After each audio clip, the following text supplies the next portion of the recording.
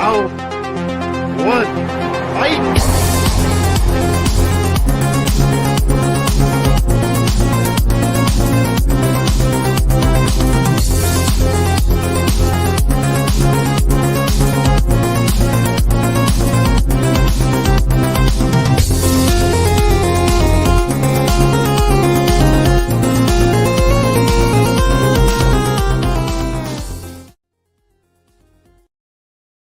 Hello and welcome, Movie Hero Network fans. I am Austin Power of Pez Howell. If you get the reference, it's a very obscure one. I applaud you. I am Austin Pez Howell. I will be your host this evening for a very special episode of Tournament Fights When Animals Attack.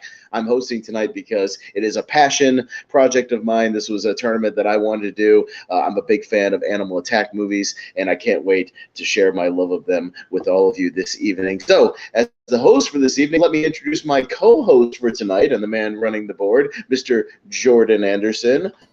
Jordan Anderson, welcome. Hey, how's it going? Hey, so put your hands in the air if you like chaos. Chaos. Yeah. Well, chaos time.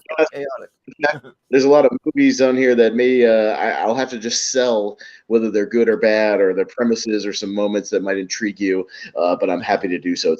So yes, the chaos will reign, but there's a lot of mainstream movies on here tonight, but we're going to have a lot of fun. I'm very excited to share this tonight. So we'll start bringing in our very special panel for this evening. And first we'll introduce Malcolm Lay, the man from New Zealand. Bring him in. Hello, Mr. Malcolm. Hello, it's good to be here. No worries. Well, the man, a few words. And next we'll bring in the man from Down Under, in which a lot of these animal attack movies surprisingly are made in Australia, Mr. Richie Goodacre. How are you, sir? Not too bad. You can't have a When Animals Attack movie without this sexy beast. So there we go. I know. An extra in these animal attack movies, just like hanging around in the background, anyways. You know, however many they crank out of there. Because boy, I'm pretty sure at least 15 of these movies are Australian, so we'll see. Yeah. There's a lot. Yeah. Well, we'll bring in our next panelist, Mr. Steven Shepard. Steven Shepard, welcome, sir. Hey, yeah, I've seen some of them, not all of them, though.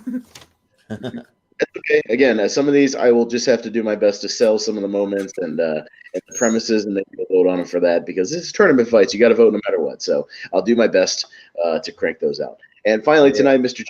Jordan Owens, man of mediocrity. How are we doing, sir? There's a giant cat napping right behind me. Whoa. When Animals Attack. Animals Attack. I think the only cat movie I can think of that has an animal attack sort of thing is Cat's Eye from '86, the Stephen King anthology movie. And them writers got to quit pussyfooting around. Those wraparound segments. About the closest we've ever had. They really should, because cats are evil. So it's a natural more. Hey, Exactly. I'm allergic to them. They're evil. Yeah. So anyways, we'll get things started here tonight. How it works here on Tournament Fights is we've got all 64 of these wonderful Animals Attack movies in a randomized March Madness style bracket. There are no seeds. Everything's just completely random. We'll bring it up here. We'll slide everybody over to the left as, of course, Jordan will be kind of running the board for me, but I will be sort of hosting everything tonight. And he'll have to switch because I'm the host tonight, so I got to be up top, sir, because you're my co-host this evening. So you got to switch us. That's right. Let me get everything situated on my end real quick. But here on Tournament Fights, you have to vote no matter what, whether you've seen them or haven't seen them. Like I said, I'll do my best to kind of sell the more obscure ones, at least some moments or some cast or, something to at least intrigue you or not intrigue you or just tell you it's garbage. Because a few of the ones I watch are pretty garbage, which is fine. I'll just tell you it's crap and then maybe we'll just move on. But that's how it'll work tonight. And we'll do what we can to get to a winner tonight. I know we're kind of going late tonight, so if anybody needs to bump off, just let us know. We'll try to speed through this as quickly as possible. Right in the chat. Watching, sir. So, without any further ado, we'll start with Mr. JPO down there when we reveal the first matchup, and we'll switch to Steven Shepard after that. And with 6 people, there is possibilities for ties, so I will keep track of the tie-breaking vote, which will rotate as well. So, yeah. All right. But if anybody else has anything, questions, everybody's pretty familiar with this. Everybody knows what's going on, so we should have. S tier, A tier, I got you. Yeah. Wait. Right. Wrong shit. Yeah, but Yeah, you have to do a good job of selling these. I've seen a little less than half, so Yeah. Well, there's a lot of mainstream ones on here that'll be very familiar to the panel, so it's not as obscure as you might think. But there are some good Jaws. I never heard of So, Jaws. yeah. what's Jaws film? All right. Weird. Well, we'll reveal the first All right. matchup. We'll sell it to you. All right, so we got the Gray with Liam Neeson being chased by the wolves, a little wilderness survival that we talked about before, versus the 1990 classic Arachnophobia with Jeff Daniels and John Goodman and a host of others. So, yeah, I think our panel should be pretty familiar with these two movies. So, Mr. JPO, what do you got? Yeah, I know Arachnophobia came out during the greatest year ever, which is the year I was born. But sadly, I actually haven't seen it yet. I've heard some good things. I've always been to get to it, but I haven't yet. The Gray, I really like The Gray. It was actually kind of a surprise for me here. Yeah, I'm looking at Arachnophobia now. Yeah, but little less than a month away from my birth, July 18th. I'm August 10th of 1990. But yeah, I thought The Gray was actually pretty good here. I know some people have qualms with the ending, and other than the trailer kind of teasing an ending you don't totally get, I'm cool with it, and I really like the journey of both this is more of a character piece even on top of the action here, and I really liked it, so I'm gonna go with The Gray. Gray, all right, sounds good. Mr. Shepard. Oh man, I hate the randomizer. There's so many. There's so many match, on right? this. Yeah. There's so many on here that I haven't seen, or that look like trashy straight to video movies. But they have to line up two of my favorite movies that are on here. Yeah. I love The Gray, and I thought if you ignore the post-credit scene, that it ends perfectly, actually. But as much as I love The Gray, Arachnophobia is one of my favorite movies. I love that movie. They just announced that they're remaking it, and I'm a little nervous. I'm nervous about that. Yeah. I mean, it's being directed by the guy who did the Happy Death Day movies, and I like the Happy Death Day movies. So at least it's in the hands of a decent director. But I'm just afraid that they're going to CGI the spiders, because the spider effects from the original Arachnophobia are actually quite good. I'm going to go. I have to go with Arachnophobia. It's one of my favorites. All right, fair enough. Mr. Richie. I just learned that my birthday is only 8 days after Jordan's got a year older. Birthday buddies. Both Leos. Leo. Anyway. Yeah. I've seen both these movies. I saw Arachnophobia a long time ago when I was I think I was a kid. I was in hospital for some reason, and then I got mum to rent out a bunch of DVD videos and didn't want to tell me what they were, and she rented out Arachnophobia, and I really liked it. I thought it was really good. But I really like The Gray as well. So yeah, it's hard. Maybe just recency bias. So I've seen it. I've seen it more recent. I need to go back to Arachnophobia. I'll probably watch it before the remake comes out, but I'll go The Gray because I've seen it more recently and it's good. All right, vote for The Gray. And Malcolm, what are you voting for?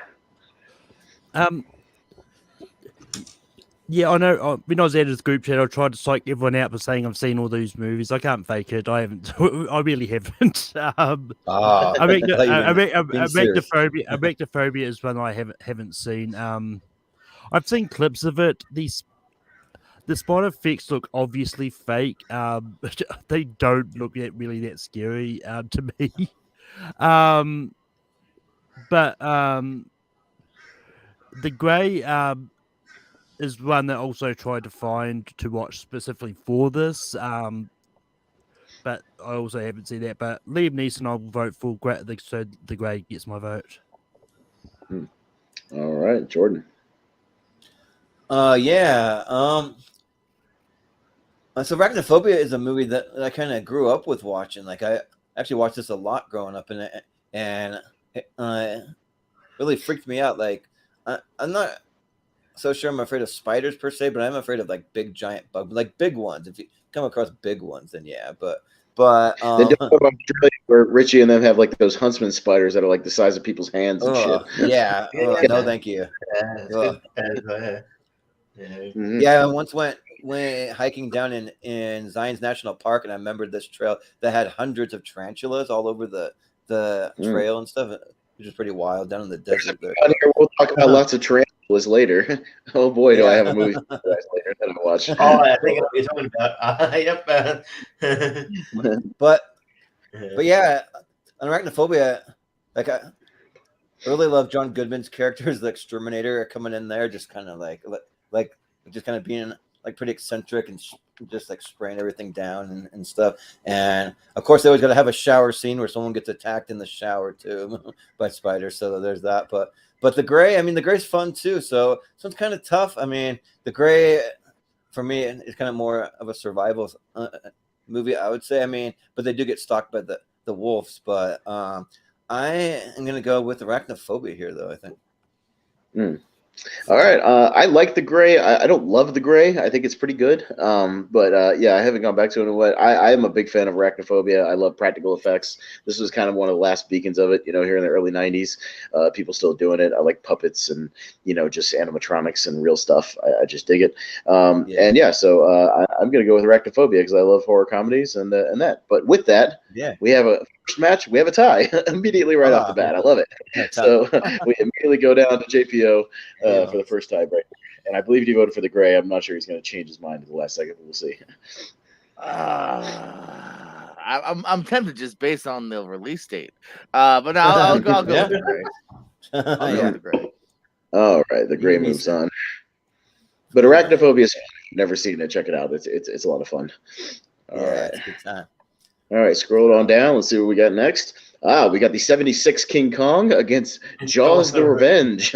Excellent. All right, so yeah, this is the Dino De Laurentiis bonkers 1976 King Kong with Jeff Bridges and Jessica Lange and the late great Charles Grodin versus, of course, Jaws for the Revenge with the Voodoo Shark. So yes, sounds good. So we'll go to Steven Shepard for the first vote here. And he's muted. Of course he is. Steven, you silly goose. You silly goose. All right. So there are 3 versions of King Kong, 4 if you include Kong Skull Island. Yes. Yeah. And unfortunately, this version is the one that I haven't seen. Jaws the Revenge is a pretty terrible movie, but it's also kind of a guilty pleasure. So I'm gonna go for Jaws the Revenge.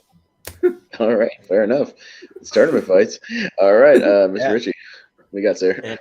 And on Team G trivia on tournament battles, I battled that the Jaws Revenge was the worst horror movie all time up against Troll 2. So it wouldn't make sense for me to vote for Jaws Revenge because it is yeah, I'm sure you can have fun with it, but it's fucking stupid. What is Michael? No, you can. With Troll 2. I gave you the point for that one because yes, you can have fun with Troll 2. Troll 2 is a blast. Yeah. But Jaws of Revenge, Michael Caine must have been paid a lot for this movie, King Kong. That's what it says. It's Citizen Kane compared to this piece of shit. So it's King Kong. Yeah. All right, Malcolm.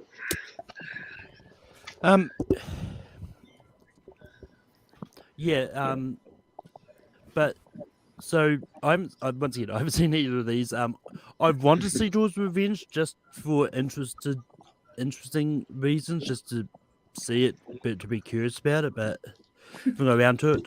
But fun fact, uncredited as the voice of Kong in this version of King Kong is Optimus Prime himself, Peter Cullen. Oh wow. Mm-hmm. Yeah, he did Kong screams and growls until his throat bled. That's a fun fact. Yeah, because he was just doing it for weeks on end. Yeah, really bad. And it also Jesus, calm down, Peter. And also Renee Auberjonas, Odo from Star Trek Deep Space Nine. But with that being said, I think there are better King Kong movies that are coming up, so I'm going to just go vote Jaws of Revenge. Oh, this is not going the way I thought. Jordan. Well, I haven't seen either one of these either, but when I was looking at the list of movies that I wanted to watch to prep for this, Jaws: The Revenge, not on one of the ones I was really interested in watching, but the King Kong movie was, and even just based on the cast, when you have Jeff Bridges in there and Charles Grodin, I mean those two alone. And you have Ed Lauder in there. I mean, you got a few recognizable faces, but Jessica Lange, but so yeah, for those reasons, and also too, like I like the poster where he's on the Twin Towers there. That looks pretty cool. Which doesn't happen in the movie.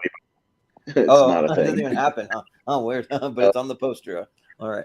but yeah, and like I just heard bad things about Jaws: The Revenge. I mean, Michael Caine's in it, and like the premise does sound interesting that like Jaws is like taking revenge now, so he's like literally hunting these guys, but still, like I think King Kong gets my vote. So.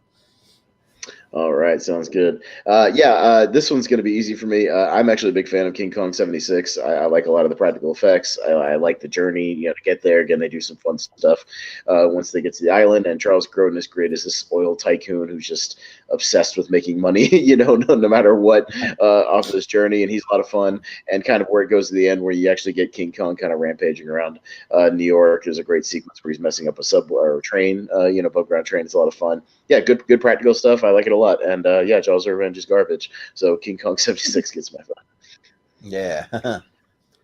So what go to JPO. JPO. Okay. Oh, JPO still, yeah. Yeah, so it's still me, Lopez host. Yeah, Jaws: The Revenge. No, what? No. JPO. Gotcha. All right, I'll make sure 12 people talking. Jaws: The Revenge. Yeah, I'm looking it up. I know it's not everyone cares or goes by it, but yeah, 0% for Jaws: The Revenge on Rotten Tomatoes, and only 15 on even for like fans too. So just judging by the looks of it, yeah, King Kong may have its problems, but at least again it has some cool Kong moments. It looks like, while Revenge is just bad on almost pretty much every level. So King Kong's definitely gonna make it this round for me. King Kong. All right. Yeah, just a quick side note on Jaws: Revenge. I looked it up on Wikipedia, and it has a quote from Michael Caine's biography, and he says that Jaws: Revenge will go down in his memory as the time when he won an Oscar, paid for a house, and had a great holiday. Not bad for a flop movie. Yes. Yep. All right. Nice. Well, King Kong rolls on 4-2. So we'll right. scoot that on over and we'll scroll on down. Let's see what's next. Right. As we get to Dawn of the Planet of the Apes versus Rogue. That is a Rogue. Rogue, yeah, 7. just cut off there. Fine. I've looked up all these up, so I know what the posters look like. This is Nice, Rogue. It's an Australian killer crocodile movie. Yes. So Richie, you can talk about Rogue. I'm sure it's a staple down in Australia. Yeah, I mean, yeah. Right. So I like Rogue. Rogue is a good movie. It's Ryder Mitchell and I think Michael Vartan from Alien. Mhm. It's a decent film there. I'm surprised like that there is you'd think that we'd have like a plethora of killer croc movies, and we have few, but not as much as you think. But this one that pops up, and it is pretty good. But I can't go past Dawn of the Planet of the Apes. So I have to betray Australia here, because Dawn of the Planet of the Apes is one of the best of that trilogy. I think Dawn is fantastic. So I think Andy Serkis is fantastic in it, and I think it's a great franchise. So I'll go Dawn of the Planet of the Apes. All right, sounds good. We'll go to Malcolm. I've heard of Rogue. I just haven't seen it. I know it's got Sam Worthington, who seems to pop up a lot in movies lately. But I think Dawn of the Planet of the Apes is great, and it was definitely, I think it did well as a soft reboot to the franchise, giving it a needed resurgence. I'm going to Dawn of the Planet of the Apes. All right, Jordan. Yeah. So, I mean, I'm just so on the Planet of the Apes movies. I don't love them as much as everyone else does, just because I just don't care about like monkeys and stuff. Like, I mean, I'd almost rather watch just a random crocodile movie that I've never even heard of, maybe over it. But here, though, I haven't seen Rogue. I have seen Dawn of the Planet. It is good. I'm not saying that they're bad or anything by any means, but they're just not ones that I'm maybe as high on. But even still, since I have seen it and it is good, even though they shoehorned Jason, what's his name? I'm forgetting his last name, like the main guy. They make Jason Clark. Oh yeah. Australia. Jason Clark. Yeah, Clark. good It's Australian. like, here's your new action star. It's like, okay, sure, whatever. But for me, he doesn't really hit too hard. But the rest of the movie's good, especially the like motion capture. It was like really, really solid in it. So yeah, I'll vote for Dawn of the Planet of the Apes. Sure. I like your hang up with monkeys. I don't know what it is, but it's funny. It's like, Yeah. it's good. The worst thing is though, like, I love like a monkeys monkey. as actual monkey when they're not trying to be more than what they are, because the monkeys are one of my favorite animals. But it's like in these kind of movies that they're trying to do too much, though. That's the thing. They're like monkeys don't need to be taking over the world, and that's not. Just be a monkey, be like a fun animal. You can go to the zoo and you can like they got smarter. just have fun, just like staring at them and like having fun, or have them in the jungle. You know, just I like it when they're locked up and I can stare at them and take pictures of them. That's what I love monkeys. They're locked up. Pushed away, like well, in the jungle too. I mean, yeah. Just Anyways, in some other habitat, instead of trying to take over the earth. Well, I Okay. love when monkeys Earth because Dawn of the Planet rules. It's a great sequel. Great trilogy. And I think this is my favorite out of the trilogy. I think it's a near masterpiece of a movie. I think everybody's great in it. And Rogue is fun. I did watch it for this show. Sam Worthington's a good asshole when he's a good side character. I wish he would just take side role and be a dick because he's really good at it. And Rhoda Mitchell is easy on the eyes. And is it true, Richie, that everybody, including her, like every Australian actor, had to go through a stint on Neighbours at some point? Because It does feel like that. It's like you're like, I mean, I don't know if the clue in America is like if your days of your lives or something like that. Maybe Law and Order. Just like Shorten Street for New Zealand. Yeah, New Zealand Shorten Street. Like it's just there's a lot of like it's almost like this like this kind of this like an entry level. It's a bigger roles. No, I looked that up, and I was every time I did, there's somebody at least did a season on Neighbours. I'll vote for Dawn of the Planet of the Apes. Get back to the top of me. JPO. I think I saw Rogue. I was really mad when Anna Paquin never showed up, but I got over it. I think I remember being fine. But kind of like Pez said, that last Apes trilogy is a really tight trilogy. There's not a clunker in the bunch, and this may be the best of the three. Second and third, I think, are bangers. So I definitely got to go for Dawn for the Planet of the Apes. And I'm cool with Crazy Monkeys. They're fun. Sam Worthington, does he do an Australian accent in this movie? I'm just curious. Well, it's an Australian movie. It's an Australian movie, so being Australian. Does he bang any aliens?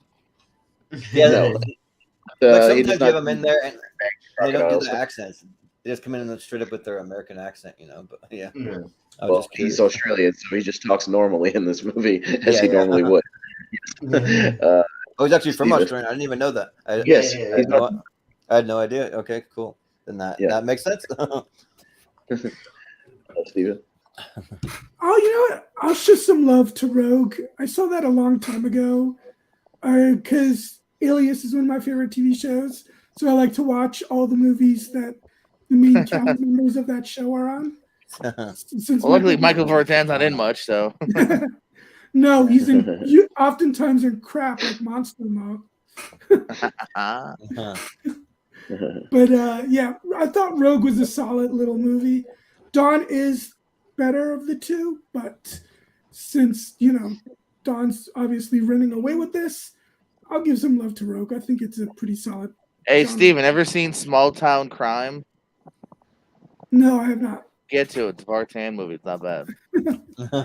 Yeah. All right. Well, fair enough. But it's going to be Dawn with 5 votes. Dawn. Pity vote for Rogue. Don't lie. Yeah. All right. Scroll on down. See what we got next. Oh, we got Jaws 2. versus Tremors. Yay! Yeah, kind of Right, similar and looking posters almost. an animal. They are Cambrian subterranean animals. They are not mutated monsters. They are almost as old as dinosaurs. So they have some. All right. So, in case anybody wants to say anything, but Tremors is an animal movie. So they're in the sequel. So we'll go with Malcolm first versus Jaws 2. Yeah, I haven't seen either of these movies. I mean, Tremors is probably one I should have seen a while back, but I just have never got around to it. Seen the trailer. That's as far as I've gone so far. But I'm just going to vote for, because I think I know what's going to win anyway. I'm going to vote for Jaws 2.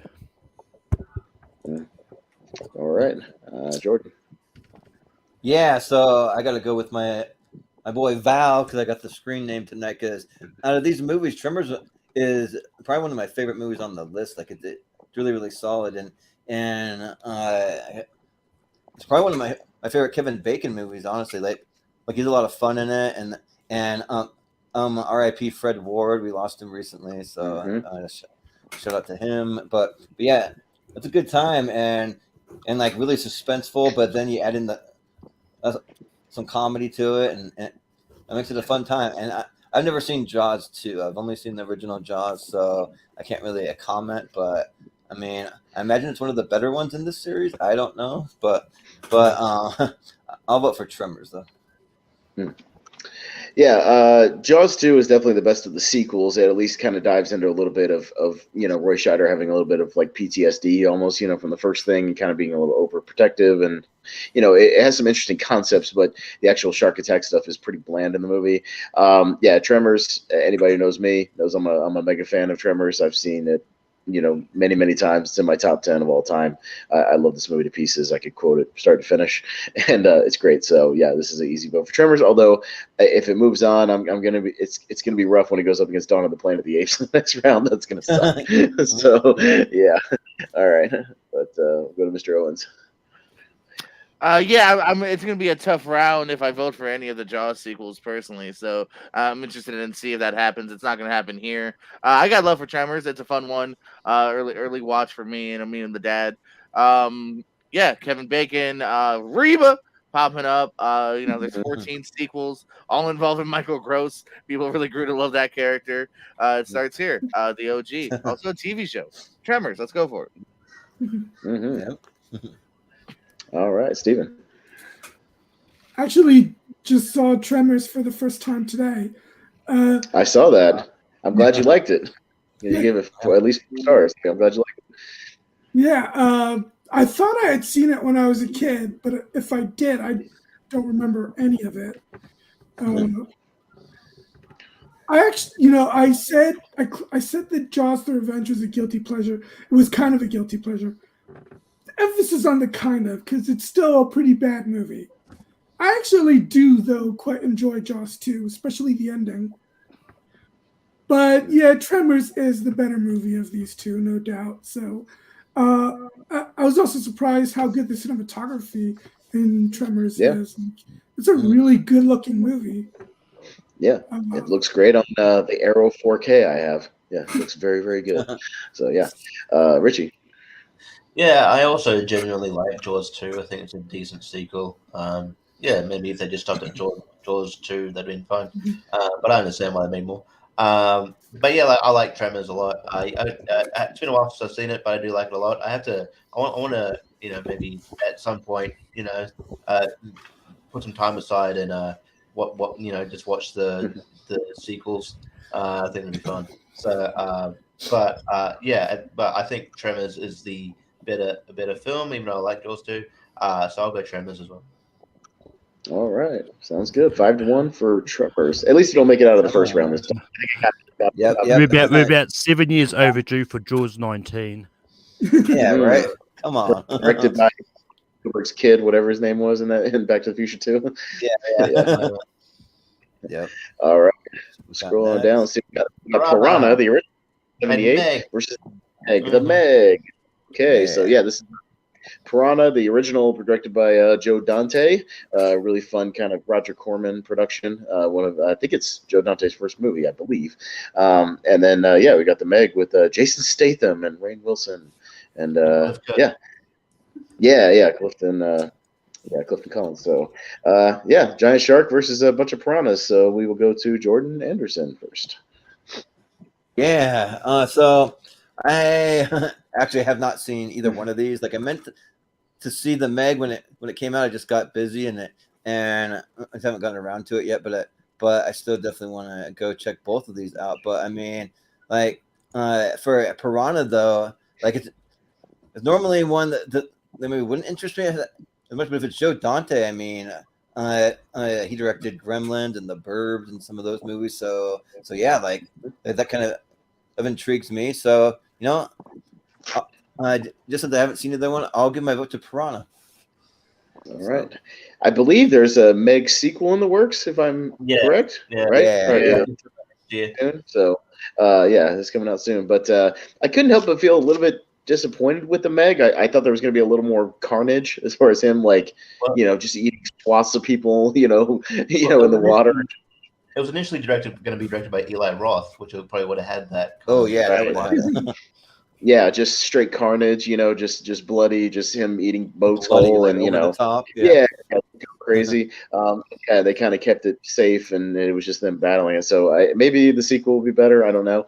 I'm gonna go with Piranha because Piranha actually is a rated R movie. It is bloody. People get torn apart in that movie, much like the 3D one that came out later. And it's a lot of fun. I'm a Joe Dante guy, so I'll go with Piranha. Yeah. I've never seen the OG Piranha. I can talk about the newer ones if it comes up. But the Meg, kind of like you said. I don't know if I'll keep championing the Meg, but for now I'll go with it. There's some moments that made it all right, but mostly kind of a forgettable movie to a degree for me. But it was all right, and I've seen it. So the Meg. Fair enough. Mr. Shepard. Yeah, I've only seen like the last 15 minutes of the Meg because every time I catch it when it's on TV. That seems to be where I always seem to catch it. I haven't seen any of Piranha. The Meg seemed okay, but not great. But I'll go with the Meg. I mean, I'm always down for a Jason Statham. Come on, you got to love that Jaws homage ripoff poster. Come on, that's great. Right. It's a straight just rip on the original Jaws poster. I love it. That's intentional, by the way. That girl's having a lot of fun. The late 70s Jaws ripoffs, but Joe Dante at least knew he was a Jaws ripoff, and that's why he made the poster the way it was. Richie, to go in the river, wherever these piranhas are, right? That isn't a river. So you're not far off, Richie. I remember thinking the Meg was was a bit tame for a shark movie, but it's got Cliff Curtis, New Zealand. It's also got Australian in it, Ruby Rose, but she can't act, so I'm not really championing her that well. Damn, meow. And also, she's a bitch. I know people know it. But anyway, I could go into that, do a bit of therapy of Ruby Rose, but I'm not going to. Another time though, we'll talk about it. Piranha's fun. I think it's just a simple sort of premise to make fun, and I even like the new ones that come out. The other ones that come out later on. Then this one's really fun, and I like Joe Dante, so I will go. I'll go Piranha. All right, fair enough. And finally, Malcolm. So apparently Meg 2 is scheduled to come out next year. But I don't like the Meg. If it's boring, it's fine.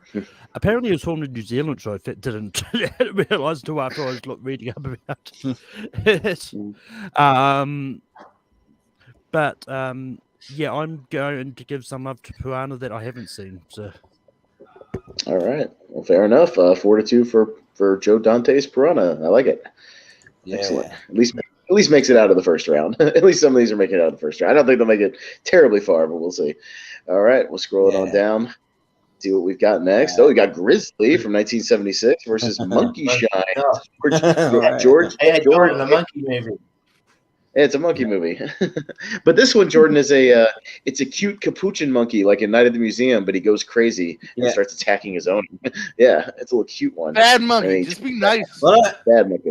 I don't hate monkey movies. I just kind of like. I'm not like big on them, but yeah. And Grizzly is literally it's 1976, right after Jaws, and it is literally Jaws with a grizzly. There are POV shots with him like poking around the woods and like stalking women, and there's like noises. He's just like growling, but nobody hears him coming. It's pretty bad. But there is some gnarly shit where he like the grizzly will swipe at a woman and literally knock her arm off, and it gets pretty bloody.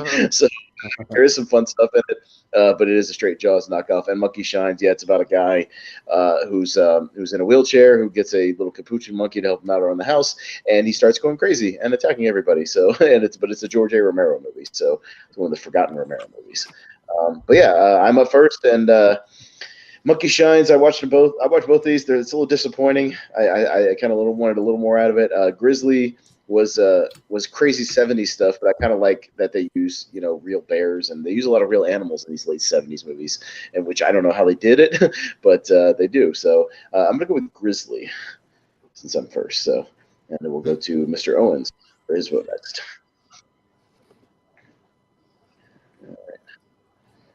All right, I'm coming.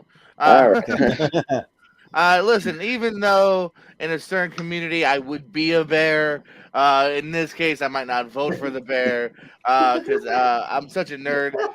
Every night I watch an old episode of Siskel and Ebert, and they just reviewed Monkey Shines in the last episode I watched, and it looked like fun. It looked like it had a lot of crazy stuff going for it. So I'm gonna go Monkey Shines because look at that monkey. It looks like fun, but when you actually watch the movie, it's not as fun as you'd think it'd be. I'll just say that. I think I can get through more than just than Grizzly. Like I'll watch like a highlight reel of Grizzly. Oh no, no, I got you, Steven. Okay. I haven't seen either of these movies. You don't say. I'll go with Monkey Shines, I guess. All right. It's an 80s horror movie as opposed to 70s. So true. I'll go with the 80s. All right, Richie. I think like when animal attack movies, I'm more likely to, if I haven't seen them, I'm more likely to go and watch them than just Oscar movie I haven't watched. So it's like I don't know, sometimes just more in the mood for an animal attack movie than you're voting your Oscar baity movie. Some Oscar drama. I am more. I haven't seen any of these films, but man, am I probably going to seek them out more. I'm more keen to seek them out. So, look, I want to pitch on that I'm available for the remake of Monkey Shines if it's a guy in a wheelchair. You would be perfect for it, Richard. We can make an Australian version, and you'll be the guy in the wheelchair who needs a little monkey. Yeah, but fucking Hollywood's going to catch someone like Channing Tatum who can actually walk, you bastards. Yeah, right. But no representation. Actually, I mean, we talked about before, but maybe Monkey Shines is probably right for a remake. A movie that's not really well known and probably didn't get reviews. So, this one I'd be down for a remake of this one. Yeah, these are ones that both of them really. These are movies that again are not great. So yeah, remake movies that are not great. Yeah. I will just because I like the premise. I mean, maybe Grizzly's a better movie, but I'm gonna go Monkey Shines. Yeah, fair enough. Malcolm. And we could get Andy Serkis to play the monkey. Wow, Malcolm, typecasting, jeez. Get a pigeonhole the guy. But we get Toby Kebbell then, right? But that being said, I also haven't seen either of these. I'm not the only. I'm slightly familiar with Monkey Shines because in an episode of Simpsons there was a subplot which was pretty much a parody of Monkey Shines in a way because Homer gets a monkey to help him around the house and he ends up getting the monkey overfed and start liking beer and all that. I mean, is that going to be a question on random, please? Yeah, it's not in the season. But so I'm going to vote for Monkey Shines. It sounds interesting. All right, gotcha, Jordan. Let me guess. You haven't seen either one of these. Nope, I've not seen either one of these. Nope, but I do remember the one I was a kid back. I went to the grocery store with my mom. That used to be back in the day when you could actually rent movies from certain grocery stores, and they had the little movie section. And so I remember looking over when we were trying to go to customer service. They always had the Monkey Shines movie sitting there, and the cover always creeped me out when I was a kid, just seeing the little toy like monkey thing there. But so I think this time that I will vote for a monkey movie just because this one just seems a little more intriguing than Grizzly. Like I'm kind of with JPO. Maybe I can watch some clips of like Grizzly and kind of get the gist of it. But I'd watch all of Monkey Shines. So that's pretty true. Mostly it takes like 45 minutes for them to really get going with the action. So to be fair, a lot of these movies, like, it takes a long time for them to get going. But they also get pretty crazy in the last half an hour. So if you can, ease through it or fast forward a little bit, they're fun. Yeah, I think even on Siskel and Ebert, they said like Monkey Shines the first half an hour. You don't even know it's a horror movie. Yeah, no, it is. All right, Monkey Shines. No, I'm saying you don't know it at first. If you don't know the premise, like it just kind of seems like a guy and his monkey. I like the old school posters, by the way, too, where they talk about they got the plot on the front cover. You know what I mean? Oh yeah, the whole paragraph. They put it up. Yeah, the dissertation. On the poster, yeah. But all right. So we got next. Oh, you got The Pack, which is a Australian movie, versus Squirm, which is a killer from 1977. So The Pack is an Australian movie about it's a group of dogs kind of stalking a their home. It's a group of rabid wild dogs. It's okay. It's fine. Kind of one of those decent afternoon watches. Squirm I watched for this one. It's about these worms who get electrocuted and start eating people. But it has like exactly 2 worm attacks, and it's very, very boring. I struggled to get through that one when I watched it. One nice scene where the worms kind of burrow in this guy's face, and some nice makeup there, and a couple other scenes like that. But it's not very good. There's a better movie that has a similar premise coming up on the list. So Squirm versus The Pack. Pretty certain that nobody other than me have seen these movies, but we'll see what happens. JPO. Yeah, hot damn. I mean, you could have honestly just made these 2 movies up, and all of us were just like, "Oh, okay, cool." Be a fun experiment one time for you to pull. Yes. Yeah, I've never even heard of these movies, and I thought I was a movie guy. I like. I'll go by what you said. Squirm, better poster, better title. I like the title and the premise, but from what you said, it sounds like there's not much to it, and it's not getting one of those slow burns that only has a couple things that actually pay off. So let's go with the gray prequel of The Pack. Mm-hmm. All right, and Steven Shepard. All right. Based on what I've been hearing, it sounds like maybe The Pack is better. I'm not sure. The Pack is better.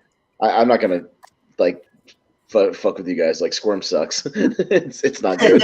It's not good. It's not good. I had not seen it before I put it on the list. I watched it. It's not good. The Pack is more entertaining. The Squirm is a slow movie where nothing happens for a long time. So yeah. And Worms is a stupid premise. Anyways, but yeah. And The Pack does have the better poster. So yeah, I'll go with The Pack. I like the Squirm poster. I like the old school, like the skulls and shit. Like, that's a cool little. I disagree. Like, that's a dope poster. Like, I want that tattooed on me. Yeah, right. Yeah, that is a tattoo, straight up. Yeah. That's a fucking album cover. Yeah, it looks like a Slayer cover. Like maybe a record, a cover for a record. Yeah, just said that. Oh, you said record? I didn't hear the record part. Yeah. Album record. Yeah. Richie, what do you think? I mean, Worms probably not a great, idea for like a movie, but a great concept for a video game. Worms is a great video game. Worms 3D. But Worms, it's a great game. Anyway, I probably want anyone besides Austin to The Pack because it's Australian. I haven't actually watched it though, and my friend has. He thinks it's all right. I haven't heard of the Squirm until just now, but I would just based on the fact that it's probably the better movie and it's Australian, I'll go to The Pack. Don't turn your back on the pack. Trust me, that's sound logic in this case.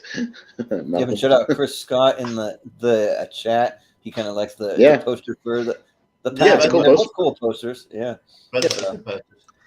Most of these animal attack movies have pretty cool posters for the most part, so I will say that. Yeah. Not a lot of animals just photoshopped together looking cool.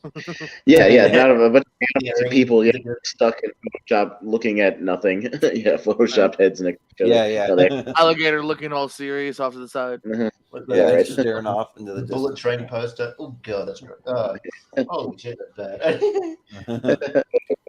Having said that, as Malcolm would say. Yeah. But yeah, with I haven't seen either of these movies. I know, shocking. But when it comes to animal attack movies, I kind of want to believe that these animals can legitimately attack me, and I still struggle to believe that. With any amount of electrocution, worms will suddenly attack you. Yes. So I'm gonna go the pack. No, that is the correct logic. The few scenes they have of the attacks are very, very contrived. You are correct in that. Very much so. Jordan.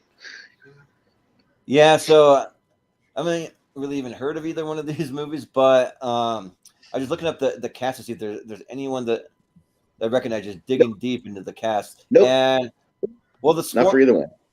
Well, Squirm has Rick Baker in it, which I actually have heard of him. No, Rick Baker is a makeup guy. He's a makeup guy.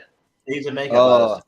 Okay, Yeah. I was gonna say, yeah, like I He's know a Rick Baker. So He probably did makeup for the yeah, actual so stuff. the makeup. Yeah. It's like the worms kind of burrowing into his cheeks and stuff. Like he probably did the makeup and the effect. I know. He's one of those guys.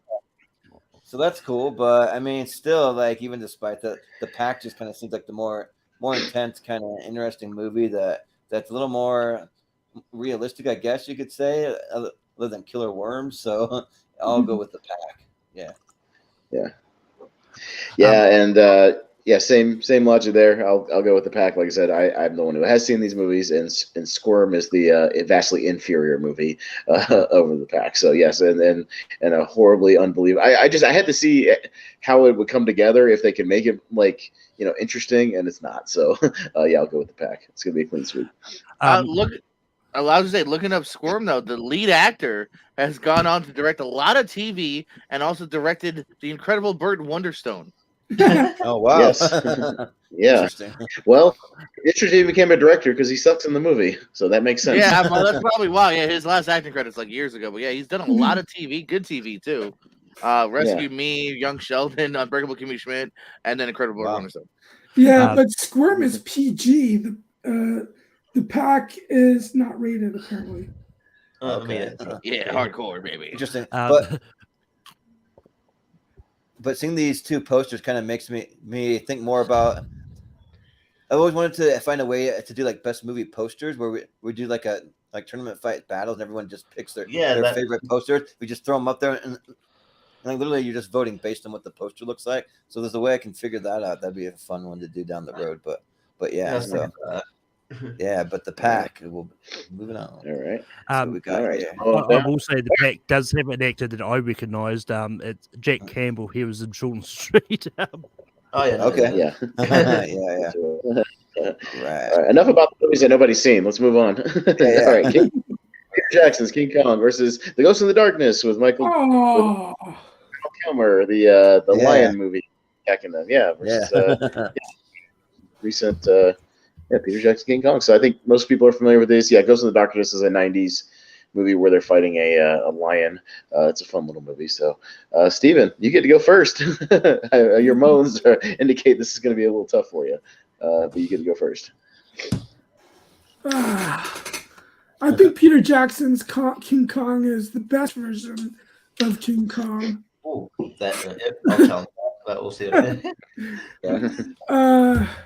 I really like The Ghost in the Darkness too, though, especially Jerry Goldsmith's score is probably my favorite thing about that movie.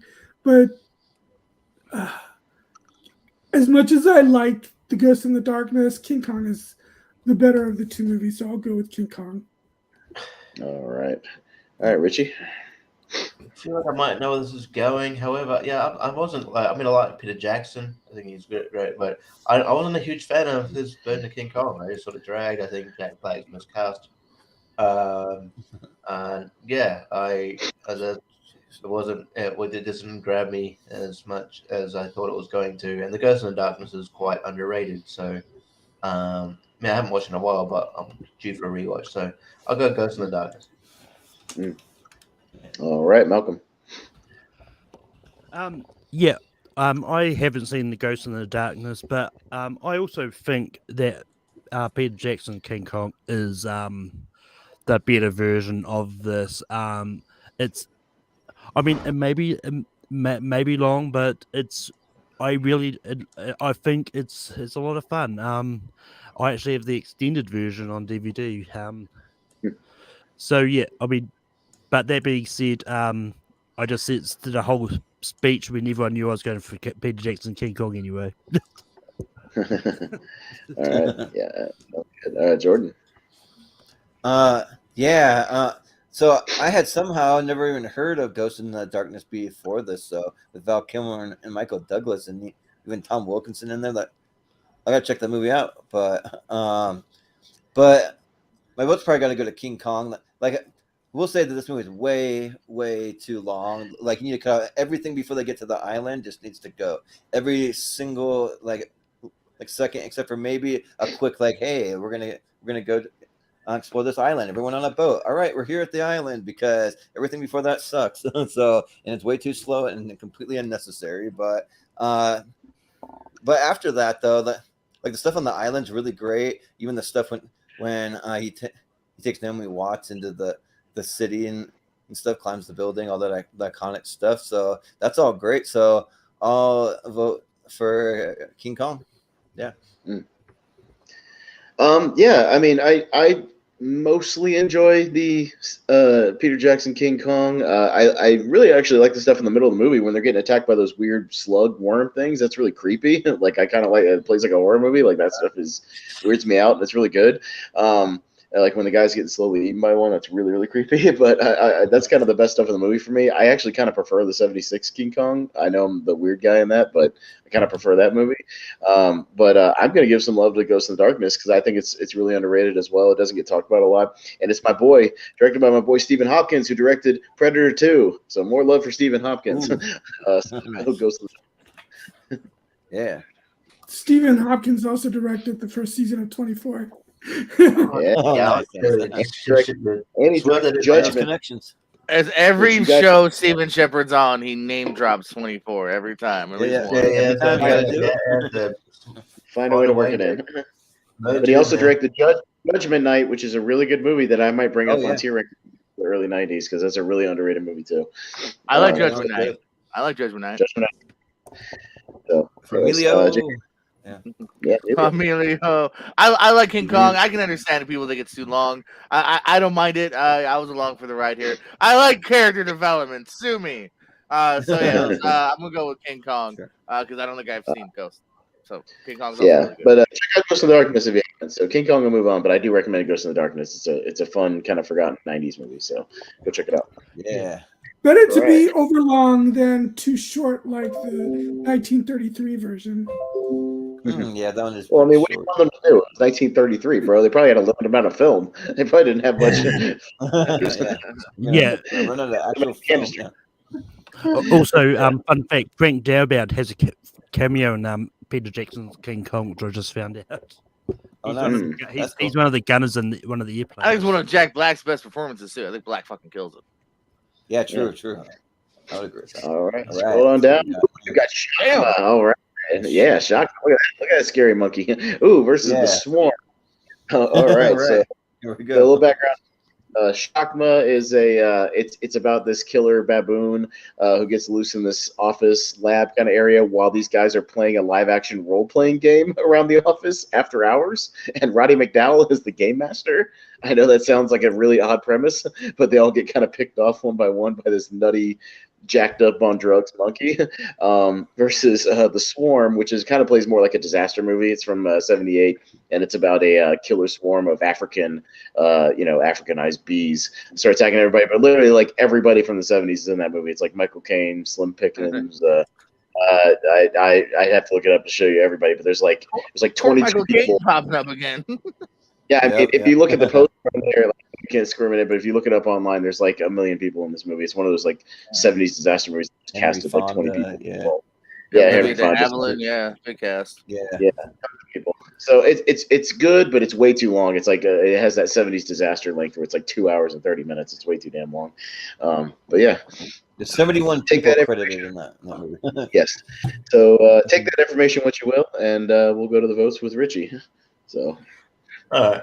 Yeah, like you kind of sold. Like I've heard of the Swarm before, and yeah, it's good. Like you said, it's got everyone from the '70s in it. I might check it out one day, but you've definitely sold Shotgun to me. I think that movie seems nuts, and it's right down my alley. So I'm gonna go Shotgun. Yeah, it is nuts, and the premise is just so bonkers weird that it's just kind of fun. It's got Christopher Atkins from The Blue Lagoon and Amanda Wyss, who was Alice in Nightmare on Elm Street 4 and 5. Nightmare on Elm Street 5, by the way, directed by Stephen Hopkins, our boy. So there's another Stephen Hopkins reference for you. But yeah, so all right, so Richie voted for Shakma, so we'll go to Malcolm.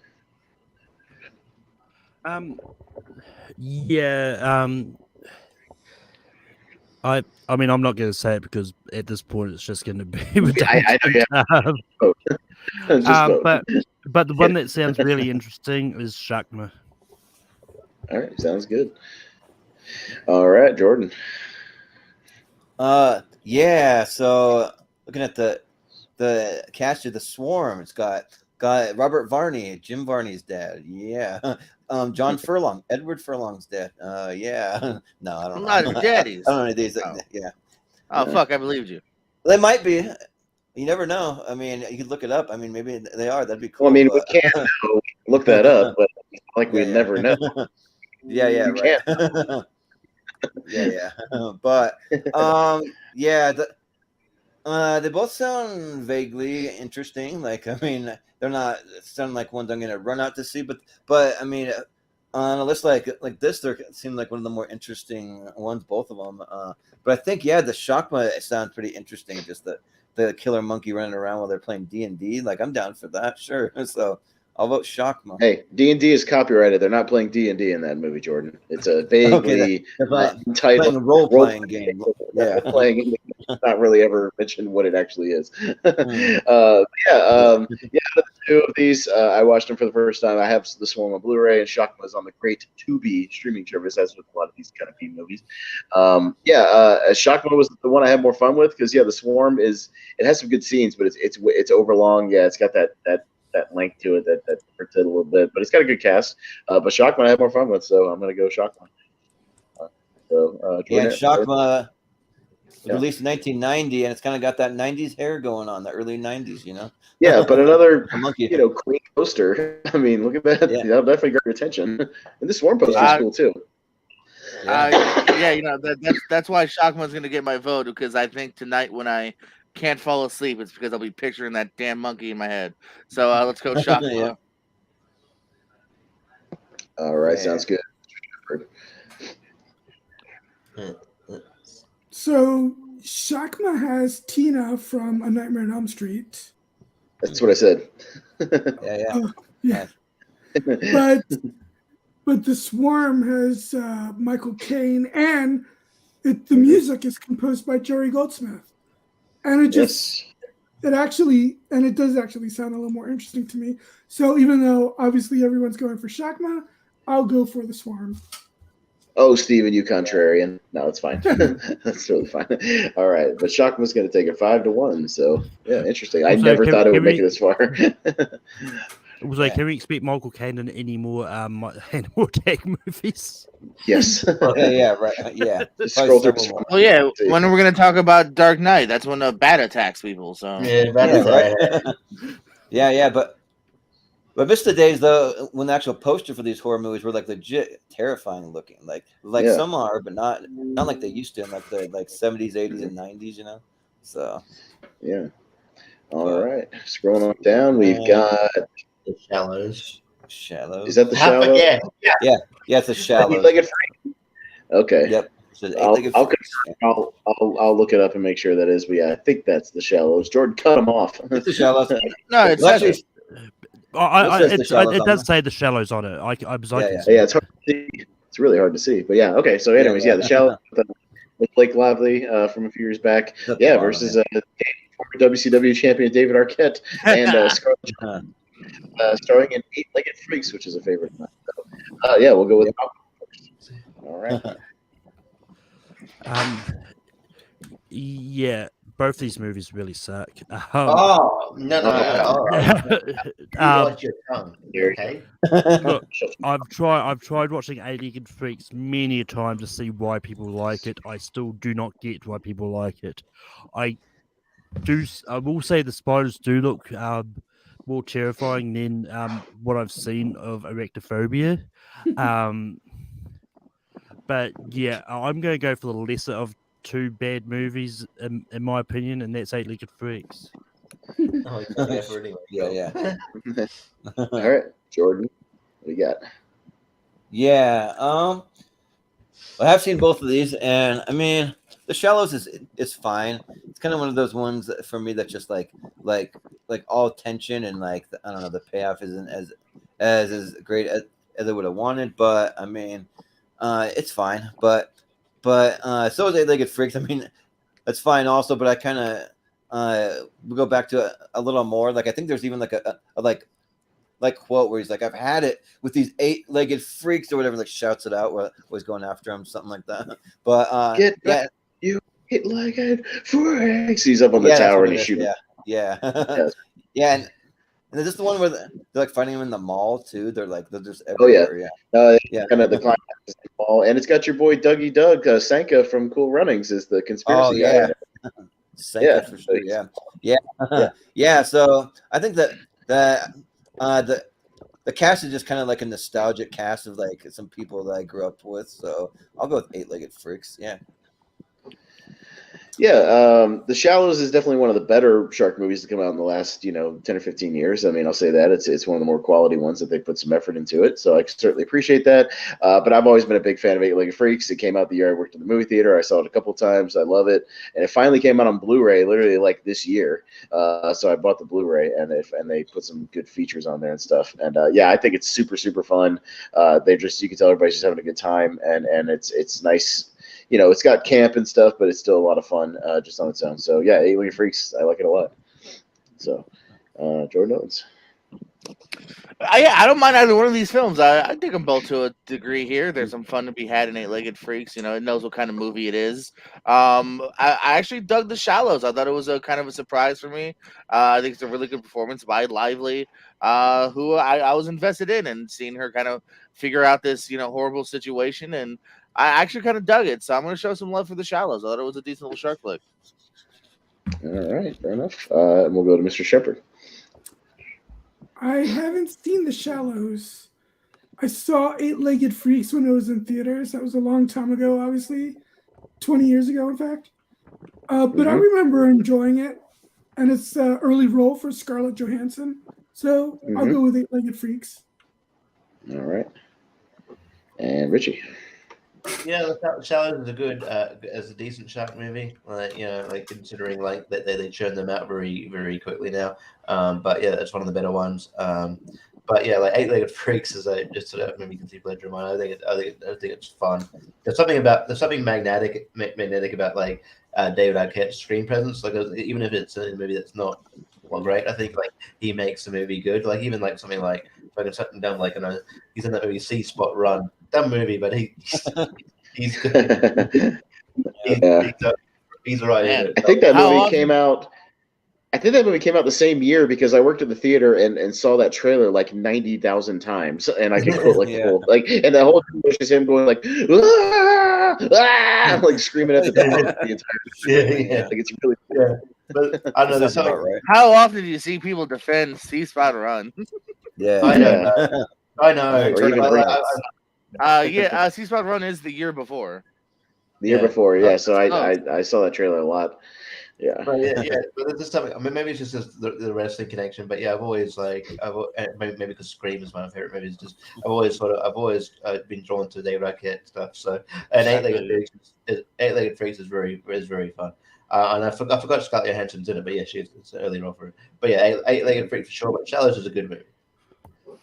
All right, fair enough. And the WCW champion is gonna pin his way to the next round. I like it. He's moving on to the tournament. That's right. Also, fun thing I just found out: the people who create the voices of the spiders, you've got Scooby Doo, Pinky from Pinky and the Brain, and Jabba the Hutt from this Clone Wars movie. Rob Paulson, Kevin Michael Richardson, and Frank Welker, all the voice of the spiders. Well, of course, Frank does a voice. He does a voice for every movie that has an animal ever. That's He's got 900 credits on IMDb. Yeah. Also, I just looked at the director's filmography. This is probably the bigger movie he's done. Yeah. All right. I know this. I believe that's Piranha 3D. I think coming up. Yeah, Piranha 3D. Yep, you're right. Piranha 3D. Going up against the Reef. That's an Australian shark movie, I believe. Yeah. So the Reef. So just a little background. Yeah, the Reef is again one of the better shark movies. It's not the best, but it's pretty good. And it's actually kind of a better version of Open Waters. Jordan's favorite movie. It's kind of a better version of that because it's not the POV, found footage thing. It's actually like kind of no, thank you. Yeah, their boat gets taken down and they're kind of getting swarmed by sharks. And yeah, Piranha 3D, obviously from a few years back with Elizabeth Shue and Ving Rhames and Eli Roth, who, as we mentioned, in an acting role. Jerry O'Connell, yeah. So there we go. So we'll go to Jordan first. I haven't seen either one of these, but if the Reef has any vibe to like Open Water, like I'm not really a big fan. Just people, just like out at sea, and then the shark comes. I mean, hopefully there's a little more to it than Open Water because Open Water's got like nothing happening almost the whole movie. So, but Piranha 3D though, it sounds like a lot of fun. I mean, you have like Adam Scott, Jerry O'Connell, Elizabeth Shue, all those that you mentioned. So and Ving Rhames, yeah. Christopher Lloyd is in it, I guess. Paul Scheer. It's a pretty big cast, I guess. So, even Richard Dreyfuss I'm seeing is in this. So, yeah, I'm gonna He's in the opening. 3D, like, yeah. And like the more and more I hear about these Piranha movies, I've never seen a single Piranha movie. I want to go back and like watch them all. They all sound like a good time. So yeah, I'll vote Piranha 3D. Yeah. Yeah, I'm a big fan of Piranha 3D. It's the same director, Alexander Aja, that did the Hills Have Eyes remake, which I like a lot too, and he's made some really good movies. And yeah, it's a really good. The actual. Sorry, he also made another movie that's coming up soon. No, he's. Yeah, he made The Crawl. Yeah, so he's made some really good stuff. Yeah, he likes the attack movies. But yeah, the actual Piranha attack scene in this is absolutely bonkers, over the top crazy. It's one of the craziest scenes you'll ever see in a movie. Jerry O'Connell's a great asshole in this movie. He's fantastic. And yeah, the whole cast is good. It's a lot of fun. And yeah, Richard Dreyfuss kind of essentially plays his character from Jaws. It's not outright stated, but he's whistling "Show Me the Way to Go Home" while drinking an Amity beer in the opening scene. So it's pretty much said that kind of he's playing a character, but it's not outright said. But yeah, it's a good time, a really good time, and I'll definitely vote for it over The Reef. The Reef was okay. I mean, yeah, it's basically Open Water without the found footage. But yeah, Piranha 3D. Yeah. JPO? I haven't seen The Reef. Yeah, I also if we talk Open Water later, yeah, that movie also bored me. So if it's a slightly better Open Water, that's not saying a hell of a lot in my opinion. No. I don't love Piranha as much as some others.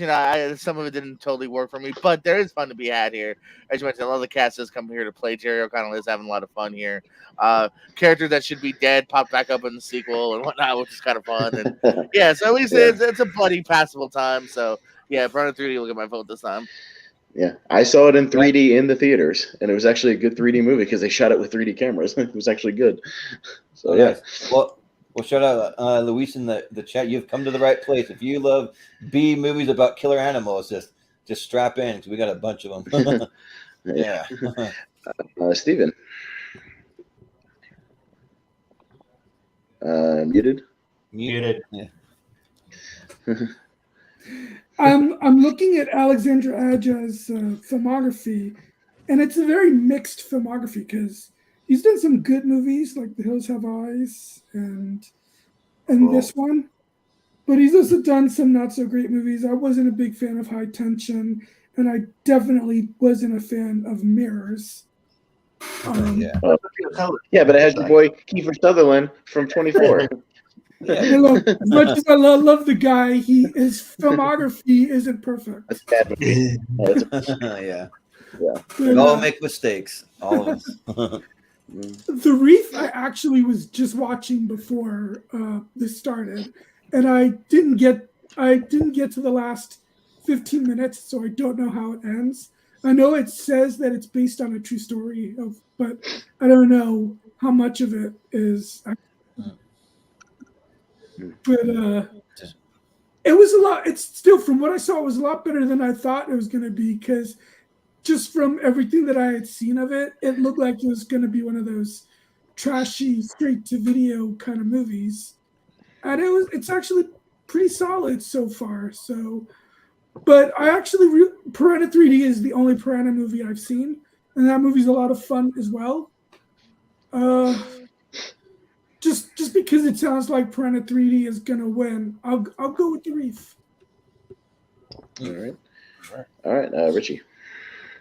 Yeah, I love Piranha 3D. It knows what it is. It's just a movie that doesn't just has fun with itself and knows what it is. Yeah, and Crystal Lloyd's cameo at the end is great. He's basically playing like almost like a nod to Doc Brown, almost like the piranhas are coming confused. The piranhas are going to attack. Like he's he's basically Doc Brown.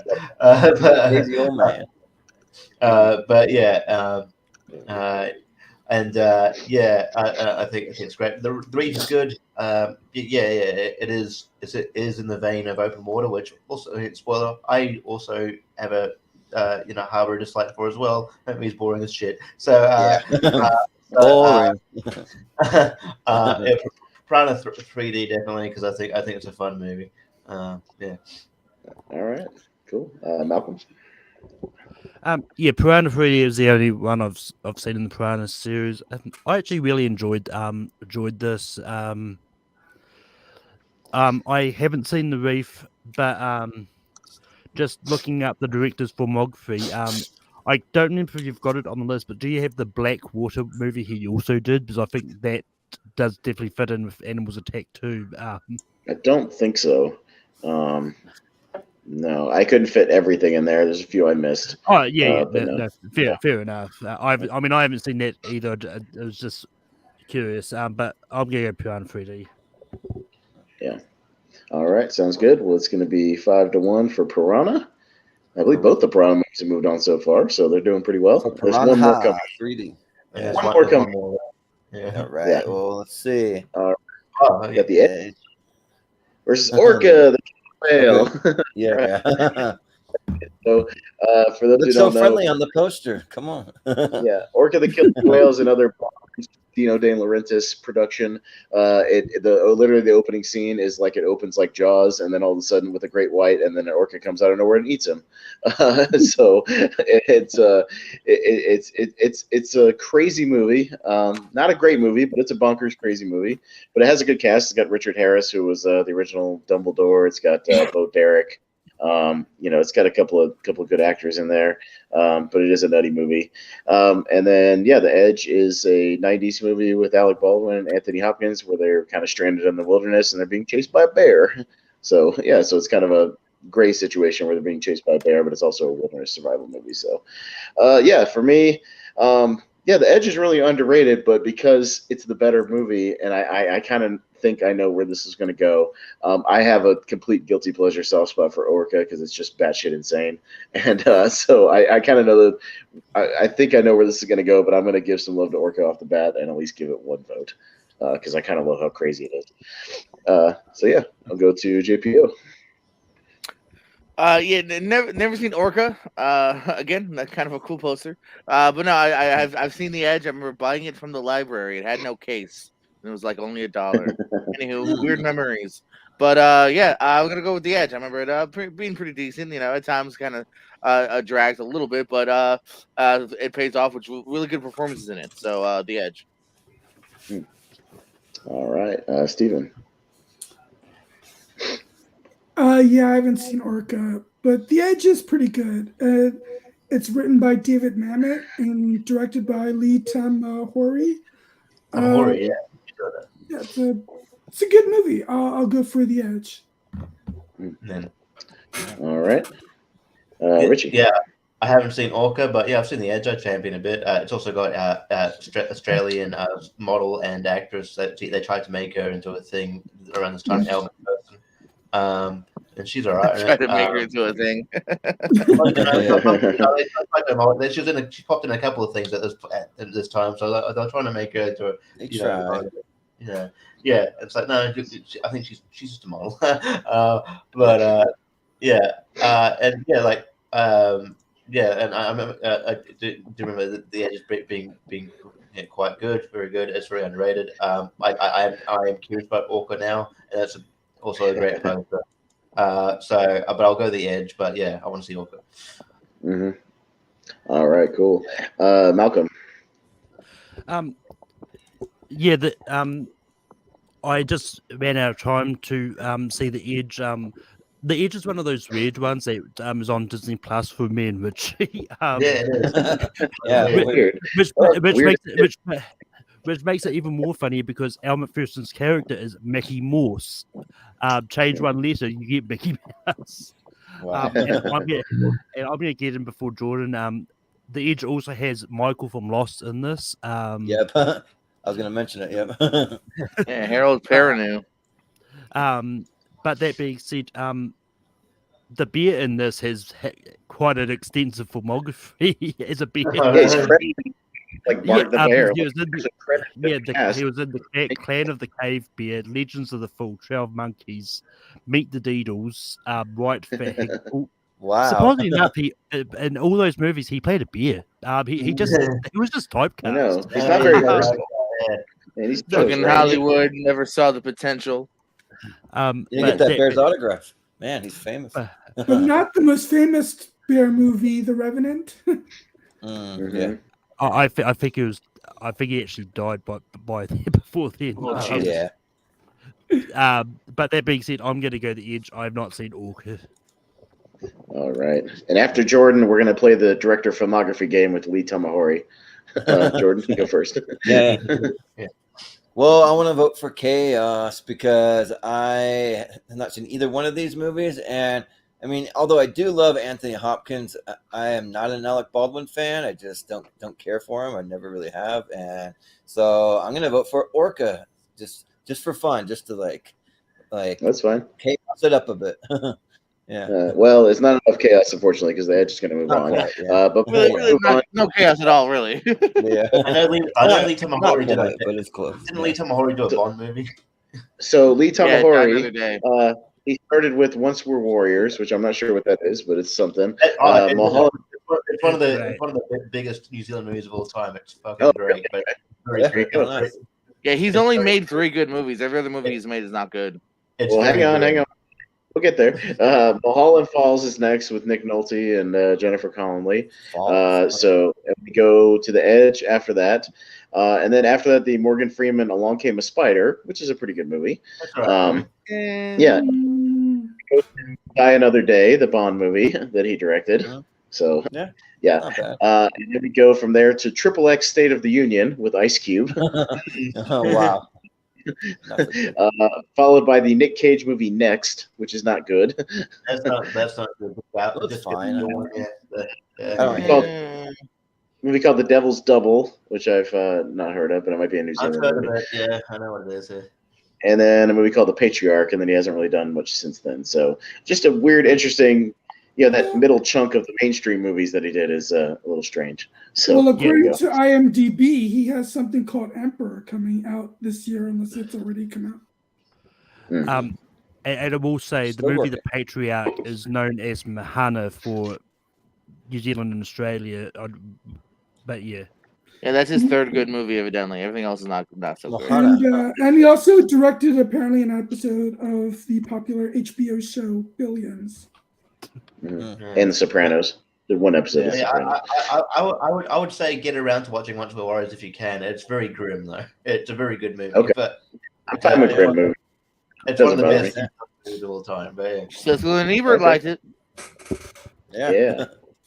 All right, scroll it on down. What else we got? Oh yeah, Oh, here we go. Birdemic. Birdemic. Up again. Oh, this is gonna be a fun one. Right here. Oh, Here's too bad. Boar. Excellent. Two horrendous movies. Sounds good. Yeah, so we'll go to. So anybody who doesn't know, Birdemic Shock and Terror is kind of one of the most infamous bad movies from the last couple of decades, kind of on a Troll 2 or The Room kind of level, where it's kind of infamously horrendous. Really poor quality, but it's become pretty legendary. And then Boar is a very boring movie with Nathan Jones and and Bill Moseley and the guy who played the dude in Wolf Creek, Mick or whatever. So John Jarrett. Yeah. Also, excuse me. Well, mostly. John Jarrett. Yeah. Yeah, Bill Moseley's in it. It's an Australian movie. Bill Moseley's in it. It's very strange. And he's playing an American guy, so he's not playing an Australian guy with a family. But yeah, you wish it was better than it is. But the most interesting scene is Nathan Jones wrapping Ice Ice Baby in a car before being trucked by the boar. So that's the most interesting scene in the movie. So yeah, we'll start with JPO. Well, sometimes in our lives we say things we never thought we'd utter, and the 4 words I'm going to utter are, "I'm voting for Birdemic." Yes. Just because at least that looks like bad fun and bore. I don't know if you bored me with except for the Nathan Jones part. So Birdemic. Yeah. He's really not in the movie as much as you'd think he'd be. When you start to watch it. So Steven. Wasn't Tippi Hedren in The Birds? Yes. Yeah. Okay, yeah. This is not the Birds. This is Birdemic and Terror, which does not have anybody. I know, but she's listed in the cast for Birdemic. What are they watching the birds on TV? I can't remember. Yeah. Maybe that's it. Yeah. Her character's name is apparently Julie McNeil. Anyway, I don't care, so I'll go with I'll take your word and say Birdemic. All right, Richie. So yeah, I've got John Jarrett in it. It was interesting because John, I've got connection with this. I had my tutor at university. Her last name was Jarrett, and she was married to John Jarrett, this John Jarrett, but her name was Jarrett anyway, just spelled differently. So that's interesting. But yeah, and then also I know I've met him a couple times as director of this movie, Chris Sun. But yeah, this movie's not great.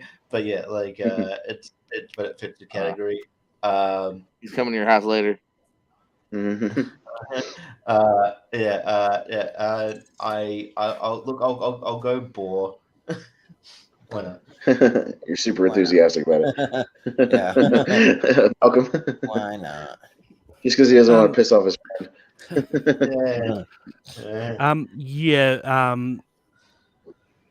Bored just sounds boring. Yep. Boar is a bore. Yes, it but is. That being said, I'm going to vote for the movie that appeared on Mankham's list of top 12 movies that are so bad they're good, and that's Birdemic. Yes. Man, you need to do that again. I want to be on that panel. That sounds like a fun panel. Yeah. Jordan, do a redux of that shit. Yeah. Yeah, like I've never seen either one of these, but I wonder if Siskel and Ebert ever reviewed Birdemic. Like that'd be kind of interesting. It was never. It came out in like one theater. No, it was never. Oh, and this is okay.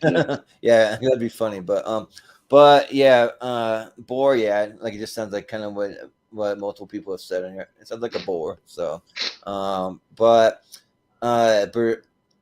Birdemic also.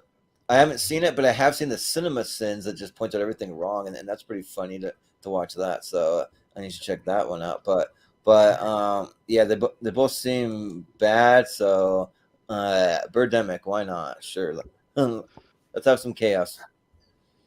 Yeah, Birdemic's amazing because the first like 45 or 50 minutes of the movie has nothing whatsoever to do with a birdemic. Like they don't even set it up in any dialogue or nothing. There's no pre-attacks. There's nothing. Then all of a sudden they just go to like a scene change and it's just birdemic everywhere. Like just birds everywhere. There's no setup at all. The first half is just nothing, and then it's just all of a sudden out of nowhere, and it's literally people.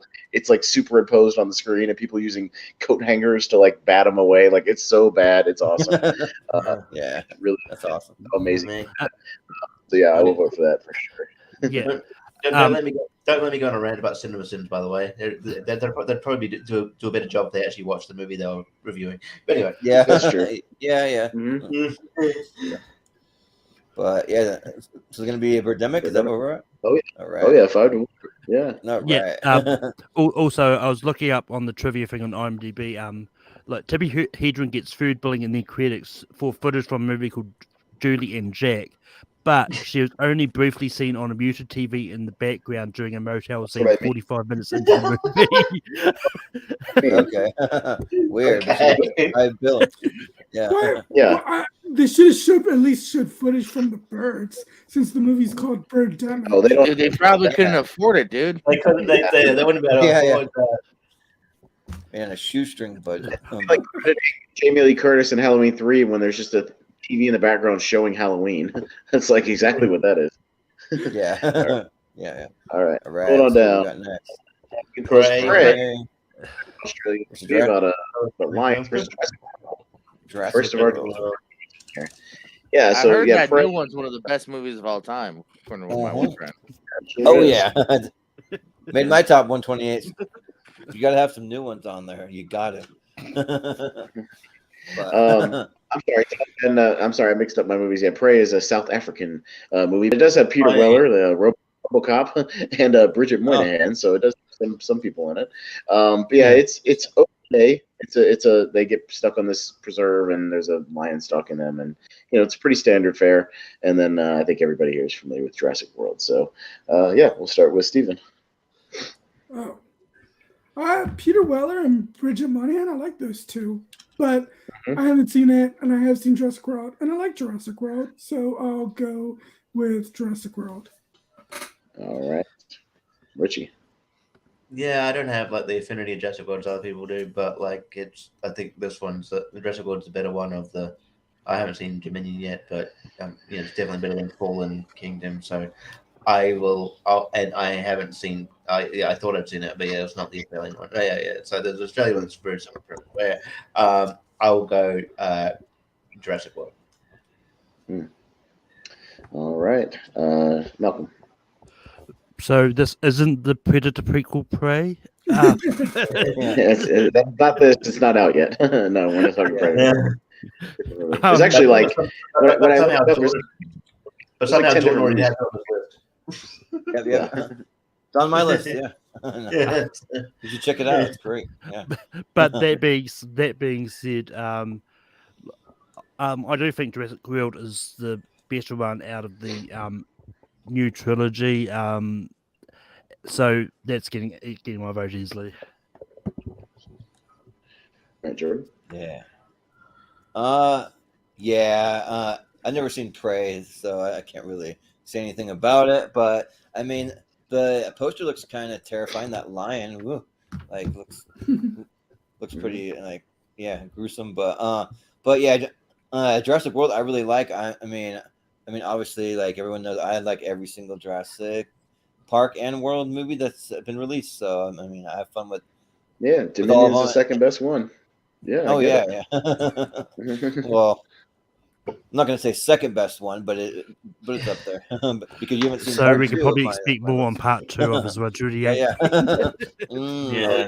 But also shout out to Irfan Khan, I think his name is, who passed away recently. He was in Jurassic World and played like the billionaire kind of owner guy of the new park. But so I'm gonna vote for Jurassic World. Yeah. Yeah, I'll keep it short. Yeah, Prey is fine.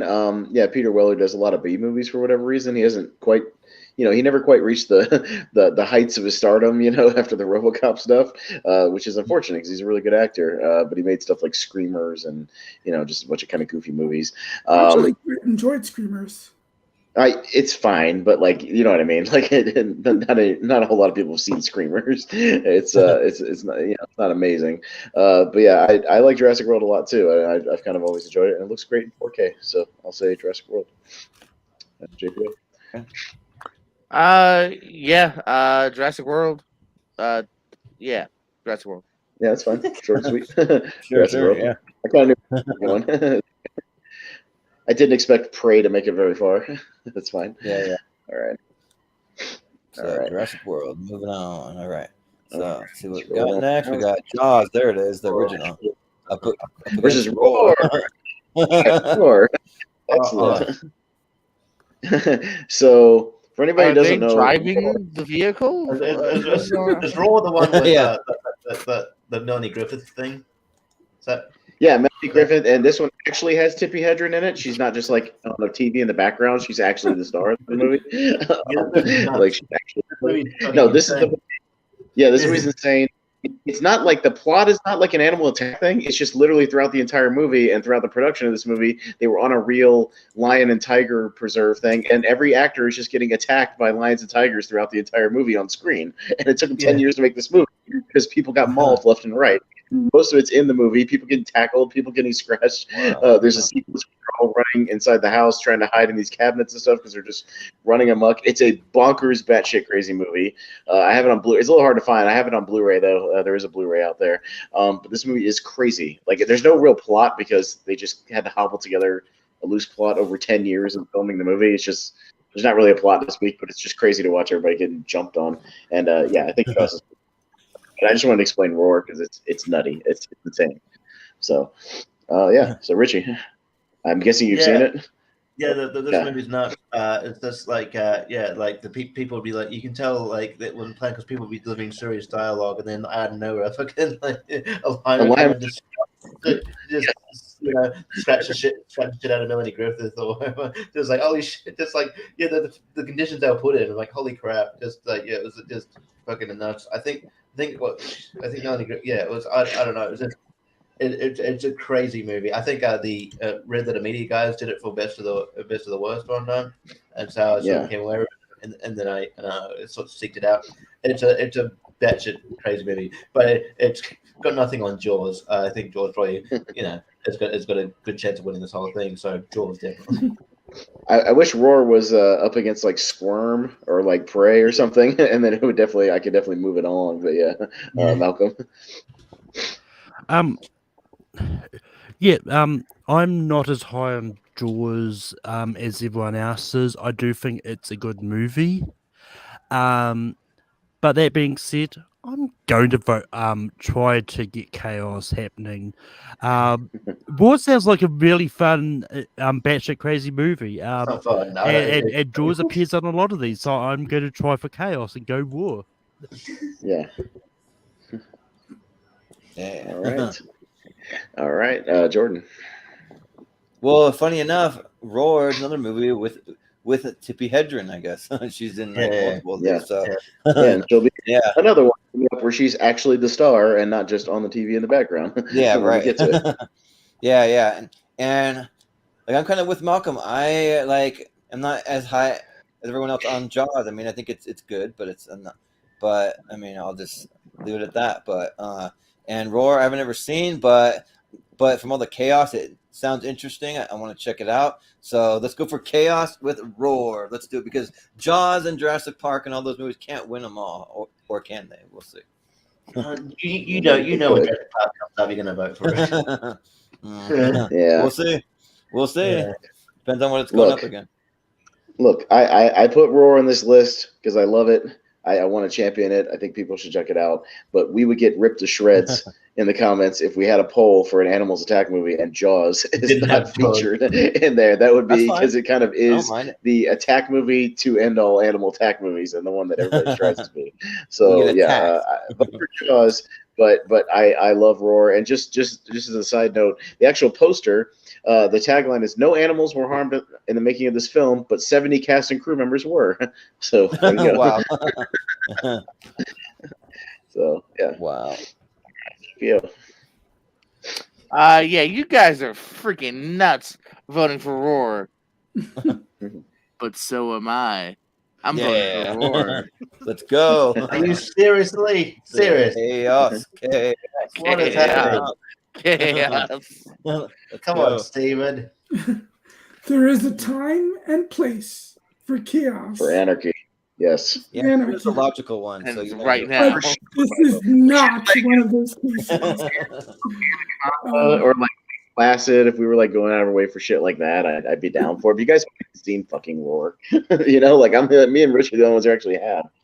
So, Yeah, we're Yeah, not but- doing it. We're not. We already know John's yeah, going to yeah, win we're this not. tournament. We already know it. So come on, let's have know some that make the fucking Elite Eight at least. fun. Yeah. Yeah, no, besides, do I really want to see what sounds like a snuff film? So Yeah. no, I'm definitely going for Jaws. Well, luckily, Richie, Real it's a animal tie. attack. Unbelievably, it's a tie, but Steven has the tiebreaker, so he can make it official. So, and put I the guess Jesse it's- Hedren, come on.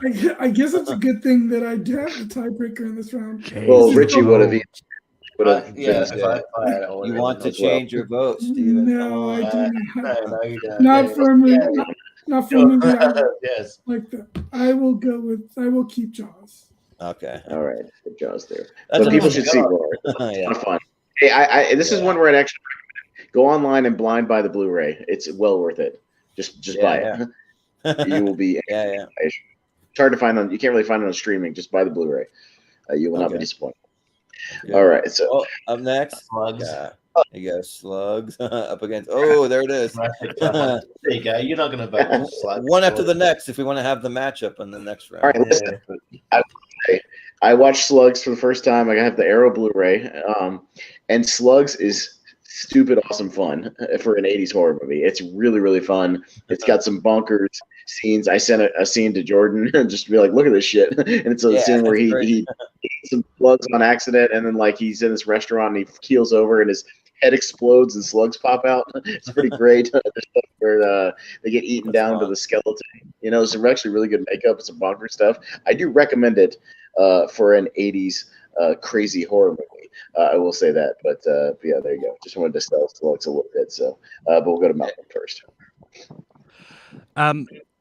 Yeah, it kind of makes me sad that that one of Steven Spielberg's animal attack movies is not going to make it into the Elite Eight.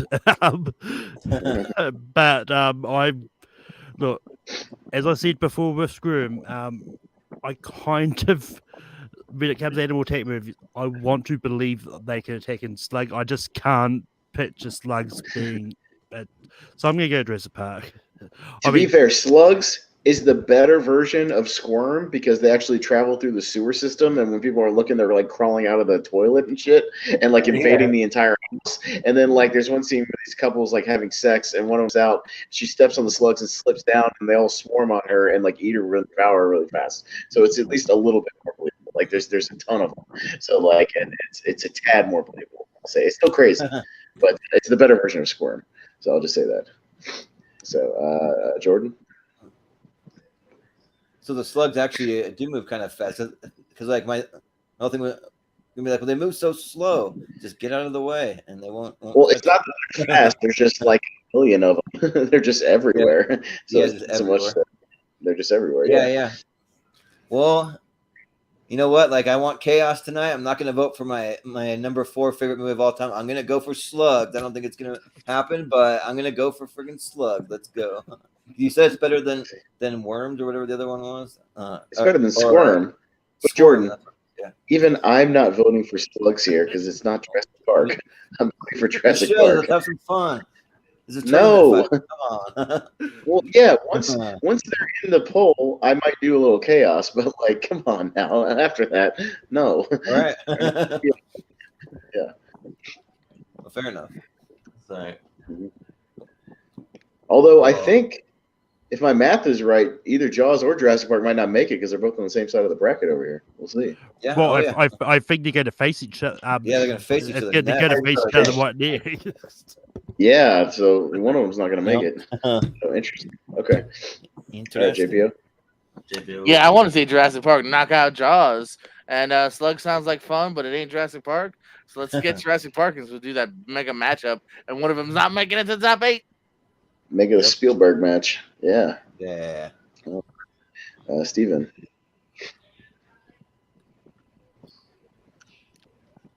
Muted. Yeah, I saw. I love Jaws more than Jurassic Park. And I'm looking at the cast of Slugs, and there's an actress named Patty Shepard. And her last name is spelled the same way I spell my last name. So mostly to avoid the Jurassic Park, even though I know it's still going to happen because Jurassic Park will still win. I'm going to go with Slugs. Yeah. To vote for your Aunt Patty, right? Or whoever that is. But yeah, Richie. All right, Richie. Richie, is there anyone named Goodacre and Slugs? Do the right thing. Yeah. Look, I think comedy is about Right, timing. slugs. I think comedy is about timing, and so is causing chaos. And now is not the time to cause chaos. So I'll go like Slugs looks interesting. I'll try to seek it out. It looks like something I'd probably find on Tubi. So I'll go Jurassic Park. All right, put it through. All right. Yeah. Which makes sense. I'm happy. It's really not. I just want to have some fun. So it makes it Christian. Just like Anaconda, like I would vote for I might vote for something like Anaconda just to cause a little chaos. Oh, yeah. Like that, like there's a time and place for that shit, But like, right. The actual. Yeah, the time was last round with It round. was really yeah. more. My vote for Slugs was really more to avoid the Jurassic Park versus Jaws match. Why? I want that. But he doesn't like making tough decisions. Yep. Yeah. All right. Well, let's end on that side. So. Also, it makes me question Jordan's love for Jurassic Park now if he was willing to cause chaos. Yep. Over Or Jurassic Park. Yep. What if it was Jurassic Yeah, World chaos. Dominion? Here we go. Here's some more Here Jurassic. we go. Jurassic Park again. Get that one in there. There you go. Yeah. There you go. That post is amazing. Yeah, that post is great. Yeah. I want that too. Yeah, Frogs is from 1972. It's exactly what you think it is. It's Killer Frogs, which, again, to Malcolm's point, is not terribly believable, given the fact that they don't even have teeth. But yes, it's a fairly lame piece. There are venomous frogs out there, though. Yes, true, but I mean, dwarf frogs are freaking the most poisonous creatures on Earth, just about. So yeah, but yeah, that's the skinny on frogs. It's not great, but it's definitely a curiosity amongst animal attack movies. So all right, we'll start with Jordan Anderson. Curious, yeah, yeah, like frogs. It sounds interesting, but and with that poster, I mean, it sounds like it could be fun. I don't know, never seen it, but The Lost World. I just want to mention that. Oh, nice, that's cool. But yeah, The Lost World, like probably. I mean, soon I want to do an official ranking of all the Jurassic Park movies because I've done it in the past, but now that we have a few more out, it's been years. So, yeah, I gotta go with The Lost World. It's just cool to go back and visit the remains of the park, and then that. Some people like to crap on the scene where the T-Rex gets loose in the city in San Diego, but I actually really like that stuff. Like I think it's kind of fun, kind of like Godzilla-esque, It does. Dinosaurs loose better than Jurassic World Dominion. That's for damn sure. So yeah, the sequence that does a little more creativity. Alone, actually, yeah, like I would agree with that. Yeah. So, but yeah, the Lost World. I'll vote that.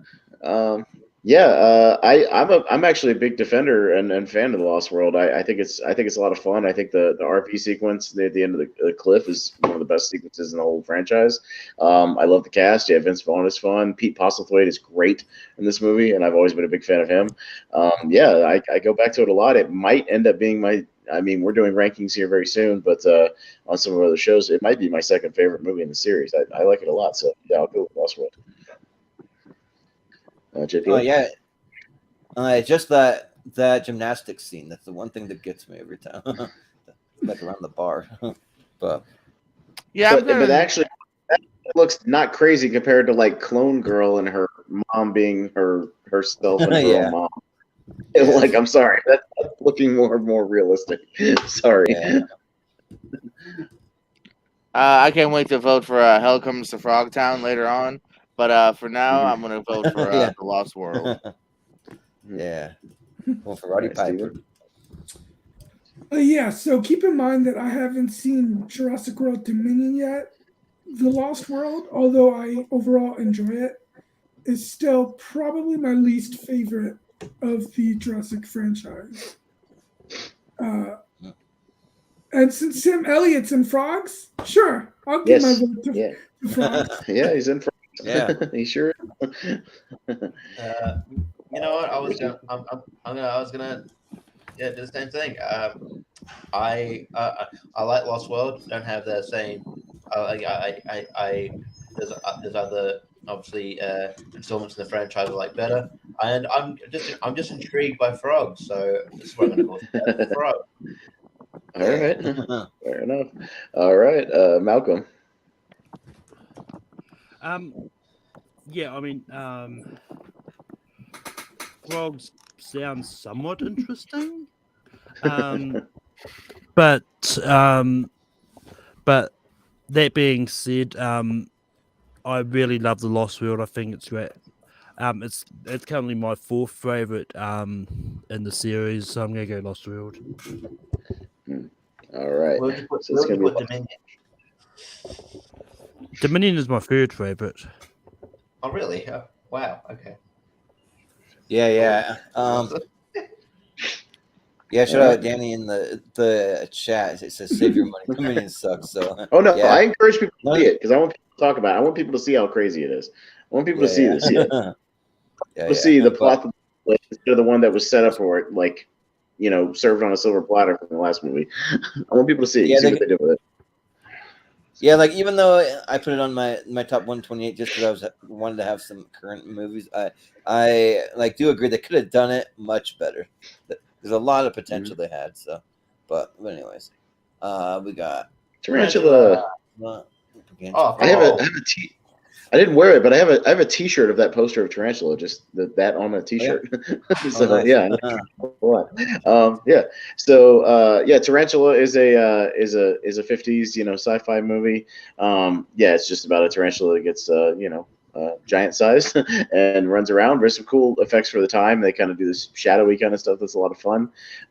It's a good time. And Crawl is the other Alexander Aja movie that we were talking about. Yeah, about the alligators during the hurricane. So I'm going first. And yeah, as much as I like Tarantula, I do enjoy it. And in this case, but Crawl was definitely like a surprise. And it's a really underrated movie that I don't think enough people saw. And I definitely champion. And Barry Pepper's great in it. He should have been a bigger star than he was too, because he's a really great actor. I think Battlefield Earth kind of hindered his career a little bit, unfortunately, which isn't his fault. But yeah, I'll vote for Crawl. So JPO. I haven't seen Tarantula. I've seen Crawl, and yeah, I liked it, man. They I think they did about as much as you could with the concept, and you got a couple characters you kind of care about. You got some nice tension moments, and I thought it was executed pretty decently. So I'll go with Crawl. All right, and Steven. I haven't seen either of these, but I'll go with Crawl. It looked pretty decent, and I like the main actress. I can't pronounce her name. Kaya Scodelario. Yeah, I liked her in the 5th Pirates movie, and I liked her in like the Death Cure, the 3rd Maze Runner movie. So, I like those Maze Runner movies. Maze Runner movies are good. I do a lot. Yeah, so I'll go with Crawl. All right. Yeah, I champion Crawl whenever I can. I think it's really, really good movie, and like they do a great job building tension. You don't actually, it's not a given they're going to get out alive. And like she gets bitten a few times. Yeah, they get attacked like a lot in that movie, like a lot. Yeah. Like it's surprising how much they get up in that movie. Yeah, like a ton. Yeah, like she gets fucked up. So you think, oh, she's gonna, like you don't know. They just do a great job building tension. Oh yeah, Kai Scott is really good. I know her from way back. Like she was on a British TV show called Skins, which is really good. Check that out. And Tarantula is fun, but I've seen it back in the day. But yeah, Crawl definitely. I think more people should see it. So yeah, Crawl. All right, and Malcolm. I also haven't seen either of these movies. I've been meaning to get around to seeing Crawl at some stage, but I just haven't got around to it. But one thing I actually just found out about Tarantula, Clint Eastwood has a minor role as the jet pilot who actually takes out the tarantula at the end of the movie. He did a lot of those movies back then. He was in Return of the Creature from the Black Lagoon sequel. Like he did a lot of those 50 sci-fi movies back then. And the same director did Incredible Shrinking Man, which is a really good movie. But because of that, I'm going to go Tarantula because I want to support Clint Eastwood. Sure. Yeah. All right, Jordan. So Crawl was one of the movies that I actually watched to prep for this. So watched it for the first time, put it on this morning. So I'm pretty fresh off of Crawl, and I mean for me, like I kind of expected a little more from it. Like it wasn't bad. It was just it was fine. Like it didn't blow me away like that.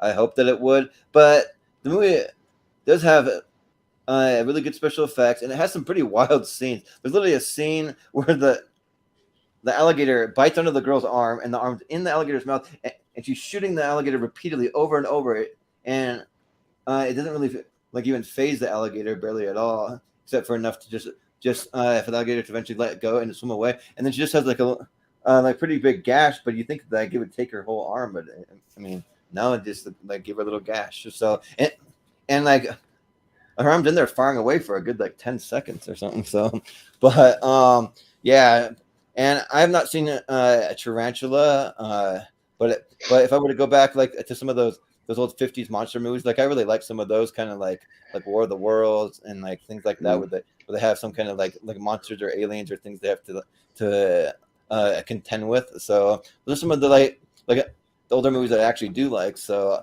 I'll probably get around to it, but I'll vote Crawl for right now. All right. Well, Crawl is going to move on. I do enjoy those 50 sci-fi movies because they're 80 minutes. They're easy watches. I do enjoy that about some of those older movies. They're nice. Crawl, I think Crawl's a good 90 minutes. Crawl was Crawl's very quick. Yeah. Yeah. So Crawl is there you go. I like it. All right, Fallen Kingdom versus the original King Kong, 1933. Yeah. So there you go. I think most people are familiar with both of these, so we'll go to JPO. Yeah. I gotta go King Kong the original. I think it kind of set the pace for these kind of big movies, and there's some heart in it. I love the tale of it. I might actually agree that I like the Peter Jackson one more, just because I think you can do more visually, obviously, but the tale still starts here, and all of the Jurassic World have, at least the first two rather, have just been kind of right in that kind of middle ground, 2.5 star territory. Not even quite sure if I recommend or not. So I gotta go with King Kong. All right, Mr. Shepard. So when I say that Peter Jackson's version is superior, obviously I'm not just talking about the production values, because that's a given. It came out in 1933 and versus 2005. But I just think it's superior in every way: acting, writing, directing. There's more emotion. There's I thought King Kong was, which I just saw for the first time today, actually, for this. I thought King Kong was fine when they were on the island, and it just completely lost me when they get to New York. They don't even get to New York until the last 20 minutes. So the early portion of the movie feels very rushed, and the New York sequence of the movie feels very rushed. It's mostly just the island stuff that I thought was fine. I enjoyed Fallen Kingdom. It's not the best. It's not the worst. I'll go with Fallen Kingdom. Right. Somebody help me. The animal's here. Uh-oh. Don't get attacked. Make sure they don't. Make sure the ozone layer doesn't like break open and they start getting all crazy. So, Oh, yeah. no. Yeah. There's a more giant Richie. cat behind you still, though. Yeah. No, Uh, it's the baby. I'll keep it short.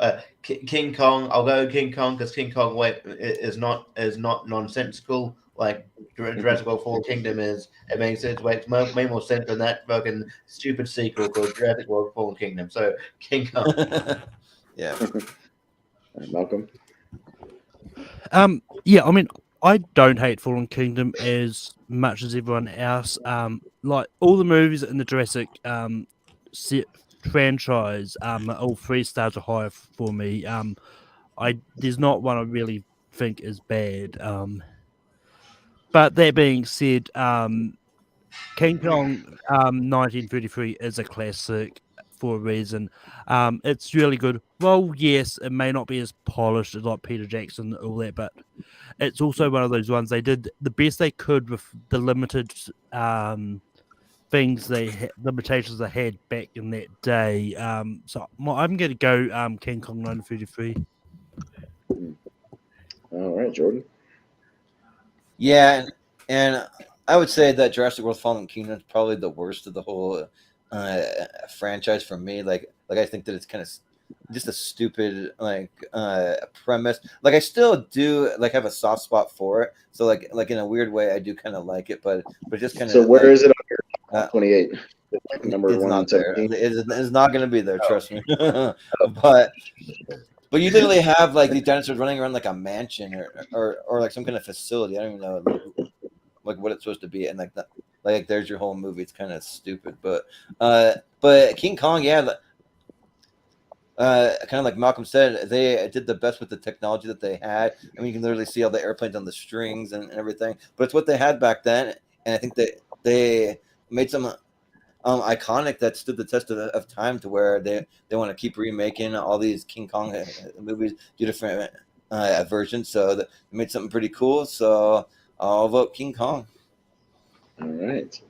Yeah, Fallen Kingdom is. I'm gonna rewatch it tomorrow because it's the one I need to revisit for me and Henry's show and then me and Jacob's show. We're gonna talk about them. But yeah, I remember not loving it, and I actually didn't come to King Kong the original until about 2 years ago, and I really enjoyed it a lot. I thought it was great. I had a lot of fun with it. It breezed by. It was really good, and that poster's not bad, but this poster's cool. Look at this fucking badass poster. They got the native people. Like look at him. Look at badass Kong fucking doing his thing. Yeah, That looks like I will say this about King Kong. This version of King Kong is a lot more vicious and less sweet. It's more vicious than you think. He's like eating the native people at the end of the movie. He's like throwing them all over the place. Like, it's pretty brutal for what it is. Like when you go back and watch it. I'll vote for King Kong. I like that movie a lot. So yeah. And the scene when the Kong is fighting the T-Rex, I mean, it still almost kind of starts splitting the creature's mouth apart. Oh yeah, he does that in the old one. Yeah, it's fun. Yeah, but again, all that stuff happens in the island. The island part was fine with me. It's the beginning and the end that didn't work for me. Yeah. Gotcha. All right, scroll on down. Let's see what else we got. 47 meters down.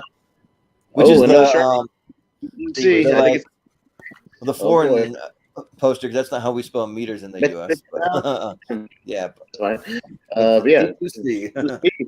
Do more modern shark movies. So and I think these are fairly mainstream. I think everybody's familiar with these. So, Steven. I haven't seen 47 meters down. It kind of looks very similar to The Shallows. But I guess that's also because a lot of shark movies look very similar. Yeah. I love Deep Blue Sea. It's a lot of fun. Great cast. And of course, you have that great Samuel Jackson scene. Mhm. And I've always thought that Rennie Harlin. Yeah. Rennie Harlin is an underrated director. All right. Yeah. Sounds good. We'll go to Richie. Yeah, I had Deep Blue Sea on my guilty pleasure movies that we did a couple months ago, and I think Deep Blue Sea is a great movie, especially spoiler for over 20-year-old movie, but it's like they pulled a Scream thing here for a bit, like Saffron Burrows. I mean, not to the full extent, but like Saffron Burrows is all over the marketing material, and like she's fucking, and then towards the end of the movie, she's like, "I'll just cover yourself," and she just fucking gets eaten out of nowhere, just like Yeah. I wouldn't say out of nowhere. Huh? I wouldn't say out of nowhere. I mean, like I did. I mean, I know there was always a risk, but I didn't expect her to die. Anyway, That soon. I thought it was going to be like like the fact that LL Cool J survives. But yeah, and obviously the Samuel Jackson scene is just unintentionally hilarious. And I think it's just a great shark movie. 47 Minutes Down is not much really to say about it. That's why I've been avoiding it. It's just a generic shark movie with Mandy Moore. It's not. There's not a lot. There's not a lot going on there. It's not bad, but it's not great. It's whatever. And they obviously it made enough to make a sequel, which I'm sure will come up soon. Actually, it won't. I didn't bother. Not with the sequel. Okay, or whatever. Yeah. I know. Yeah. So I'll go Deep Blue Sea for sure. All right, Malcolm. Did Mandy Moore play the shark? You Richie, should have. It would the have reason- been more interesting. $5 million budget worldwide, $62 million. There's your sequel right there. So made money. All right, Malcolm. But yeah, as I just found out when I was sort of googling because I haven't seen 47 meters down. Private Joker from Full Metal Jacket's in this. Matthew Modine. But that being said, I'm going to vote for Deep Blue Sea. And it just goes to show Samuel Jackson also loves Animal Attack, being in Animal Attack movies because this is, and I'm pretty sure one other one's coming up. That Yes, one other one. Yes, very much so. Yeah. So 47 meters down is like it's like open water, but if it would have taken place under the ocean, the boat just leaves them and they're literally stranded there, and it's like they're just like, okay, what do we do now? There's really nothing we can do. We're screwed. So yeah, It actually sounds pretty generic. good, actually. Yeah. Yeah, right. Did I just sell you on it? But Deep Blue Sea though, that's a pretty eclectic cast just because they're like people I never would have thought they would be paired up together. It was Samuel Jackson, Thomas Jane, LL Cool J, and Michael Rappaport, but and Stellan Skarsgård too. So you got Deep Blue Sea is a lot of fun. It might be my favorite shark movie, so I have a lot of fun with it. So I go back to it quite a bit. So I'll go with Deep Blue Sea. Yeah. All right. 47 meters down is fine. It's one of those middle of the road shark movies. Fine if you just put it on in the background. It's not terrible. It's not great. It's fine. Deep Blue Sea is a lot of fun. I'm like Steven. I have an affinity for pre-2000 Rennie Harlin. He kind of takes a dive off the deep end. I liked Mindhunters actually though. I like pre-2000. Nightmare on Elm Street 4, Cliffhanger, Long Kiss Goodnight, Die Hard 2 even is fun. Stuff like that. Even Cutthroat Island I like. I enjoy a little Rennie Harlin, and Deep Blue Sea might be his magnum opus. It's definitely the most Rennie Harlin movie out of all the Rennie Harlin movies. So that being said, I'll let JPO go. Okay. Jordan. Oh, okay. Now this one's definitely easy for me. 47 years down, I never bothered with it. The premise seemed very limited to me, and the reviews weren't great, so I didn't really bother with it. Deep Blue Sea is a movie I dug right from the get-go. I remember renting it and watching it twice because I wanted to see it again before we gave it back to Blockbuster. I dug it that much back then. In fact, I just double checked. Yeah, 47 Meters Down was originally a DVD movie. Yeah, and then they sold the rights, and the studio was like, you know what? People might see a shark movie. I think we can make money. So, like, the original hope isn't even for theaters. It was just kind of a later on, like, yeah, fuck it, we can get people to watch this movie, make some money. Made money, yeah, somehow. Yeah, Deep Blue Sea's fun. Yeah, evidently LL Cool J. Michael Myers, sharks, and like the motherfucker won't die. Ladies love cool games, and you can't kill them, people. But yeah, Deep Blue Sea's fun. The Saffron Burrows thing too. Evidently, she does live, I think, in the OG cut, and then people were like, it's kind of her fault, and we don't really like her. They killed her. Yeah, she lives in the OG cut, and then they reshot and like, yeah, let's kill her off. Yeah, and of course Sam Jackson. That was a great moment. I always felt because you think he's gonna be the goddamn hero saving the day and just fucking from the side. A shark ate me. A fucking shark ate me. Drink Sam Jackson beer. But yeah, Deep Blue Sea's fun, man. That's definitely my vote. Yeah. All right. Well, it's a clean sweep for the Deep Blue Sea. Yeah. All right. Oh, and just FYI, it's almost at the magic time of 12:38 where AT&T likes to shut my internet off for 30 seconds. So if I cut out, I'll back out and come back in as soon as possible. So just stall for time for me. Yeah. So what's the letting problem? everybody know. I see my timer. Let's see. It didn't happen the other night, but we'll see if it does. Then talking about Rennie Harlan, like I post the 90s, I actually quite like 12 Rounds. Yeah, why not? The first 12 Rounds was okay. Yeah, that's fine. Yeah, it's all right. It's a generic. All right.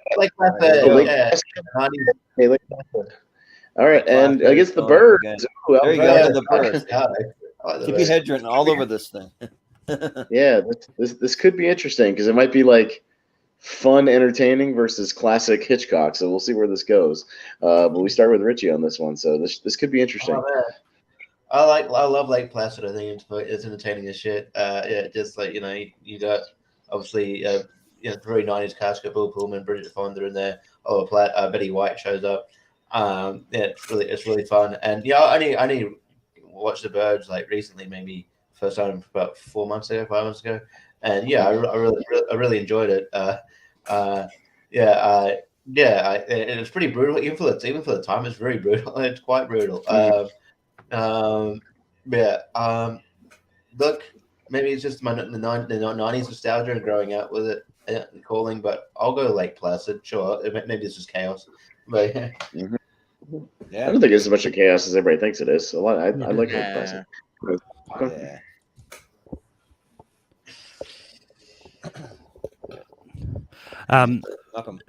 But yeah, I'm going to steal Pez's thing and go down the filmography of the director of Lake Placid, because you've got Friday the 13th Part 2 and 3, House, Soul Man, Warlock, Wild Hearts Can't Be Broken, Forever Young, My Father the Hero, Big Bully, Halloween H2O 20 years later. Then you got Lake Are Placid. you talking about Steve Miner? Yeah, I didn't even look it up, but yeah, it said H2O is Steve Miner. Then after Lake Placid, he did Texas Rangers, Day of the Dead, and Private Valentine, Blonde and Dangerous. Zero good movies in that list. Is that Jessica Simpson? Is it H2O? I like H2O. Yeah, that's fine. Yeah, I also don't hate Halloween H2O, but that being said, I'm not a big fan of Lake Placid. I've seen it once, never felt the urge to go back and watch it. But I don't think we've got any classic Hannibal Tech movies in, so I'm going to vote for the Birds. Yeah, fair enough. All right, Jordan. Yeah, so Lake Placid was one of my first time watches. Like, I've seen bits and pieces in the past because I've been over at like friend's house and they had it on, but I haven't really seen all of it. And I didn't love it as much as I thought that I would, but I still had fun though. It's like a 6 out of 10 for me. Like I didn't hate it, but which is the one you loved? Because you said you like you put one and then you like another one coming up. Yeah, just wait. Yeah, you'll see. Okay. And you'll be pleasantly surprised. But I mean, like it is fun, though, especially Betty White. Like Betty White kills in this thing. She's like calling all the cops cocksuckers and like saying like if I had a dick I'd make you suck it, and like all those things coming. If I had a dick, this is where I'd tell you to suck it. Yeah, this is where I tell you to suck it. Yeah, yeah. And Oliver Platt's a lot of fun, just playing like the eccentric kind of gator guy, and then I just seen his back and forth with Brendan Gleeson too. That's fun. So I mean, like it's probably one of those movies that'll grow on me because like even saying all of that, like maybe even bump my score up to a 7 if I had to. But You just talked yourself up. Yeah, right. I just talked myself up. Yeah. But yeah, like it's fun, and also spoiler alert: there's more than one alligator in the lake, which is kind of cool for a change. So yeah, and I probably liked it even a little bit more than Crawl, surprisingly. So yeah, I and the birds. I have seen the birds. The birds is a lot of fun. Like it's probably one of my in my top 5 Alfred Hitchcock movies. Like I really do like it a lot. But I mean, I'm not saying a lot because I don't go back to Hitchcock too much. So I'll vote Lake Placid. Yeah. All right. But yeah, I do enjoy The Birds. It's one of the better Hitchcock movies. It's fun, and I understand Malcolm's argument, but man, I can't say no to Lake Placid. I think this is a super fun '90s movie. It gets kind of better every time I watch it. Bye, JBO. Yeah. Anyway, but yeah, I think Oliver Platt is awesome in that movie. I really like Brendan Gleeson. I think it's just got a funny script. Like I think it's a lot of comedic stuff, and man, do I love it. It's 82 minutes. Man, you gotta love that shit, man. Like, I fucking love that. We need more movies like that. Like, same with Crawl. Crawl is like 85 minutes. We need more movies like that. That you're just in and out. You're not spending a whole day at the theater. So, Lake Placid, definitely. Yeah, well, instead of your internet going out, JPO's internet went out. Uh-oh. Yeah. Well, I just noticed. I'm not seeing it anymore. Mine goes out. I never know it until I hear you guys start talking about it. I don't know I'm frozen until you guys start going, "Oh, I think he's frozen," and then it's like, "But you're not frozen." And I have to back out. And I'm like, "Gosh." Yeah. I never knew. So, all We'll right, have to come we'll back go to JPO. So we'll go to Steven. Well, I haven't seen Lake Placid since it was in theaters, but I remember enjoying it. The main thing that I remember about Lake Placid is that it was written by David E. Kelly, and it came out after Ally McBeal started. And I remember hearing that Bridget Fonda was originally going to play Ally McBeal before Calista Flockhart did it, and Bridget Fonda's character in Lake Placid, from what I remember, was kind of Ally McBeal-ish. So I thought that was funny. yeah. So yeah, I'll go with Lake Placid. I enjoyed it, and plus, I've only seen 2 Hitchcock movies, and The Birds isn't one of them. Birds is worth checking out, though. I will say that. But Jordan's vote officially wouldn't really matter anyways because Lake Placid had 4 votes, so we're gonna move on. If we're gonna tie or something, come back to it. But Lake Placid now, so yeah. Lake Placid, yeah. I find it funny that Jordan's and it been tapped 4 pieces. Yeah, I know, right? I know, yeah. Mine any second now, though. I swear. Brilliant, all right, Razorback, another movie. Razorback, a lot of fun. Versus Cujo. Adaptation with all right, so yeah, I think everybody here is pretty familiar with Cujo. It's a classic, dog movie. Good stuff. Yeah, Razorback is an Australian one. I've seen it. I have it on DVD. It's a very dark movie, both literally and metaphorically. A lot of the things, but it's got a good opening scene. It's got some good practical stuff in it. Yeah, really, it's a lot of fun. Got a badass hunter guy kind of in the middle of it. I'm sure Richie's seen it because it's an Australian classic, but I'd be surprised if anybody else has. But it's a lot of fun. I recommend it. It's a little hard to find. I had to buy the DVD for it, but yeah. And then, like I said, I think everybody's pretty much familiar with Cujo. So yeah, we'll go to Malcolm first. Well, if it's a dark movie, I'll just say don't watch it on your cell phone. I have a notoriously bad time with like any cell phone where like the movie's mostly dark. You can't see anything. So yeah, watch it on a big screen. Yeah. Yeah, I mean, I haven't seen either of these movies, but yeah, I'm gonna vote for Cujo. All right. Yeah. Jordan. Yeah. So I have not seen Razorback, but it's one that I would watch if I could find out where to watch it. I guess you might have to buy it somewhere, but yeah. But I remember seeing Cujo when I was way too young to see it. Like I think it might even have like come on the TV. So like I saw Cujo, and then not too long after I saw Beethoven. So I saw Cujo first, and like I was kind of a little hesitant to watch Beethoven. I'm like a freaking Saint Bernard that's gonna like go batshit crazy. Start attacking the kid from Step by Step.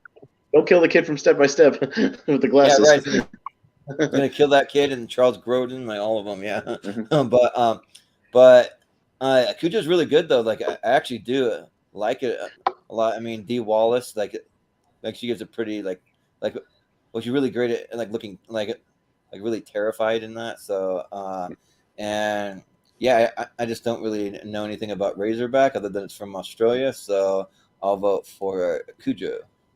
Mm. Yeah, Razorback's it's almost like a revenge movie because it's like this guy who gets his family killed, and then he kind of hires these hunters, and he's kind of on the rampage, like trying to kill the literal Razorback. But yeah, it's fun, and I do enjoy Cujo, but I've only seen it once. Never really had the urge to go back to it just because it's a very simple premise, and I kind of got everything I needed to get out of it. Maybe if we do another Stephen King show and rank him or something, I'll watch it again, or if we put it on do a Stephen King tournament fights, I'll revisit it. But I'll give some love to Razorback just because I'm pretty sure Cujo will win this thing anyways. But yeah, Steven. I'm gonna go with Razorback because the director of that movie, he's made a couple of interesting movies. Like he directed The Shadow. He directed Ricochet with Denzel Washington that I liked. Oh yeah. Ricochet is available for the '90s action movies coming up next week. Oh nice. He also directed Highlander, which I'm actually not a big fan of, but yeah. But he's made some interesting movies, so I'll go with Razorback. He also directed The Scorpion King 2 with Randy Couture. Wow. Yeah, right. The classic Scorpion. Resident Evil. Classic. Yeah. Yeah. All right, Richie. Randy Couture. It's a Kimbo Slice, and that one too. Is that the third one? Something like that. I don't know. Dude, they literally made like 5 of them. You can buy like a Blu-ray online. It's like the Scorpion King 5-film collection. I'm like, what the fuck? Like, it's just like all it's worth. Like, good God. But they haven't really fixed the effects all that much. It's kind of sad. No, it gets worse. I think one of them has Billy Zane. Lower budget.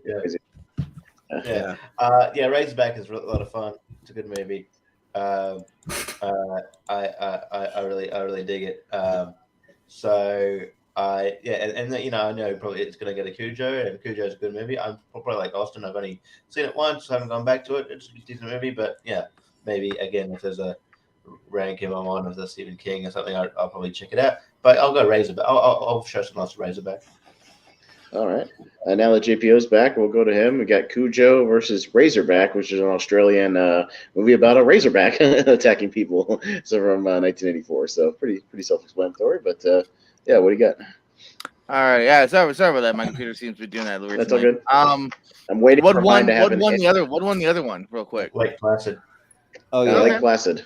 Yeah, Placid. Is that what you have said? I might have went Birds, but I was very mixed. I was very torn. Let's see here. Again, this one's simple. I'll go Cujo. I dig it, and I haven't seen Razorback. All right. No, I figured that would happen, but we have a tie, and it's going to go to Richie. So you going to stick with Razorback? Well, you know what? Look, I'm sure Cujo will live to fight again, maybe in a Stephen King episode. So we'll go Razorback. Hey, all right. There you go. All right, a little bit of an upset there. The Razorback. But speaking of Stephen King, like it's a shame Firestarter wasn't a lot better because I thought the trailers looked really good, and then it wasn't that good. So. I've already got a tournament fight list. If we wanted to do just a straight Stephen King adaptation tournament fights, I've got the list ready for that. It's literally like right around 65 if you include like all the save it for October. Save it for October, and we'll do it in October. Yeah. All right, we'll scroll on down. Bait. We got Bait. Bait. Movie Tick. versus okay. Yay! All right. So yeah, Bait is another Australian shark movie where they're all in like a mall, and then there's sharks in the mall, and they're all kind of crawling over the, the displays and the escalators and all kinds of stuff, trying to avoid the sharks in the mall. It's a fun little movie. And Ticks is a cool little movie. Literally, it's about these giant ticks, and Seth Green is in it. It's one of Seth Green's kind of earlier movies. Oh wow. It's a fun little B horror movie. So there you go. We'll start with Jordan Anderson for Bait versus Ticks. And let me guess, you haven't seen either one of these. So, yeah. No, I've seen them both actually. No, I'm just kidding. No. Yeah, like they both sound kind of interesting. Like I was just trying to look it up, and like even if you type in Bait cast, it still brings you up some fishing videos still. But, really, I would have thought it would have brought you the Jimmy Fox movie. Bait. Yeah, I was gonna say Jamie Foxx movie. Yeah. Yeah, like but 1992. Yeah. 2000. but like Something like that. Okay. but I can't ever do too much with my computer because that's when I start to freeze up when I do too much. So, yeah, that premise sounds pretty interesting. Like sharks in a mall kind of sounds kind of off the wall kind of thing. And Ticks, I mean, yeah, you have Seth Green, you also have Clint Howard in there. I think those are the only two that I really. There's a couple bigger ones. There's Alfonso Ribeiro. Now that I see that, Peter. Yeah, Carl. When I scroll down, yeah. Also, Clint and Ron's dad's in it too. Rance. Okay. Yeah, I didn't scroll down far enough, but yeah. So I think probably I'll go with Ticks just because it just sounds a little more fun than Bait. I'll say that. So. All right. Yeah, and I've championed a lot of the Australian movies on here, but in this one I'm gonna go for Ticks just because I actually have a soft spot for it. I like it a lot. It's super fun.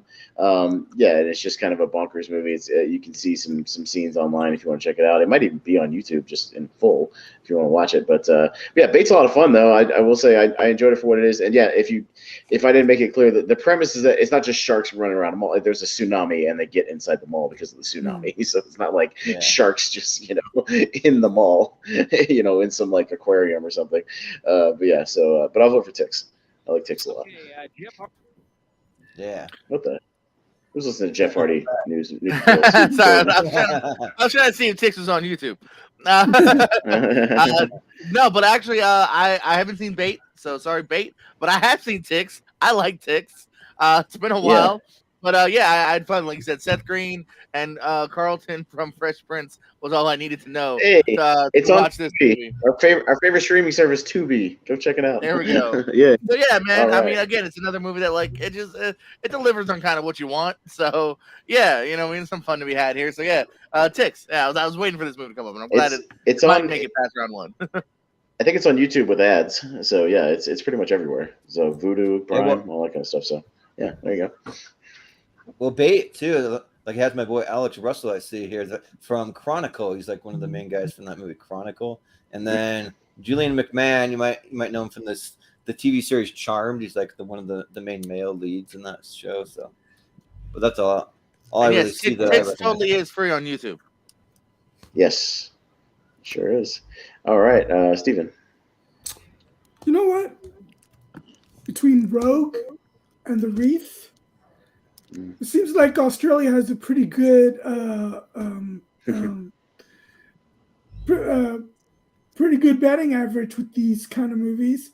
So I'll go with Bait. They do enjoy their animal movies over in Australia, very much so. That's why I like. And they seem to do them pretty well too. So. Yeah. Richie. That's probably because the animals really do attack all the time in real life. No, not really. Well, that's the stereotype for Australia. Yeah. Look. Like Bait's sort of fun. I had to watch Bait twice because when the first time I watched it, I wasn't in the right frame of mind. I literally had just broken up with my girlfriend, and I was like, "Oh, I'll put a movie on," and I just could not concentrate. I'm like, "No," and so I watched it again. I'm like, this movie's pretty good. I like Richie's like sobbing through it. Oh no! Yeah, it was bullshit. I had to go out and drown my sorrow. So I watched it, but I watched it again. I'm like, oh, this movie's what was good for it is. It's got Xavier Samuel in it, who I don't know, American ones might know. He's in Twilight. He's in the Twilight Eclipse movie. He's in the clips, and he's also in a 2015 version of Frankenstein with Carrie Ann Moss. But yeah, he's in a lot of movies in Australia. There's probably a good comedy to check out called A Few Best Men with him and Olivia Newton-John's in it as well. So check that out if you get a chance. It's pretty fun. But yeah, and it is what it is. Sharks in a shopping center. I haven't seen Ticks. I've heard about it a lot, and I want to. I like that cast. So, but because I've seen it, I'll go bait. All right. And we'll finally go to Malcolm. Tex was the one I was waiting for to come up because this was the one I watched this morning. And yeah, it's just not good. I did not have any fun. I did not have any fun with it. Especially from the stupid lions yelling out, "I'm infected." So I'm going to go bait. Yeah. All right, fair enough. All right, so with that, we have another tie, and it goes to Malcolm. So I'm guessing he's going to stick with bait. Oh my God, bait. Oh, Bait. no, Ticks. Oh, Not even yeah, around line. Damn. All right. We'll show some love for some Aussie movies. I'm glad I was the one to put the nail Nothing in good the coffin comes of out of that. there. Yeah. Oh, wait. Yeah. Hey, Nicole Kidman came from Australia. All right. Again, Oh, nothing good. You're going to be the loneliest Mark. All right. Yeah. I already am. Rampage versus Kingdom. Oh, versus Spider. King of the Spiders with William Shatner. Yeah. So yeah, I think most of y'all are familiar with Rampage, so no need to go over there. But King of the Spider. Just a quick shout out for King of the Spider Blu-ray. I have Mark Edward Hoyk kind of hosts the commentary on the Blu-ray, friend of the show. Right. So shout out to Edward Hoyk. And it's a bonkers, crazy 70s movie where they're literally the last half an hour there are tarantulas everywhere. And PETA would hate this movie because they're getting run over by cars, they're getting stepped on, they're getting sprayed with fire extinguishers, they're crawling all over everybody, just getting thrown all over the place. But it's pretty crazy. There's thousands of tarantulas and spiders the final half an hour. It's a pretty bonkers crazy. Right now, a dog's attacking Richie. Dogs are attacking. Yeah. Cat came around and they're attacking Richie.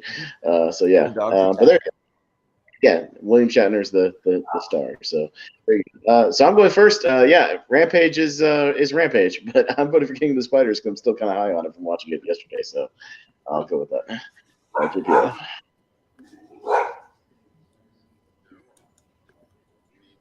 JPO. Oh, sorry. I was watching Ticks. Yeah. I haven't seen this giant ass spider movie. Rampage is, I don't know how far it'll make it. It's kind of mid tier rock, if not even low tier. Jeffrey Dean Morgan's fun in it too, so I'll go Rampage. All right, Steven? Yeah, I dare someone to actually like these episodes go so long to like watch a full movie during this and then be able to actually on the background you haven't seen. Yeah, just have it in the background. Yeah. That's Well, true. If we know what's coming later, start at the beginning. That's what I mean. Yeah. If you know it's going to be like in the last couple of matches, and you knew that going into it, I could be like, "Hey, everybody, put that on in the background on the TV." Yeah, right. Yeah. That's at it. Yep. It was on some streaming service. Yeah. All right. Well, I'm intrigued by Kingdom of the Spider since it stars William Shatner. Mm-hmm. Rampage was a pleasant surprise. It was actually better than I thought it was going to be. And I don't know why. I guess it's because people were comparing his character to Negan, but I was expecting Jeffrey Dean Morgan to be a bad guy, but he actually turns out to be an ally of The Rock's. Yeah. Anyway, I really enjoyed Rampage. So even though Shatner starring in Kingdom of the Spiders intrigues me, I'll still go with Rampage. All right. Richie? Yeah, I haven't seen King of the Spiders. I'm intrigued though, so I might go check that out. Rampage is probably one of the better video game movies, which is not saying much, but it is pretty decent. Like Jeffrey Dean Morgan's basically playing Negan, but toned down version Negan. Yeah, he is. Look at the trailer. He's he's doing his like lean back like delivery, where he kind of like leans back and like delivers a line. He's doing the exact maybe stuff. current Negan, but not when Negan first joined the show. I was going to say toned down version of Negan. Yes, toned down. Toned down Negan, but it's probably like the better. Like Marlon Ackerman's probably the main villain in this, and it's probably one of the better performances other than like maybe Watchmen or something. But yeah, I had a lot of fun with it. I think it's just like, again, like I said this before, it's a rock movie. You don't go in with high expectations. It's a dumb rock movie. It's gonna be fun with it. I haven't seen King of the Crypt Spider, so I'll go Rampage. But yeah, you watch your mouth about the Rock. okay, All right, Malcolm. Yeah, I mean, just going to go Rampage. Haven't seen Kingdom of the Spiders. Yeah, fair enough. And Jordan, let me guess, you haven't seen Kingdom of the Spiders with William Shatner? No, but actually though, I'm probably gonna vote for it anyway, just because Rampage, like one of those ones where it's like, well, so like I do enjoy monkeys in a movie, but it's like when they try to humanize them too much. Like when they try to make him, where like he's like flipping off the camera and he's like making jokes and they're doing sign language, they're doing all this stuff, and then like it just kind of doesn't really work for me. And I saw it with my ex-wife, and it's like one of her favorite movies she had ever seen. So I bought it for her, and that was a huge mistake. She watched this thing on repeat over and over and over and over to where it just like got like really super annoying. And so yeah, like it. I love The Rock, but I mean, I'm gonna vote for Kingdom of the Spiders just because it sounds interesting, and I want to see William Shatner in like a cool '70s movie, just fighting some spiders or whatever he does. So yeah. All right. Well, even with that, Rampage is going to take it. But according to my list, I think we still have 3 more monkey movies, so you have plenty of time to talk about monkey movies still. We still have 3 more on the list. We'll see if they're humanized or if they're actually just being like real monkeys. Then I mean, at least 2 more is in the same franchise that we just talked about earlier. Right. Yep, true. Right. Yeah. So and there's one other one that I'll just hit. It's from the 90s. You can figure it out. Yeah. So we'll talk about that. All right, Alligator. Yeah. Alligator. Hey, Alligator. Yeah. All right. Again, versus Long Weekend. I have no idea.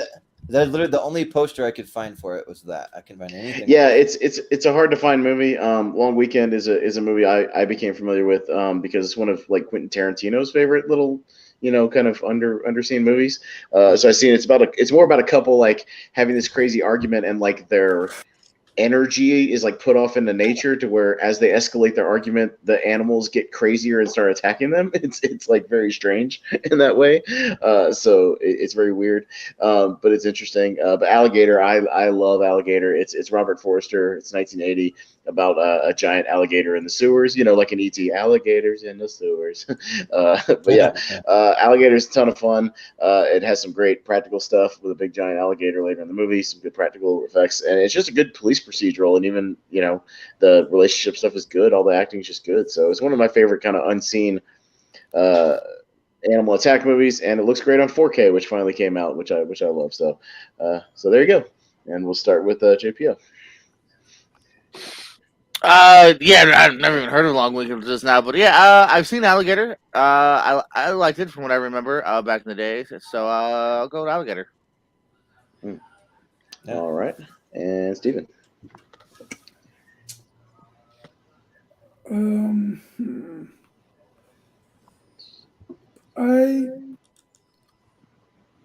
don't know much about either. Robert Forster is in Alligator, so I'll go with Alligator. Yeah. Yeah, that's what I said. Pay attention, Steven. I mentioned Robert Forster. Now, when does Alligator 2? When does Alligator 2: The Mutation come up?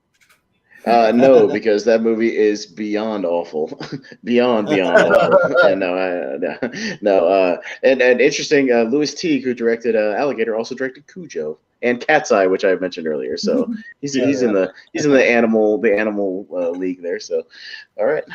Yeah, Richie. Yeah, I've heard of Long Weekend. My friend watched it recently. I think he got it for his birthday or something. So he's a huge Tarantino guy, so he's obviously had a Long Weekend. So I might check it out at some stage. I've seen Alligator a long time ago, but I remember digging it. Again, I think you can't go wrong with It's just a fun alligator movie. So yeah, I don't know. I might check it out again soon. It's been a while. So, but yeah, alligator. And Tarantino also, by the way, loves alligator. And in Jackie Brown, he says that basically Max Cherry is essentially the character from Alligator if he retired from the police force and just became a bail bondsman right afterwards and moved. So he kind of bases it on like saying it's essentially the same character. He's a big Robert Forster fan. So, anyways, there you go, Malcolm. Fun fact: Kane Hodder, Jason Voorhees himself, was uncredited as the alligator in Alligator. Yep. Wow. I'm surprised Richie didn't bring it up, but in Lager Weekend it does Aussie Australian rules footballer Charles Roy Day. Okay. But I'm going to go for alligator because I try to imagine Jason Voorhees as an alligator. Just an alligator with a hockey mask on. Yeah, the hockey boots. Right. Yeah, the alligators actually slash people with a machete in the sewer. It's like, dude, you can just eat people. No, I don't want to. Yeah, I'm just gonna cut them up with a knife. Yeah, I want to use a machete. All right, Jordan. You did watch out. That's the one I forgot. You watched Alligator because I told you to because I sent you this DVD. I said you better watch that damn Alligator. That's the one. Yeah. Well, before I get into Alligator, like I just want to say that I love movies with like really crazy, cheesy taglines. So like The Long Weekend, or it says the crime was against nature. Nature found them guilty. Nature found them guilty. Yeah. Like just one of those like sounds like a really Steven Seagal movie tagline for some reason. I don't know. Yeah, right. Ground jelly ground. Yeah. But yeah, so I watched Alligator, and this is the one that I freaking love. This movie was actually really, really good. And like Robert Forster rocks in this movie. Like I wish he would have gotten more leading roles for his career because I kind of discovered him later in his career, and then sadly he passed away, which is too bad. So I want to go back to maybe some of his filmography and watch more of his stuff because he's really, really solid in this. And I just kind of seen him go rogue after these alligators, like when he gets fired from the police force, like he really doesn't even care. He's just kind of like, no, I'm kind of happy about it. Now I'm going to go find this alligator and I'm going to kick its ass. So, and kind of like an interesting premise because they find these baby alligators and then the dad flushes it down the toilet and then it ends up in the sewer but the alligator doesn't stay in the sewer. Like he comes out of the sewer, then they have other baby alligators, so they have other alligators, so that makes it fun too. Then you have the guy that's I want to say it's like Michael V. Gazzo, but he has like the longest eyebrows I've freaking ever seen, like 2-3 inches long. It's the guy from Godfather 2, the Frank guy from Godfather 2, the guy who was testifying against Michael Corleone until they threatened him with his brother. Those are the wildest eyebrows I've ever seen. And so have you seen some of my family photos on my dad's side? Like we're notoriously known for having unibrows. And my dad had 12 brothers and sisters, huge family because we're Mormon, of course. But yeah, like if you look at like family photos when my dad was a kid, like even like women, they have these unibrows. Like it's really like odd. but yeah, that movie was a lot of fun. So yeah, probably one that I'll go back to over the years. So yeah, I'll vote Alligator pretty easy here. Yeah, I'm the same way. No qualms about me. I champion Alligator all the time. I've even talked about it on me and Jacob's show for when we did our A to Z. I talked about Alligator because I love Alligator, and it's a fun movie that I've always championed and wanted people to see. And yeah, people should check it out. It's one of the better animal attack movies. So yeah, clean sweep for Alligator. I like it. Yeah. I like it. And I'd even say that it's better than Lake Placid for me, which is another alligator movie. So It depends on what I'm in the mood for, because this was a little more serious than Lake Placid. If I'm in the mood for something goofier, I go for Lake Placid. But yeah, that is true. But moving on, we got Anaconda. Here we go. Anaconda, yay! Versus Day of the Animals. Oh, fun one too. All right. All right, so Anaconda, I think everybody here is familiar with. No need to really go into that. Day of the Animals is another bonkers, batshit crazy 70s animal attack movie. Leslie Nielsen is one of the stars of this movie. It was, again, pre-Airplane when he was still doing serious roles. And I'll just sell it with this. If you've ever wanted to see Leslie Nielsen shirtless in a thunderstorm fighting a grizzly bear, Day of the Animals. Yes. So All right. yeah, I'll just You say swayed that. me, But it also Austin. it has all these bonker scenes where there's like real bobcats like wrestling people, and like there's real bears, and there's real dogs, like crazy dogs, like jumping on people, and like again, I just wonder how they did all this stuff in the '70s because it's all real animals, and it's kind of crazy. So yeah, a lot of bonker stuff. But yeah, Leslie Nielsen fighting a bear in a rainstorm. So if you ever want to see that, I've got the movie for you. So all right, we'll go with Steven. Oh, well, that Leslie Nielsen starring in this intrigues me, but I enjoy Anaconda too much, so I'll say Anaconda. All right, Richie. Yeah, because when I saw Leslie Nielsen in an airplane, I thought, man, this guy would look good in it's shirtless wrestling a bear. Wrestling a grizzly. Yeah. I need to see Yeah. that. It's like this You guy's need got to a see shirtless vibe. He's got a shirtless vibe, a shirtless wrestling bear vibe to him. No, I joke, but I'm intrigued. I might check this out. I haven't watched it, so It's on Tubi. So there you go. Anaconda is a movie that I definitely, I definitely loved growing up. Sort of when I think this first I think I saw this for Fridays. It was the first Ice Cube movie I saw, So I'll definitely go Anaconda. I think it's fun. All right, Malcolm. Yeah, also in Day of the Animal is Christopher George, who the year before this starred in another movie about a bear that we've already talked about called Grizzly. Yeah, there's a lot of the 70s like animal attack movies have a lot of the same supporting people. Like I was like, that guy looks familiar. Was he in the other movie I just watched? And it's like, yeah, yeah, a lot of the same side guys who just went from animal movie to animal movie. So yes, Maybe they were like the ones that were more comfortable around these animals. I don't know. I guess I don't know. Yeah. But that being said, I remember watching Anaconda. I also remember not liking Anaconda that much. There's a better snake movie coming up that I think is better than Anaconda.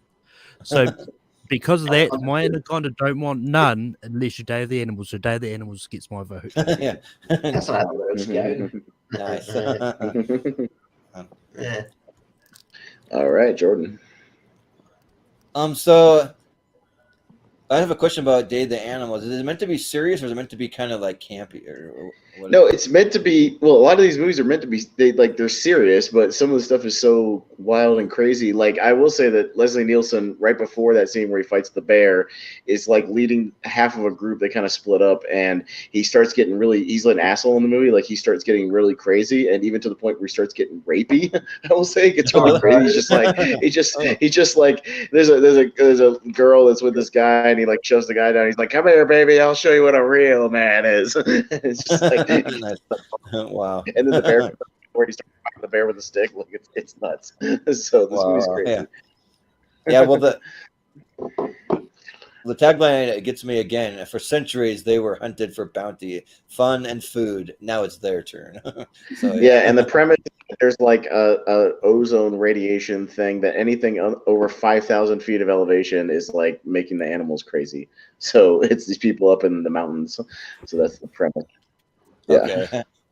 I'm almost tempted to vote for it, but I mean that cast of Anaconda. I mean, they're just like so much fun, even though they're kind of cheesy sometimes. Like John Voight's really hamming it up, like doing the Cajun accent, and then you have J-Lo in there, Owen Wilson, Ice Cube, even Eric Stoltz, Danny Trejo. So yeah, like it's a pretty eclectic cast, and it's a fun time just kind of seeing them just cruising all over the bayou, just looking for the big giant snake, which I can't remember if they're actually looking for the snake to like kill it. I think that's what they're doing. No, they're gonna like grab a it. cry, and then they pick up John Voight, and John Voight wants to get the snake and then sell the snake for a bunch of money. So that's kind of what it is. But yeah, Anaconda is a classic as far as these animal attack movies go. So yeah, I got to go with Anaconda. So Yeah, as much as I really enjoyed Day of the Animals for what it was, and I dug it. I mean, Leslie Nielsen, to be fair, he plays a great asshole when he does like this and like Creep Show and stuff. Like he plays a really great one. Like he's very good at it. But yeah, even that Anaconda is awesome, and I've loved this movie for a long time ever since I first saw it in theater. So yeah, I got to go with Anaconda. Yeah. When you can't breathe, you can't scream. Anaconda. All right. Jordan. Oh yeah, Jordan. Yeah, Jordan. Jordan Owens. Hello. Hello. Yeah, no. Again, simply, Day of the Animals looks like it might be some fun, but I like Anaconda. Seen it, Anaconda. Yeah. All right, now you can put it through. All right, we got Anaconda. Yeah. All right. We got Snakes on a Plane. There it is. There it is. There it is. All right. Open Water. Oh. Man. All right. Is anybody voting for Open Water? No. Just to give it a vote. Just to give it a vote. I'll talk about Snakes on a Plane. Okay, we'll talk. Cool. Thanks for making the show longer, Richie. Yeah. You can talk about it later. It's moving on. Talk about it next round. I'm up first anyway. Just hold your horses. We were about to pass this round. Go. Yeah. Okay, hold your horses. Yeah, I just wanted to mention because I'm a silly. Snakes on a Plane has an Australian in it. The main guy that's not Samuel L. Jackson is Nathan Phillips, who I thought would go on to, more Hollywood things, and he never really did. I think he was in this really terrible movie called Redline. I think it's Redline. It's a very Fast and Furious rip-off thing. But yeah, but obviously Open Water is boring as shit. So Snakes on a Plane is really fun and it's a great premise. So yeah, Snakes on a Plane. Yeah. All right, Malcolm. That's your movie, Malcolm. Snakes on a Plane. I'll talk about more next round, but yeah, Jordan. Yeah. So I'm curious. The movie has R. Kelly. I'm trying to remember if he dies in this. That'd make it better for me if he actually died in the movie, but because he's a weird dude. But yeah. But Snakes on a Plane, like it's campy fun. Like it's just just kind of got like a fun cast. Kenan Thompson's in there, David Koechner, just like some of those character actors show up. Bobby Cannavale. So yeah, it's fun, and you already know what I think about Open Water. It's one of the worst movies I've ever seen. I had a crazy experience where like everyone in the theater when I saw it, they're just laughing, and like people were like, "What the hell are we watching?" And like we just all started talking to each other because it's more interesting than the movie. And then everyone walked out like just completely bewildered as to what we just watched. So yeah, Snakes on a Plane, which you think Snakes on a Plane would be just as bewildering, but I mean compared to Open Water, not so much.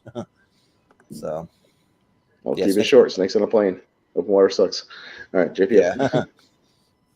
I forgot Taylor Kitsch is one of the first ones to die in Snakes on a Plane. Oh yeah.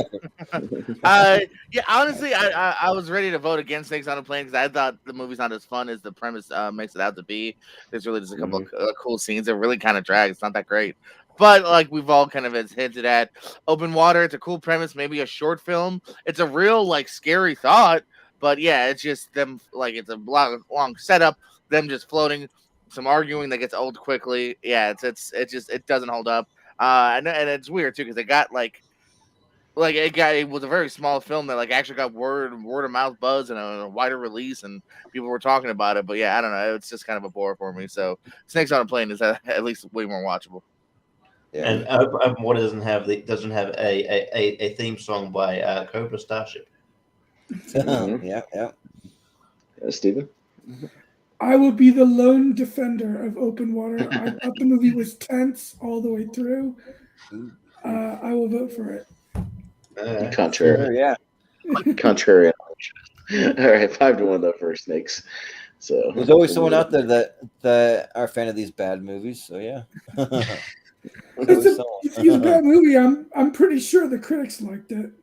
Yeah. Weirdly enough, but yeah. We got John. That's All Rise right. of the Dead.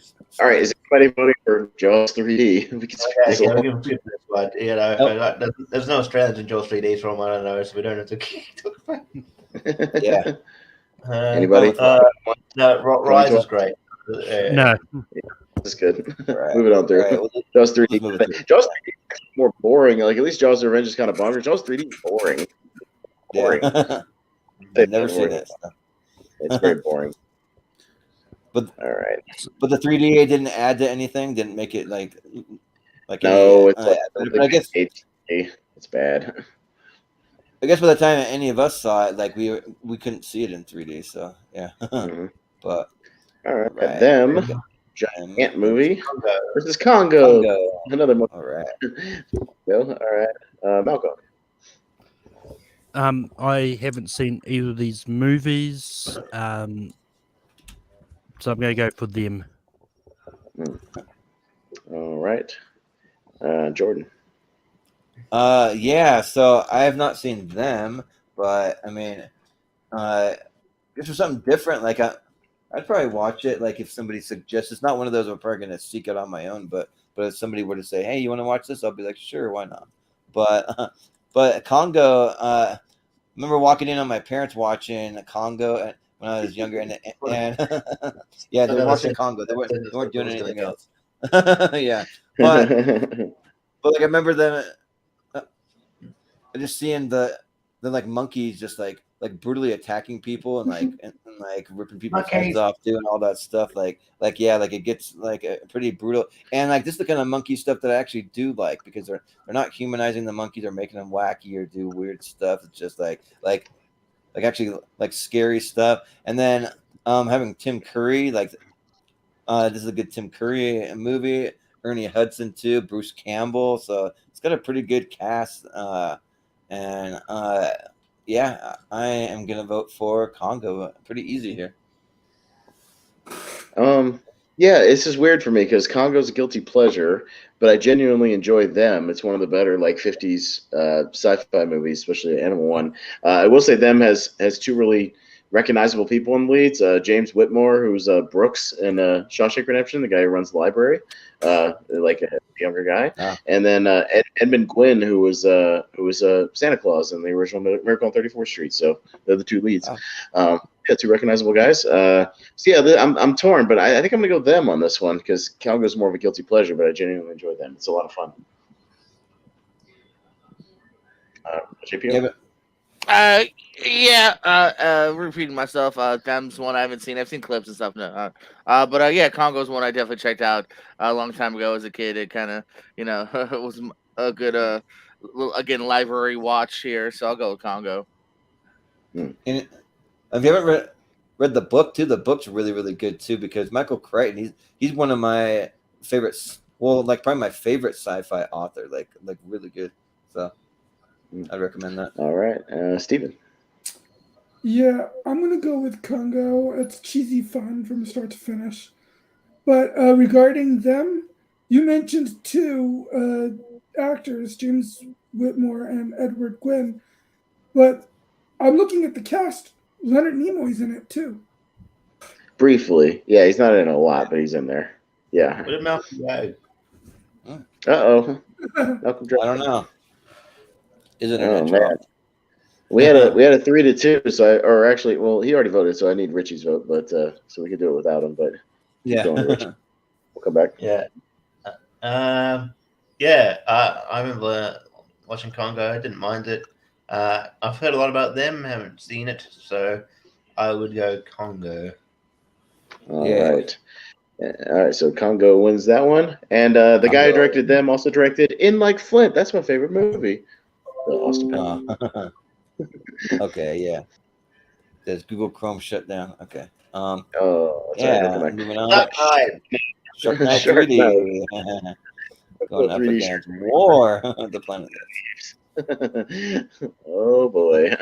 All right. So Jordan. Well, wait, me or the JPO? No, you, Jordan. Okay. Well, I've never seen Shark Night 3D, so I don't really know anything about it. War of the Planet of the Apes.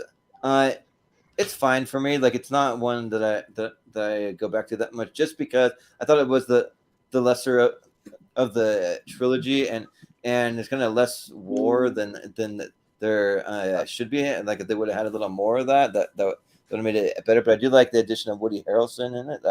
That's cool. But I'll still vote War for the Planet of the Apes because I haven't seen Shark Night 3D. So. All right. I just want to point out that the director of Shark Night 3D has an interesting quick filmography. Only 7 movies. He kind of quit directing after Shark Night. Excuse me. He started with Homeward Bound 2, Lost in San Francisco, back in '96. David Ellis. He went to Final Destination 2, which is actually pretty good. He did Cellular with Jason Statham and Chris Evans. Do you remember that movie? Yeah. Decent. He directed another movie on this list, Snakes on a Plane. He directed that movie. So he directed Asylum, which is a bad straight-to-video horror movie, and he directed The Final Destination, which is the worst of the series. So there you go. Yeah. So having said that, it's not he directed the fourth one, right? Yeah, that's the final, the one with the race cars. Yeah, it's bad. Shark Night 3D in theaters in 3D, and that movie's awful. So War of the Planet of the Apes easily gets my movie on this one. Yes. All right, JPO. I was there before. I think that the Apes trilogy is a pretty tight trilogy here. There's a couple qualms we had. Like I like the Harrelson character, but the way his kind of ending isn't that great. But I feel like it's a pretty tight, very decent movie here. I've never seen Shark Night. It's very much in the same vein as whatever meters down it was. That like I didn't see anyone really talking about it, giving me a reason to see it. So yeah, definitely War for Planet of the Apes. All right, Steven. So I only saw like the first 10, 15 minutes of War of the Planet of the Apes. But those 15 minutes are definitely better than the entirety of Shark Night. So even though I do actually like David Ellis, I think he's actually a pretty decent director because I like Final Destination 2 is my favorite of that franchise. And Cellular is a cool little thriller. Yeah. But his last movie is his worst. So yeah, I'm going with Apes. What was his last movie? Shark Night. He stopped directing after. Yeah. Richie? Yeah. Shoutout Night is very stupid. I remember watching it, and then like probably about 10 minutes before the movie finished, the projector broke, and I was like, my flatmate at the time, like, nobody do we bother alerting him to the issue? It's like, no, so he's left. But I watched the last 10 minutes later on because I completionist, I guess. But it's a stupid movie. There's nothing special that sets it apart from, it's just a dumb shark movie. They don't do anything new as a premise at all. War of the Planet of the Apes definitely probably like maybe if you're ranking the trilogy, it's probably the lesser one, but it's still very, very good. Man, I really like Woody Harrelson in it. I like Woody Harrelson in anything. So yeah, War of the Planet of the Apes pretty easily. All right, and Malcolm. This fight kind of sums up like the majority of the movies on this list: shark versus monkeys. Yeah, right. There's a lot of shark movies here. There's a lot of monkey movies. That being said, I'm going to go Planet of the Apes. Yeah. All right. Planet of the Apes. You just need alligators to make it a 3-way match because there's still one more monkey movie coming up. By my count, I've got 4 movies left, and one of them is still a monkey movie. So, all right, here we go. All right. Oh God. United Lepus. No, yeah. Oh, there you go. There's a monkey movie. Yeah. All right. I will say I don't expect anybody to vote for it, nor should you, because it's a bad movie. Night at Lepus is the Killer Rabbits movie. It's not as good as the premise sounds because all the rabbit scenes are just slow motion of them running through miniature sets to make them look large. It's very lame, very bad. Most of the attacks are like you just see the aftermath. You don't actually see anything. It should have just been a parody movie and it would have been better, but they take it seriously and it's very bad. So I don't expect anybody to vote for it. So is anybody voting for it? Because No. No. I'll vote for Night of the Lepus. Don't watch it. It's bad. I'm telling you right now, it's bad. It's not good. It's boring. I mean- The comparable to that movie Watership Down, that like animated one where I like mean, I'll rabbits probably die in enjoy the it meadow more and than I there's enjoyed blood Kong everywhere. Skull Island. Yeah. Really? Most No. fucking rules. Plus, But DeForest anyway. Kelly's Kong Skull not Island's the lead. awesome. Yeah. DeForest Kelly and Janet Leigh's not the lead. Sounds interesting. Well, Well, as Captain I've Picard never would say, I've noted your objection in the log, but then we're going to move on and move Kong Skull Island Yeah, through. yeah, we'll move it through. But yeah, now that I think about Watership Down, we could have had an animated movie in here with killer rabbits. But Mhm. it's fine. I believe this is the last one before we start wrapping. Alright. Piranha 2 Piranha is spawning. Yeah, Piranha Part 2 three. versus Jurassic Park 3. Which Some is sequels. Park here. 3. Yeah, I will say Piranha. Go ahead, Richie. Sorry. Yeah. Piranha 2 is like James Cameron's involved in that one, isn't he? Well, it gets a weird thing where it's like, oh, James Cameron directed it. He directed it for a day, one day, because literally the other director got fired, and then he got fired after his day of filming, and then there was Oh, like wow. 4 other directors that Got got fired. fired It was after a a day. disaster. So it was a total. So anybody that says James Cameron directed Piranha 2 is mistaken because he directed for like a day or 2 max, and then he got fired as well. So yeah, the movie's a mess. It's about flying piranhas. Yeah, it's not great. Yeah. So I'm up first. I mean, I don't expect anybody to vote for Piranha 2. I'm pretty sure we could all vote for Jurassic Park 3 and move it along. But if anybody has any objections to that, it's not good. I'll say that. Yeah. Well, Jurassic Park 3 is not good either, but I'll probably vote for Jurassic Park 3. Yeah. I like Jurassic Park. I fucking like that movie. The movie's 90 minutes of awesomeness. I like it. It's a fast movie. I like it. It's really fun that they introduced pterodactyls and some really cool stuff with the pterodactyls. It's Joe Johnson, man. It's a good solid movie. I like it. But All right. but Anyways, but Piranha 2 though, as Lance Henriksen, I don't know if he's still alive, but if he is, like he's a spitting He image is, of Hugh- I think. Yeah. yeah, he is. Uh-huh. Yeah. He's getting Kill old, off but he's Lance getting old, but he's Henriksen. still alive. Yeah. Well, he's a spitting image of Hugh Hefner. If they did a Hugh Hefner biopic, like throw him in there. Yeah. Well, he can't do it at like 5 years old, like he is now, or something like that. I think that'd be- Yeah. Yeah. Probably The too old. stuff. Yeah. But He's only 82. yeah. Oh, But sorry, my mistake. you never know. But Um, anyways, it's time to fly. All right, it's time to overdrive. Yeah. Sorry, Malcolm. I was about to say I would have voted for Jurassic Part 3 anyway, just for the fact it's from New Zealand. Oh yeah. There you go. Yeah. All right. All right. All right, So for the next round. I'm up first on this one. So we got the Gray versus King Kong 76. I'm voting for King Kong 76. JPO. The Speed great. here, like 10 seconds or less. Right. Yeah. So yeah. All right, Steven. The Gray. All right, Richie. King Kong. All right, Malcolm. King Kong ain't got shit on the Grey, so King Kong. King Kong ain't got shit on Gray. Jordan. Yeah, I'm not huge on the Gray because I don't know. I just 9, 8. but King Kong. All right, King Kong makes it.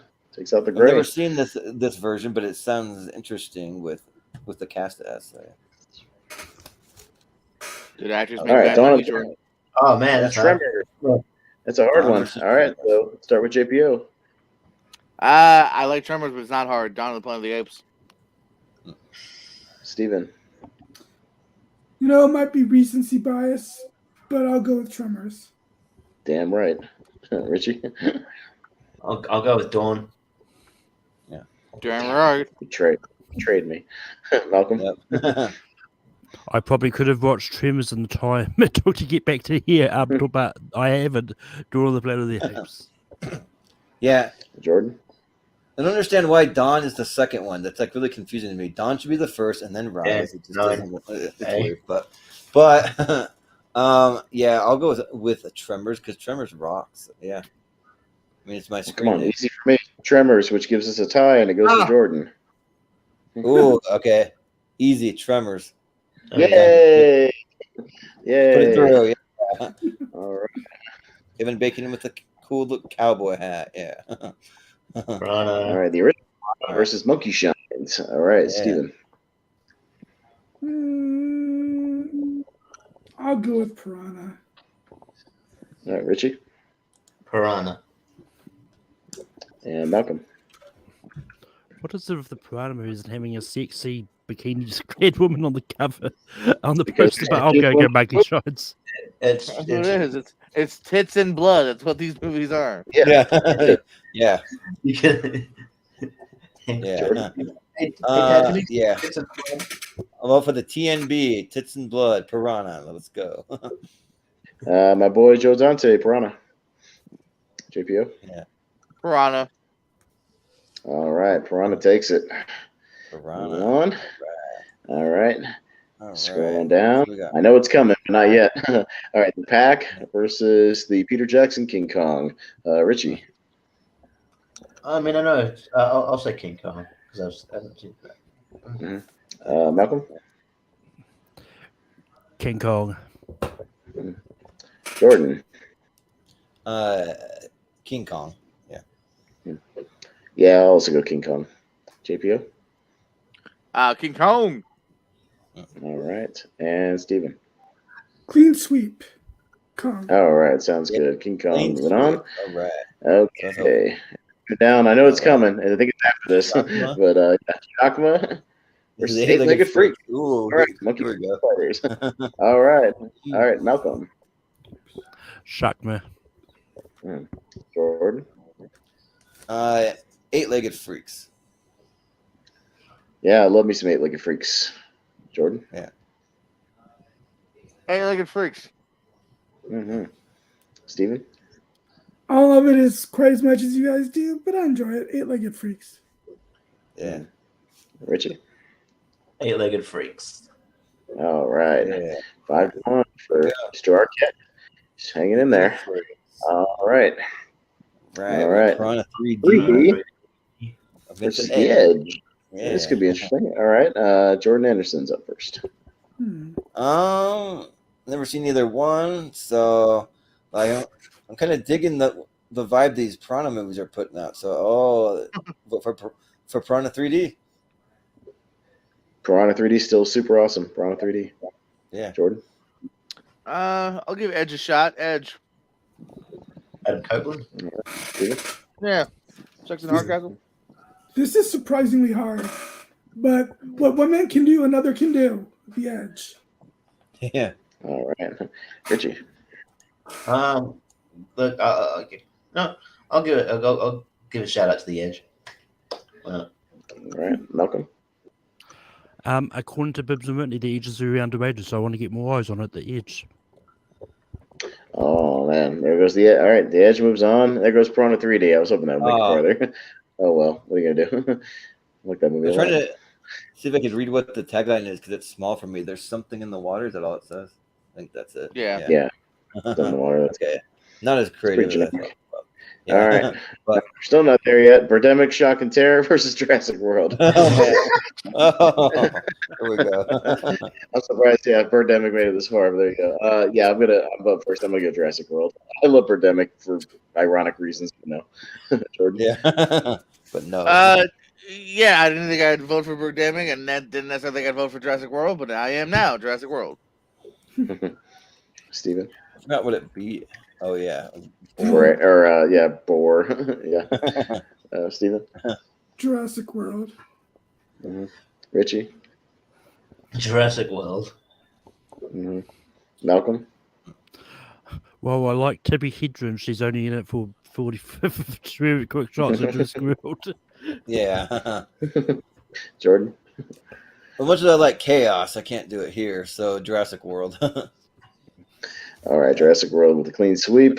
I think the next match. I think it's here. I think it's here.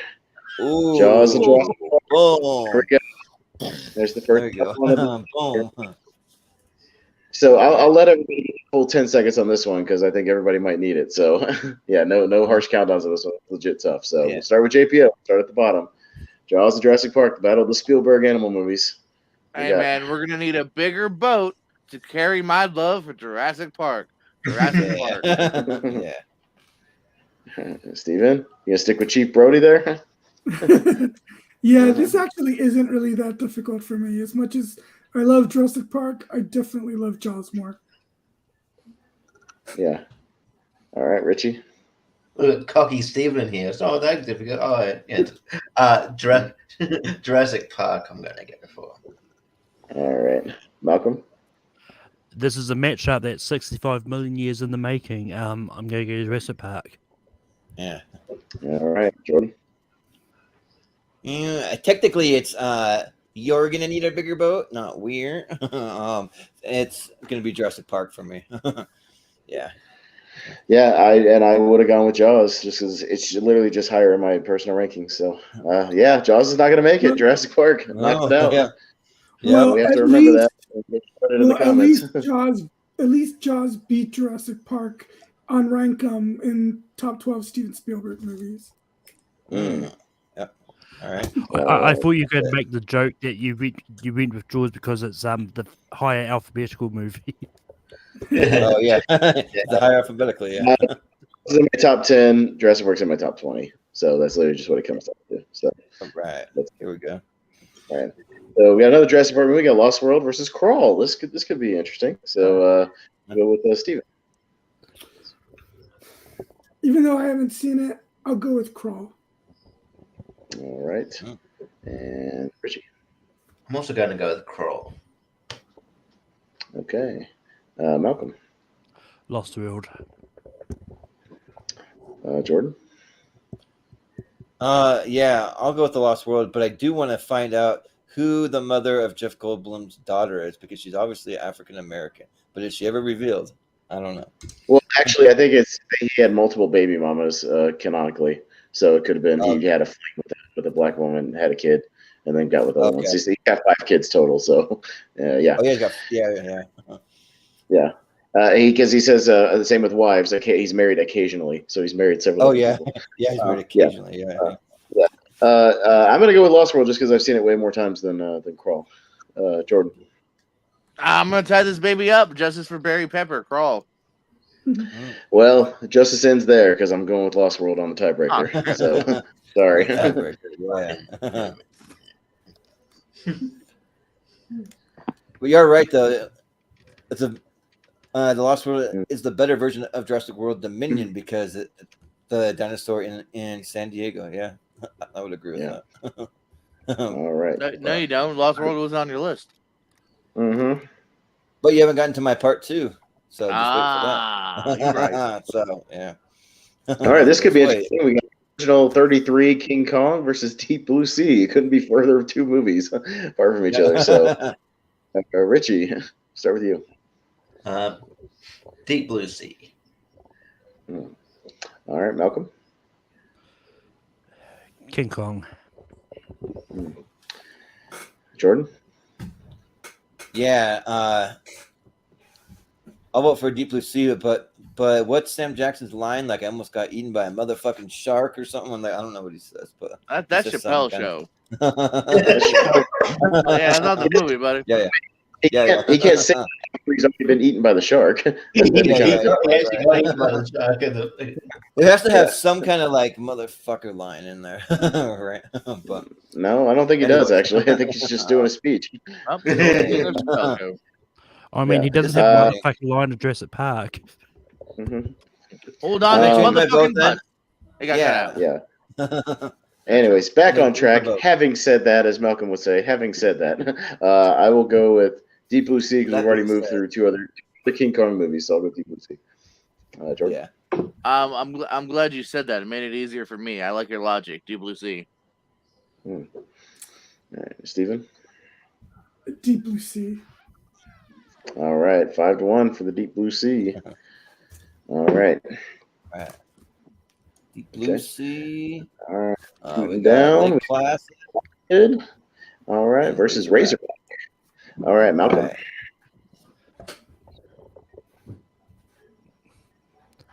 Lake Placid. Jordan. Yeah, Lake Placid. Yeah, I like Razorback, but I'm gonna go Lake Placid. Jordan. Yeah. All right, check this out. Has anyone ever seen Python from 2000? Casper Van Dien, William Zabka, Wolverine, Robert England. What a cast! Lake Placid. Ooh. Man, we should have. It's put that one in there. no, it's a straight to sci-fi asylum movie. I'm not even putting any of those shitty asylum movies on here. No. I didn't say you should put it on there. I'm just saying, what a weird cast. Well, yeah, all Like those cast, 80s guys do all the shitty asylum movies. That's what they do for a quick paycheck. Steven. I'll go with. I think it's a clean sweep. I think Lake Placid. Or to Richie yet. That's yeah, Richie. Oh, he's the Aussie guy. Is it a clean sweep? Because no, it's not. I would have gone Razorback. Oh, yeah. Almost. Spoke too soon. You jinxed it, Steven. No, all those asylum movies always have somebody from like the 80s, somebody in them. You know what I mean? Like they always have somebody in them. Python was made by UFO and Python Productions. Oh, so sorry. So sorry for me Yeah. confusing it with one of those mega shark versus Crocosaurus movies or something. It also has Okay. Jenny McCarthy, so put some respect on it. Oh, that's Yeah, great. yeah. Awesome. Right. Yeah. We're long past the Fantastic. days where the actors make the movie, I guess. Well, then she made More Scream to it 3 than the the same movie. year she died in that movie. So there you go. All right. Spoiler, got he Bates. dies in this too. Bait versus Rampage. Jordan Anderson. Oh, go with bait. It sounds fun. Like sharks in a mall. Sure, why not? I'll also go with Bait. Jordan. If this was Jimmy Fox's bait, maybe. But I'm going with Rampage. Yeah. Steven? Bait sounds cool, but I'm going with Rampage. You should have had Jimmy Fox do a cameo in this movie. Come on. Richie? Even though bait came out first. Like this bait came out first. AEW Rampage. All right. And Malcolm? I'll take the bait this time. Bait. All right. With that, we have a Who's tie, it? and it goes to Oh, the okay. TPO for tie. Okay. No, this bait definitely came out after Jimmy Fox's. Rampage. Okay. Yeah, maybe it did. Yeah. Yeah. It Now did. I think about it, yeah. By a decade plus. All right. Rampage. So, Rampage. All right. I never thought Rampage Yeah. would make it this far, honestly. This is kind of astonishing. Let's look Yeah. at the Little brackets, astonishing. man. Look at the brackets. I know. I'm just kind Yeah, of just astonished. see what it went up against. Yeah. Yeah. But Anyways, yeah. versus Ooh, here we go. it'd be interesting. The alligator Alligators- matchup. All Well, right. snake, really. But there is alligators in the movie. Yeah, I'm up first. This is tough, but I got to go with the one I champion a lot. I got to go with Alligator, but I love Anaconda. Jordan. Yeah, kind of because Yeah. I don't feel. Oh, no, yeah, me. That's short. JPO, not you, Jordan. Sorry. Yeah, no, I mean, I'll kind of go with that too because I feel like this movie doesn't really get talked about. People know what Anaconda is. More people should check out Alligator. Steven? I mean, I haven't seen Alligator, so I'll go with Anaconda. Richie? Alligator. Malcolm? My anaconda don't want none unless you're Jason Voorhees. It's an alligator. It's a very specific construction. Yeah, this one's Yeah. tough, but I mean, yeah, like I've seen Anaconda at least a dozen times. So, and Alligator just watched this morning. So, I'll vote Anaconda because I need at least 2 days before I put it on my list. So, I'll go with Anaconda. Well, with that, I'm pleasantly surprised that Alligator's going to move on. I'm very happy about that. So, yeah. Yeah. All right, cool. Not bad. Right. Snakes on a Plane versus Rise of the Planet of the Apes. Okay. All right, Okay. go. Rise, baby, rise. All right, Steven. I've had it with these monkey fighting snakes in this Monday to Friday plane. Snakes on a Yeah. plane. Yeah. Mhm. So R. Kelly does live, but he's an uncredited passenger. Oh, okay. I was gonna say uncredited. All right, Richie. Rise. Dumb joke. Anyway, yeah, Rise. All right, Malcolm. Yeah, I've had it with these motherfucking ape movies moving forward. So snakes on a plane. Yeah. Yep. You actually swore too. You know Jordan? that? My virgin ears. Yeah. My virgin ears. Yeah. Oh fuck! Yeah. I'll vote for Snakes on a Plane because that is a great drunken tattoo right there. So I'll vote for Snakes on a Plane. And I will vote for Rise and make it a tie. So it's going to go to Mr. Shepard for the tiebreaker. If it was Dawn, I might switch to Dawn, but since it's Rise, I'm sticking with Snakes on a Plane. Don't tell me the only apes movie that's going to move. Yeah, this is fucked up, y'all. Yeah. Voting against the apes is so much better. Snakes on a Plane is a fun title. It's a shitty movie. That's a good movie. Rise is so much fucking better. Rage. Well, they both have kind of disgraced people because R. Kelly on Snakes on a Plane and James He's Franco hardly in it. on Rise. Oh, back He's off not- the he's not R. in it. Kelly thing. Jesus. He was on set for a second, probably. Yeah, but that's fake. Probably. R. Kelly was barely in the movie. Yeah. Right. Yeah. James Franco. Well, was like the Franco lead, gets yeah. killed in ours later on, so. Yeah. Right. All right, Congo versus War of the There you Planet of go. the Apes. Okay. So, There's your Planet of the Apes. Congo makes it. Alright. I'm smacking all of you. I'm driving in a plane. Steven. I swear I'm not doing this on purpose, but I've only seen like 15 minutes of War, so I'm going to go. Richie. It's the lesser of the three, but it's the only one who got left. So War. Welcome. Just so JP will get on a plane to fly down and meet me, Congo. No, don't use that logic against me. Yeah. Jordan. Yep. Well, I already said I'm not a huge fan of the Planet of the Apes franchise, and when they make monkeys freaking with human characteristics, so Congo. Oh my God. So you can see that about Congo. What's too. going on? Well, kind of, but not like a War of the Planet. Look, Because Congo's they- guilty.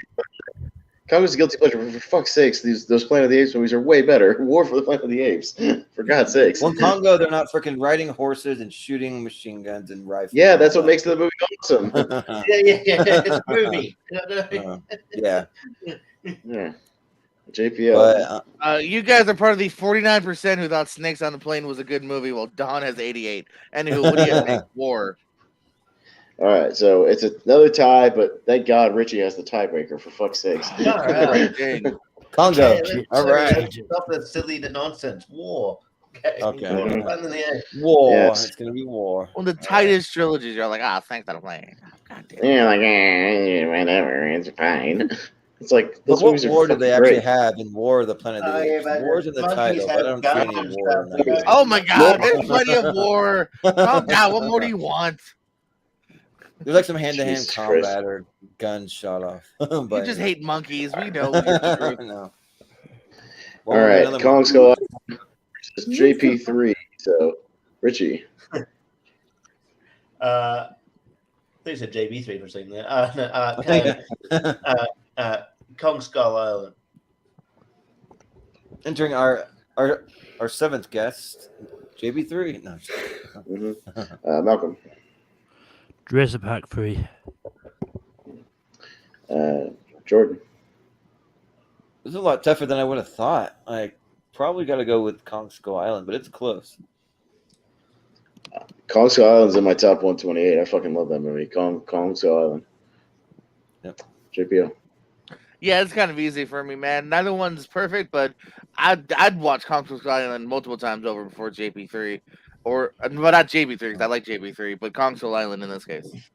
Mm-hmm. All right, Steven. Yeah, this is actually kind of hard, but one has Samuel Jackson playing kind of psychotic, so I'll go with Kong Skull Island. Yeah. All right. And that's a great poster. Look at that fucking cinematic It's a great poster. poster, right yeah. there. That's a great I know, poster. Yeah. Look at that. It's A great. It proves that they can do good posters, but they Shows you what the Yeah, movie that's is. It gets you excited. Doesn't give anything away. Yeah, Great. It looks amazing. That shot in the trailer is amazing. Yeah, good stuff. Like it. Some great cinematography in both movies, but probably even more in Kong Skull Island. Also, John C. Reilly Way more in Kong Skull is Island. awesome in Kong Skull Island as well. Yeah, It's he's got a great. fun cast. Oh, Like yeah. some of them aren't utilized as much as the others, but cast all. Yeah, all- You got Tom Hiddleston. Yeah, you got Larson, Goodman, Keble. Yeah, Yeah, Brie Larson. Yeah, That guy- All right.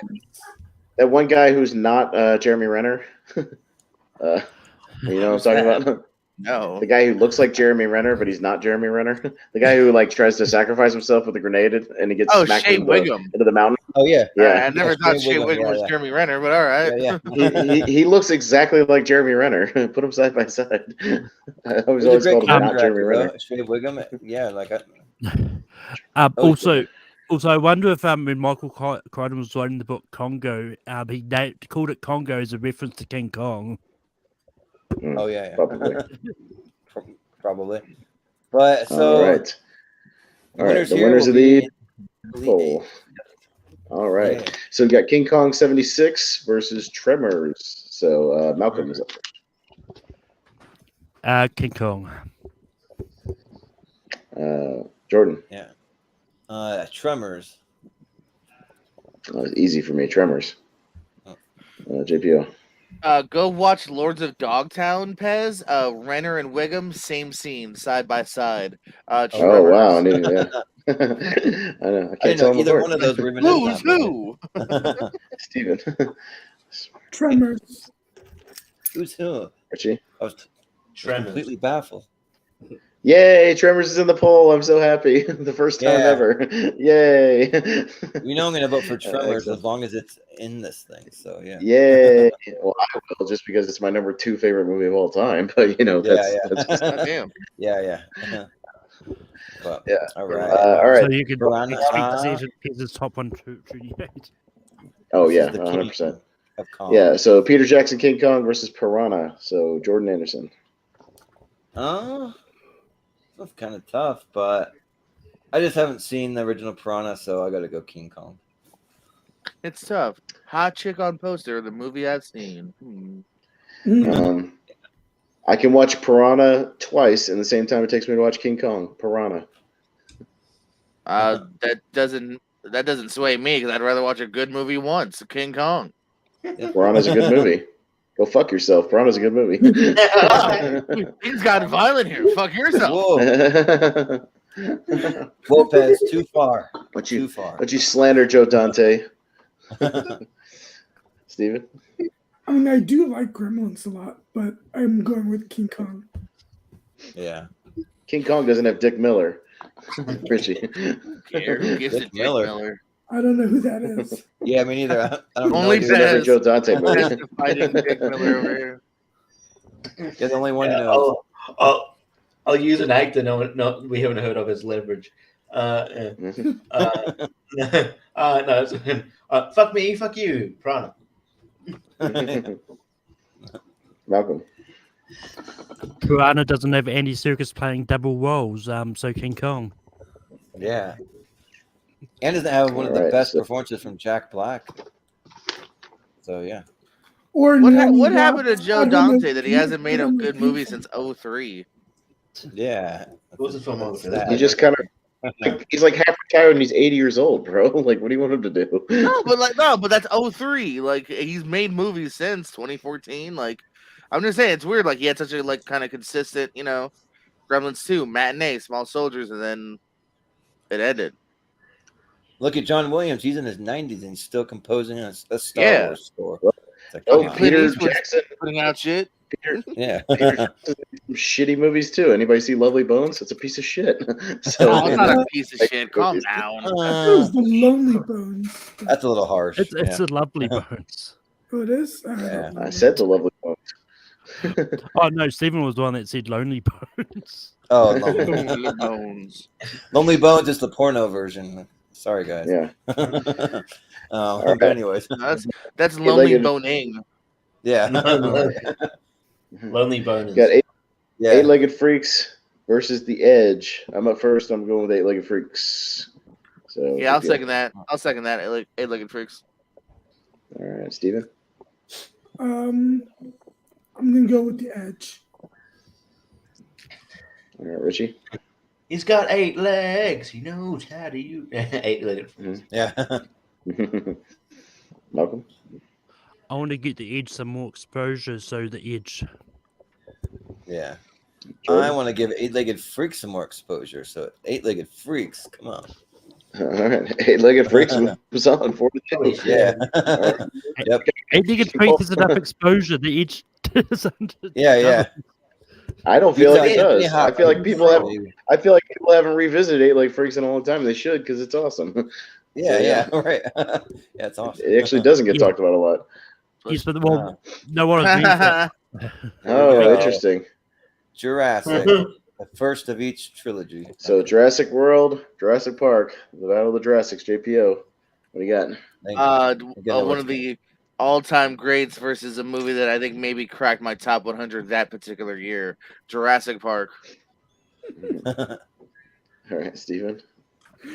Justice for Jaws, Jurassic World. Oh, Spite vote. Spite vote. All right, Richie. Spite vote. I'll spite vote you in Jurassic Park. Okay. Malcolm. I mean, both these movies might make my top 100. I just need to rewatch them, but I'm going to go Jurassic Park. Yeah. Jordan. Well, in spite of the fact that Jurassic Park beat Jaws, I'm still going to vote for it because it's awesome. Jurassic Park. Yeah, Jurassic Park, easily. So moving on.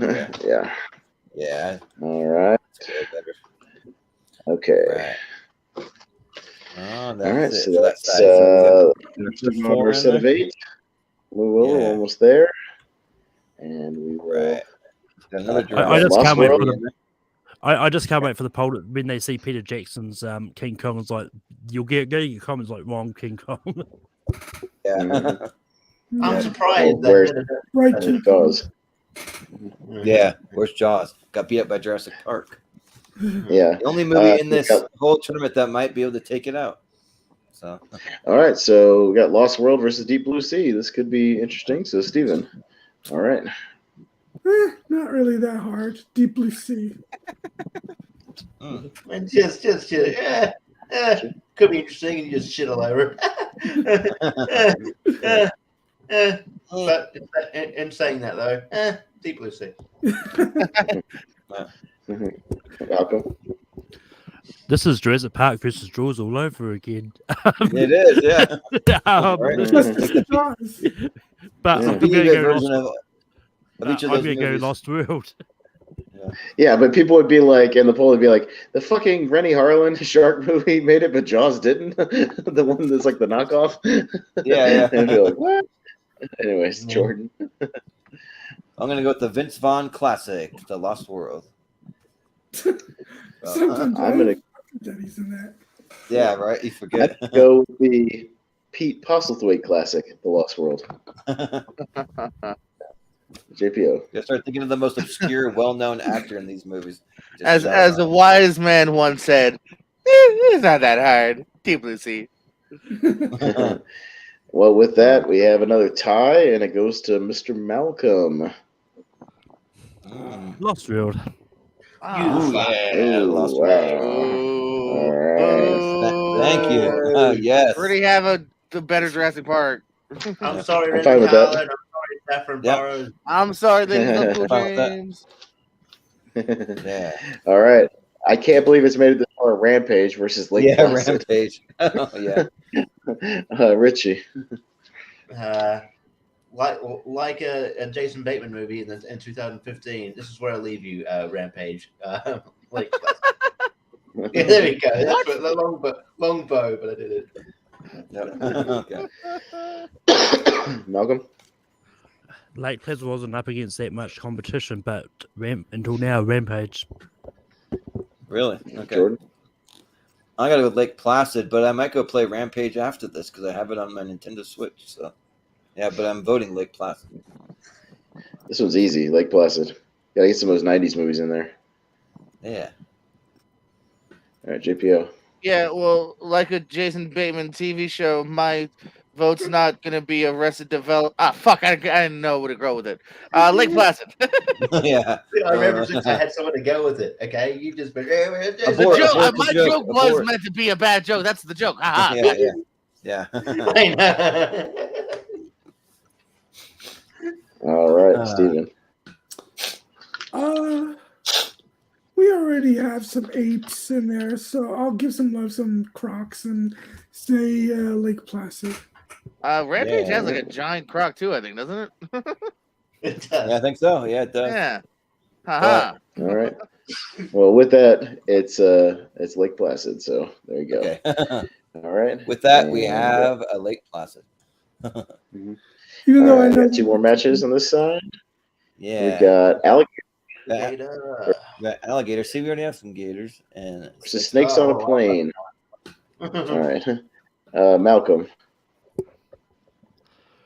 Snakes on a plane. Yikes, Jesus. Jordan. alligators. Dude, Alligator's like a vastly superior movie. Alligator. Vastly's putting it nicely. Yeah, alligator. Steven. I'm terrified of snakes, so I'm going to go with, even though I'm not necessarily saying Snakes on a Plane is scary, I'll still go with Snakes on a Plane. Oh, Richie, do the right thing, please. My God. Snakes on a plane can suck my dick. Snakes, alligator. Yeah, alligator. There you go. All right.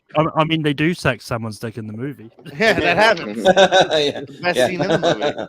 Actually happens. Yep. Yeah. The whole movie is the best scene. That's funny. Yeah. Oh man. Okay, come on, war. War of the Planet of the Apes against Oh, Kong come Skull on. Island. That'd be Ooh, hard. it's not that hard. All right. It's hard. Not that high. Nah. It's kind of hard. But we'll go with Jordan Anderson first. So Kong Skull Island, easy. yeah, I'm gonna go with the movie I love a little bit more, Kong Skull Island. Yeah, you're both right. I'm gonna go with the movie I love more. It is kind of easy. War for the Planet of the Apes. Ooh. Mhm. We have a battle. War. Oh, no. I'm sorry. Kong Skull Island. Too late. He Yeah. said war. Yeah, Fucking that's war. Tied 2-2. War. Redacted his vote. Objection All right. PSA. Richie. Okay. War. What is it good for? Moving forward. That's what it's good for. Yeah, I have more bad jokes than I can. So war the plan of the game. All right. Good Malcolm. for a Skull Island. War. What is it good for? Being knocked the fuck out by King Kong. Oh, yeah. Kong- Yeah. Oh. Yeah. All That's what we right. do. Just for that, I'm not visiting New Zealand anymore. Okay, I was going there. Just for that, Malcolm, you are invited to my birthday No, party. So- I just want to point out what we have so far in the poll. It's interesting. We have 2 Jurassic Park movies with Lost World of Jurassic Park. Bullshit. We have 2 Kong movies, Kong Skull Island and the Peter Jackson King Kong. We've got 2 alligator movies with Lake Placid and Alligator, and then we've got 2 other just bonkers movies with Tremors and 8-Legged Freaks. So we have some similarities and some ones. So there you go. Yeah. Just wanted to This one record. 8-Legged Freak made the poll. George We're gonna did do it. each one. Yeah. Yeah. I mean, Chaos, I mean, baby. I mean, it's not so much chaos. It's just that Jaws had the unfortunate thing of going up against Jurassic Park really early on. Yeah, That's right. fun of Yeah. randomizing it, right? Playing Yep. 90 times to people in the comments who did. Randomized, yeah. So there you Yeah, go. it's like, yeah, tell me you didn't watch the show without actually. Tell me you didn't Alright. watch the show. Well, that'll- So I posted. All right, so what do we got? Tremors versus Peter Jackson's King Kong. I'm up first. This is easy for me. Tremors all day. JPO. Tremors part of the day, not today. King Kong. Steven. Oh, this is actually really tough. King Kong is probably the better movie, but I disagree. I'm gonna go with We know. Are you gonna go? You got it. What'd you say? I'm gonna go with, and then I didn't hear anything after that. Tremors. Okay. All right, Richie. Tremors. Malcolm. I feel some tremors on the ground. That's just King Kong running, getting my vote. And Jordan. We're gonna vote for some graboids, which I guess are animals. Apparently, they're not monsters; they're Yep. animals. So, None of the sequels were on here though. well, but for Tremors because it's awesome. Well, Tremors, I'm very happy. It makes it to the final four. I'm super happy. Final four. I was just happy I made it into the poll so I could vote for it. But that's awesome. I'm excited about this. We'll see. If Tremors wins this yeah, thing, we gotta Google it and figure out what kind of animal that is. Dude, I will. I can die happy if Tremors wins an actual tournament. This would be Yeah. You just see Hey, like Pez's freaks. spirit gets lifted above. Yes. Yeah. I've You see my done my glowing job. on the episode if Tremors makes it that far. All right, so JPO's up first for Jurassic Park versus Eight-Legged Freak. David Arquette, you're on a winning streak. Maybe it will end. Maybe it won't. I don't know you people anymore. Yeah. Jurassic Park. You know, Steven? You know what? Just to make the next match easier, even though Jurassic Park is clearly the better movie, Eight-Legged Freaks. I hate your logic tonight, Steven. Richie? Is this real life? you cannot kill David Arquette until now. Jurassic Park. Yeah. Malcolm? Well, Just to make the next matchup harder for Steven, Jurassic Park. Yeah. Jordan? Yeah, like, I mean, I love some David Arquette, but I mean, Jurassic Park. I mean, yeah, Jeff Goldblum all the way. And just because Jurassic Park's won like 2 tournaments, I would have voted for Eight-Legged Freaks. Oh, All right, but with that, Jurassic Park still makes it though. Yeah. Makes it through. There you go. JP. All right. Moving to the other side, we've got the Jurassic Lost World versus Lake Placid. All right, Steven. Lake Placid. All right, Richie. Yeah, I mean, we've got enough Jurassic Park representation, so Lake Placid. Malcolm. I don't know where the other matchup's going to go, but I want it to go one way, so Lost World. Jordan. Yeah, I just like Lost World a little more. Well, actually, a lot more. So, Lost World. do you know your opinion? Yes. Maybe. Do I like it? Yes. Actually, by a country mile. Yeah. And I feel like Lost World gets shit on too much. I'm voting for Lost World. Yeah. JPO. Lake Placid. Oh, another tie, and this time it goes to Mr. Anderson. Movie hero. Yeah, like I just barely watched Lake Placid for the first time, and it wasn't like jumping anywhere in my top list. But Lost World, spoiler alert, it's there. So yeah, it's gonna be Lost World. All right, Lost World makes it. This could be interesting. All right. Yeah. So here we go. Scrolling down to Alligator versus Kong Skull Island. All right. Richie. Man. It's not getting easy. Spite vote for war, Alligator. Malcolm. Spike vote for Snakes on a Plane, Kong Skull Island. Jordan. Yeah, I think that Skull Island is the better movie. So yeah, Skull Island. I'd be happy with either one of these going through, but I'm going to go Skull Island because that one's actually in my top 128. Alligator's close. JPO? Think of the kills from Skull Island. They're freaking cool. Yeah, like Skull Island is what I'm going to go for. Mm-hmm. All right. And Steven? Kong. All right. Yeah. Kong Skull Island. Moving on to the final four. Who would have thunk that out of all the King Kong movies, that's the one that Kong makes Skull Island? Right. You know why? I know. Because it's the most awesome. It's the most Yeah, kick-ass right. one. Yep. The best version of Kong in it. It's badass. The best Skull Island. All I right. like Kong the best out of all of them because it's the most awesomest one. So I voted for it. Yeah. That's why. So we'll go to Malcolm I just first submitted. for our Nope. final four here. Tremors versus Jurassic Park. Malcolm. Jurassic Park. Jordan. Man, I was gonna vote for Tremors all the way, but You literally said you were going to. yeah, but Jurassic Park, I think it's won one of these tournaments, hasn't it? It's won 2 tournaments. It's won Two of them. twice. So, yeah, let's have something different. Let's go Tremors because I want chaos tonight. So. Oh, mine's not a chaos vote. Tremors is my number 2, and Jurassic Park's in the teens, so I'm legitimately voting Tremors. Yeah, it's legit. Tremors isn't even on my top 128, but I'm still voting for it. JPO.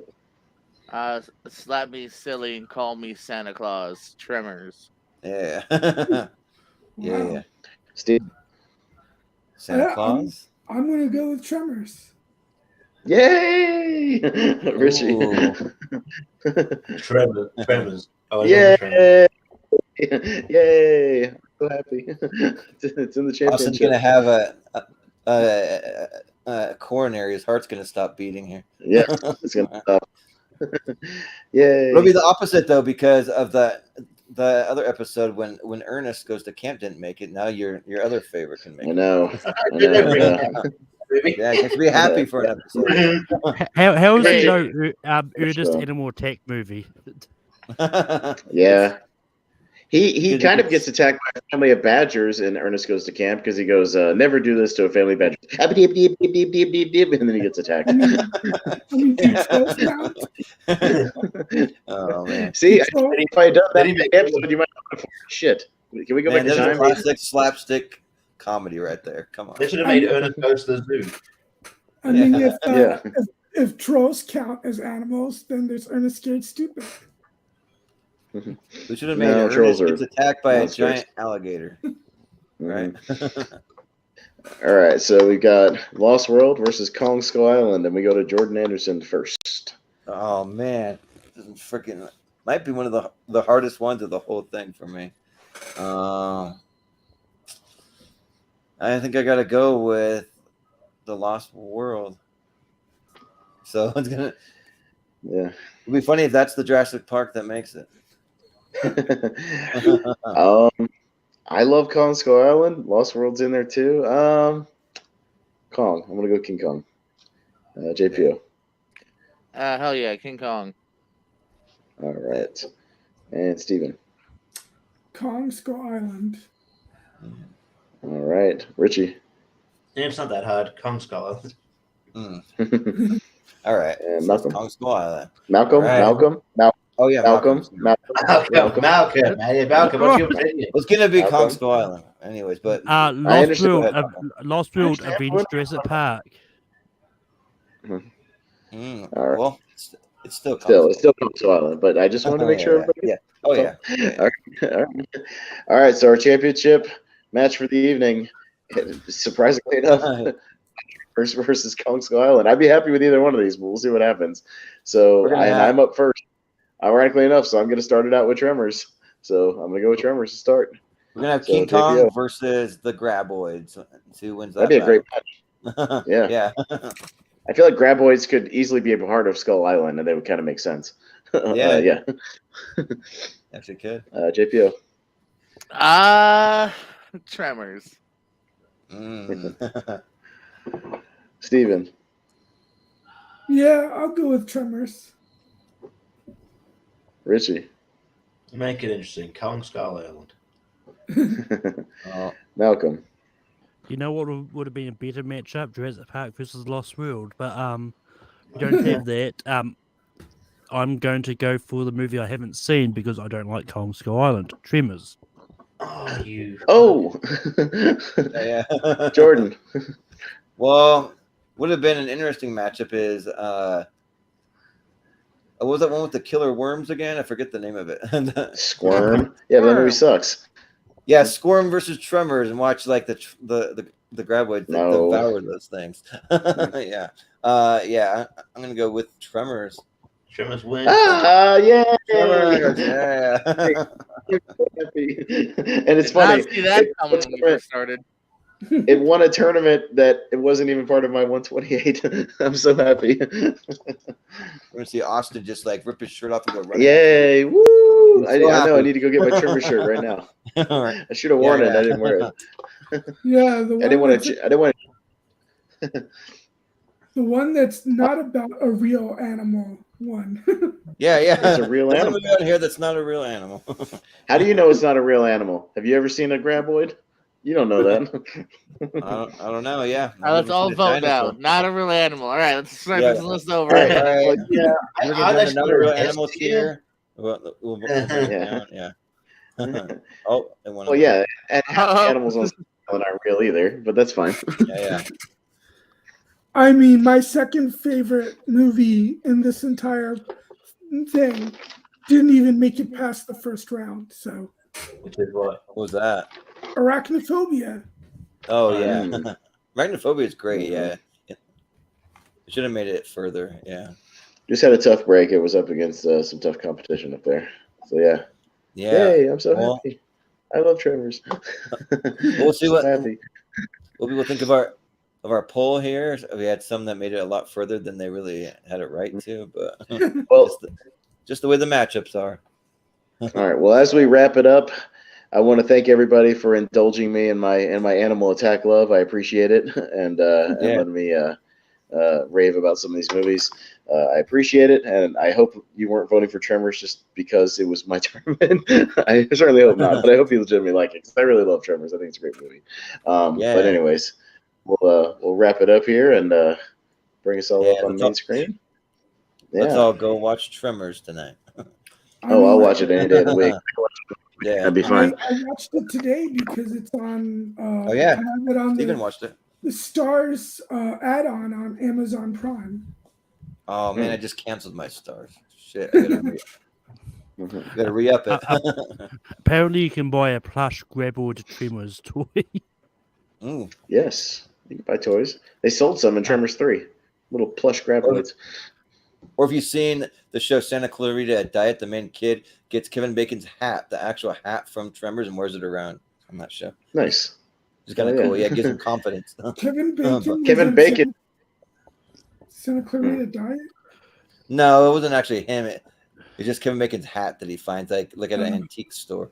Yeah, and he buys it. I thought Timothy Kevin Bacon filmed a Tremors TV pilot for a new show where he was going to play Val again, but it didn't get picked up. I'm very sad about that. Sad imperfection. Sad. Yeah, there's a trailer online you can watch of it, but it's sad that it didn't make because yeah, he's probably going to sleep. It's fine. It's okay. We'll plug all the stuff. He's pissed about the outcome here tonight. He's like, see ya. Yeah, right. But he might come back, but because we were going to start with him, but this time we'll start with Steven. Where can we find you? Well, I believe on Friday I have a lost match on Full Metal. Full Metal. Random. Yes. Other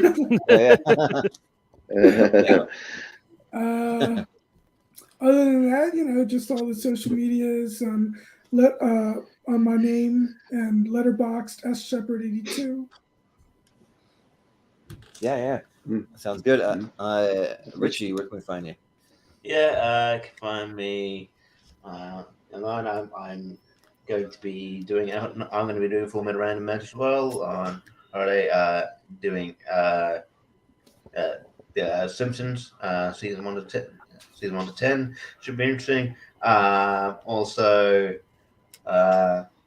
believe I don't know what it is, but me and Stephen have a tag match coming up, a team match coming up on Henry's channel where we take on Sandy and Jake Tato. That should be fun. And then the Lonely Marks podcast on Thursday where we're going to be drafting we're running a Freddie Prinze Jr.'s promotion, and we're going drafting unsigned talent, so it should be fun. And then what else got? Other than that, I'm sure I got something coming up here next. I can't remember what I signed up for, but I'm pretty sure I'll be here next week as well. You'll be here for the best 90s from 1990 to 94 action movies. We had to split. Yeah, we had to split the 90s one because it's so stacked. So we had to split that decade as well, kind of like what we did with the 2010s. So we had to split it in half, and because there's so many damn action movies in the 90s. So yeah, we're just doing the first next half. Tuesday. Next week is when it is. Yeah. Oh, Me. And also Steven Shepard. yeah. You're on that one too. So yeah. Yeah, so yeah, just one on there. Other than that, yeah, I'll be around. And yeah, Mhm. And he's back. Mhm. What's up? on your phone. Did your computer die? Yeah, I don't know what's going on. I think on the internet. Oh, weird. But Mm. well, it's good timing because we're doing plugs. So you got anything to plug, GPO? Sure. Can you hear me? Yeah. Yeah, we can. All right, just making sure. The Periscope channel, movie trivia, countdowns, other fun things, reviews, Pierce Wrestling channel, podcasts with wrestlers and matches and trivia and all stuff like that. And always happy to pop up here. Lonely Marks on this channel on Thursdays. And yeah, thanks for having me. Yeah. Mhm. And also we're gonna have you back next Tuesday along with Richie and Steven for best 90s action movies from 1990 to 94. We had to split it up because there's so many dang action movies. So it's next Tuesday. So Mhm. yeah, but and Malcolm, where can we find you? I'm glad no one stole my main plug. But you can find me on Saturdays hosting Rankum every week. This week, in honor of Light, we're doing top 12 Pixar. Oh no, wait, we're doing top 12 movie spin-offs, not top 12 Pixar movies, because and which is going to have Richie, JPO, Yeah, Austin, and hello, Jacob Marks. Marvin. We're about the It's a entire learning list. mind. It's a learning mind. It's not a wrestling, it's not a wrestling topic. That's unusual. What the hell are we doing? We're taking over. We're gonna take over your show and do a whole new wrestling topic. That's what we're gonna do. There's nothing you can do about it. Yeah. I mean, there is. I've got control. You did. Yeah. But that being said, We could just be like David Arquette, Ready to Rumble is really something. I tell you, we'll just like Yeah. Ready to start talking. Rumble, a spinoff of Nitro. It counts for voting for it. It's a great Yeah. spin-off of Nitro. Yes. Yes. Yeah. but yeah, you can also find me hosting Formula Random with the Lost and Simpsons matches that we just mentioned. In a very rare double header, so to speak, because they both ended up being booked on the same day. I was like, there's going to be a double feature. Why? Because why not? Because I can't be bothered but setting up two separate stream cards. And yeah, and I pop up here every now and then. I don't know when the next thing is or that I've signed up for, but yeah. Well, those Formula Random matches, like all the ones that are like my strength, like those two Simpsons and Lost, but they're already full. But I would have been on those easily. but hopefully there'll be room. I tried to sign up for Boy Meets World. I don't know if that's full, but we'll see. But there's always multiple matches of every topic. never fear. I will get you on one. Right. But also, too, I was kind of thinking I should have let you do all this, Austin, because you're technically the host tonight. Yeah, it's fine. Tremors won. I'm gonna stay to Bliss right now. It's fine. Yeah, well, we'll save you for last then, since you're technically the host then. So, yeah, you can find us on all the social medias as always at Movie Hero 2121. You can find us at our email if you have anything longer you want to write to us, like any suggestions, if you have like a list of some ideas for the show, you can send us an email at moviehero2121@gmail.com, and you can find the poll with the Elite 8 tomorrow over in the Shoutout Friends and Family group, as well as more updates for the channel. And also, if you have anything that you would like to promote or anything you're working on, you can post your art's content over on the Showdown Friends and Family group. We support everyone in that community, and we'll try and give you a shout out. And then I've been doing some Snack Hero reviews for some shorter content on the channel. So just recently, I reviewed the Strawberry Blast Bubblicious Ghost Energy drink. You can tune in to see how much I hated that thing. It was gross. But and then one other surprise item, you got to tune in for that. But and you also see, I'll bring it back. I was doing some gaming coming up on the channel, within 2 to 3 weeks. But I'm going to be out of town for the rest of this week, so we're still going to be on a track because for the summertime we're doing mostly Sundays and Tuesdays for tournament fights and Tyranker fights. So next Sunday we have our best 70s action movies with our stacked Shoutout cast. So we're going to have Mark Edward Hoyk, John Kaiser, Vinny Mancuso, and Adam Witt on that episode. And funny enough, the list that you sent me, Austin, I went through to see if there's anything I could add to it. I couldn't find anything worth adding, and I sent it to all of them, and like literally nobody made any suggestions. Usually they're full of suggestions, so you must have made a good list that they're happy with. So, because I even asked Mark Edward Hoyk, "You have anything to add?" And he's like, "No, I think I'm good." So, well, I added all the ones he initially suggested for the first list, so you know, I don't think he had any more suggestions. Yeah, that makes sense. But a few other episodes that you can look forward to on the channel. We already mentioned best 90s action movies from 1990 to 1994. That'll be next Tuesday. Then we have our favorite comedians working today, and let's see.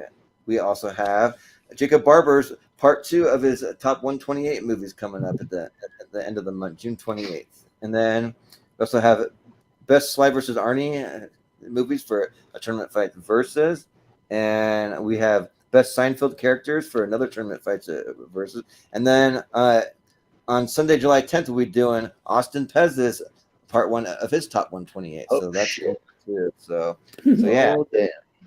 Yeah, so you can watch for all of that coming up. So yeah, that's basically where you can find us. So this has been a fun time. So thanks again for joining us. And Austin, thanks again for hosting. I don't get to plug anything? Oh, how dare you? Sorry. Yeah. No, I forgot I was saving the host for last. So go ahead. Yeah. How dare you? No, I think tomorrow night or tonight, whatever you want to call it, Wednesday night, myself and Henry Confidential over on Let's Rank Stuff are going to do the Jurassic franchise. I say that because I might have a very late night at work, so if we do go live, it might be at like midnight. We'll see. Yeah, otherwise we'll do it on the night. But me and Jacob will also be talking about the Jurassic franchise, just kind of a discussion about it 2 weeks from now. But this week on a podcast about movies, me and Jacob will just be doing a wild card podcast. We'll just be talking about anything that we've been watching lately, kind of outside of, you know, show stuff or even some prep for show stuff, just whatever we want to talk about a little more in depth, just kind of more of a loose podcast before we get back to some other business. Just want to do one of these every now and then, just talk about whatever. So that'll be fun. Nice. So, yeah, there you go. Nice. Well, we'll look forward to all of that from everyone. So, but yeah, that'll do it for us tonight. So, for JPO, for Steven, for Richie, for Malcolm, for Austin, I've been Jordan Movie Hero Anderson, and we will see you next time.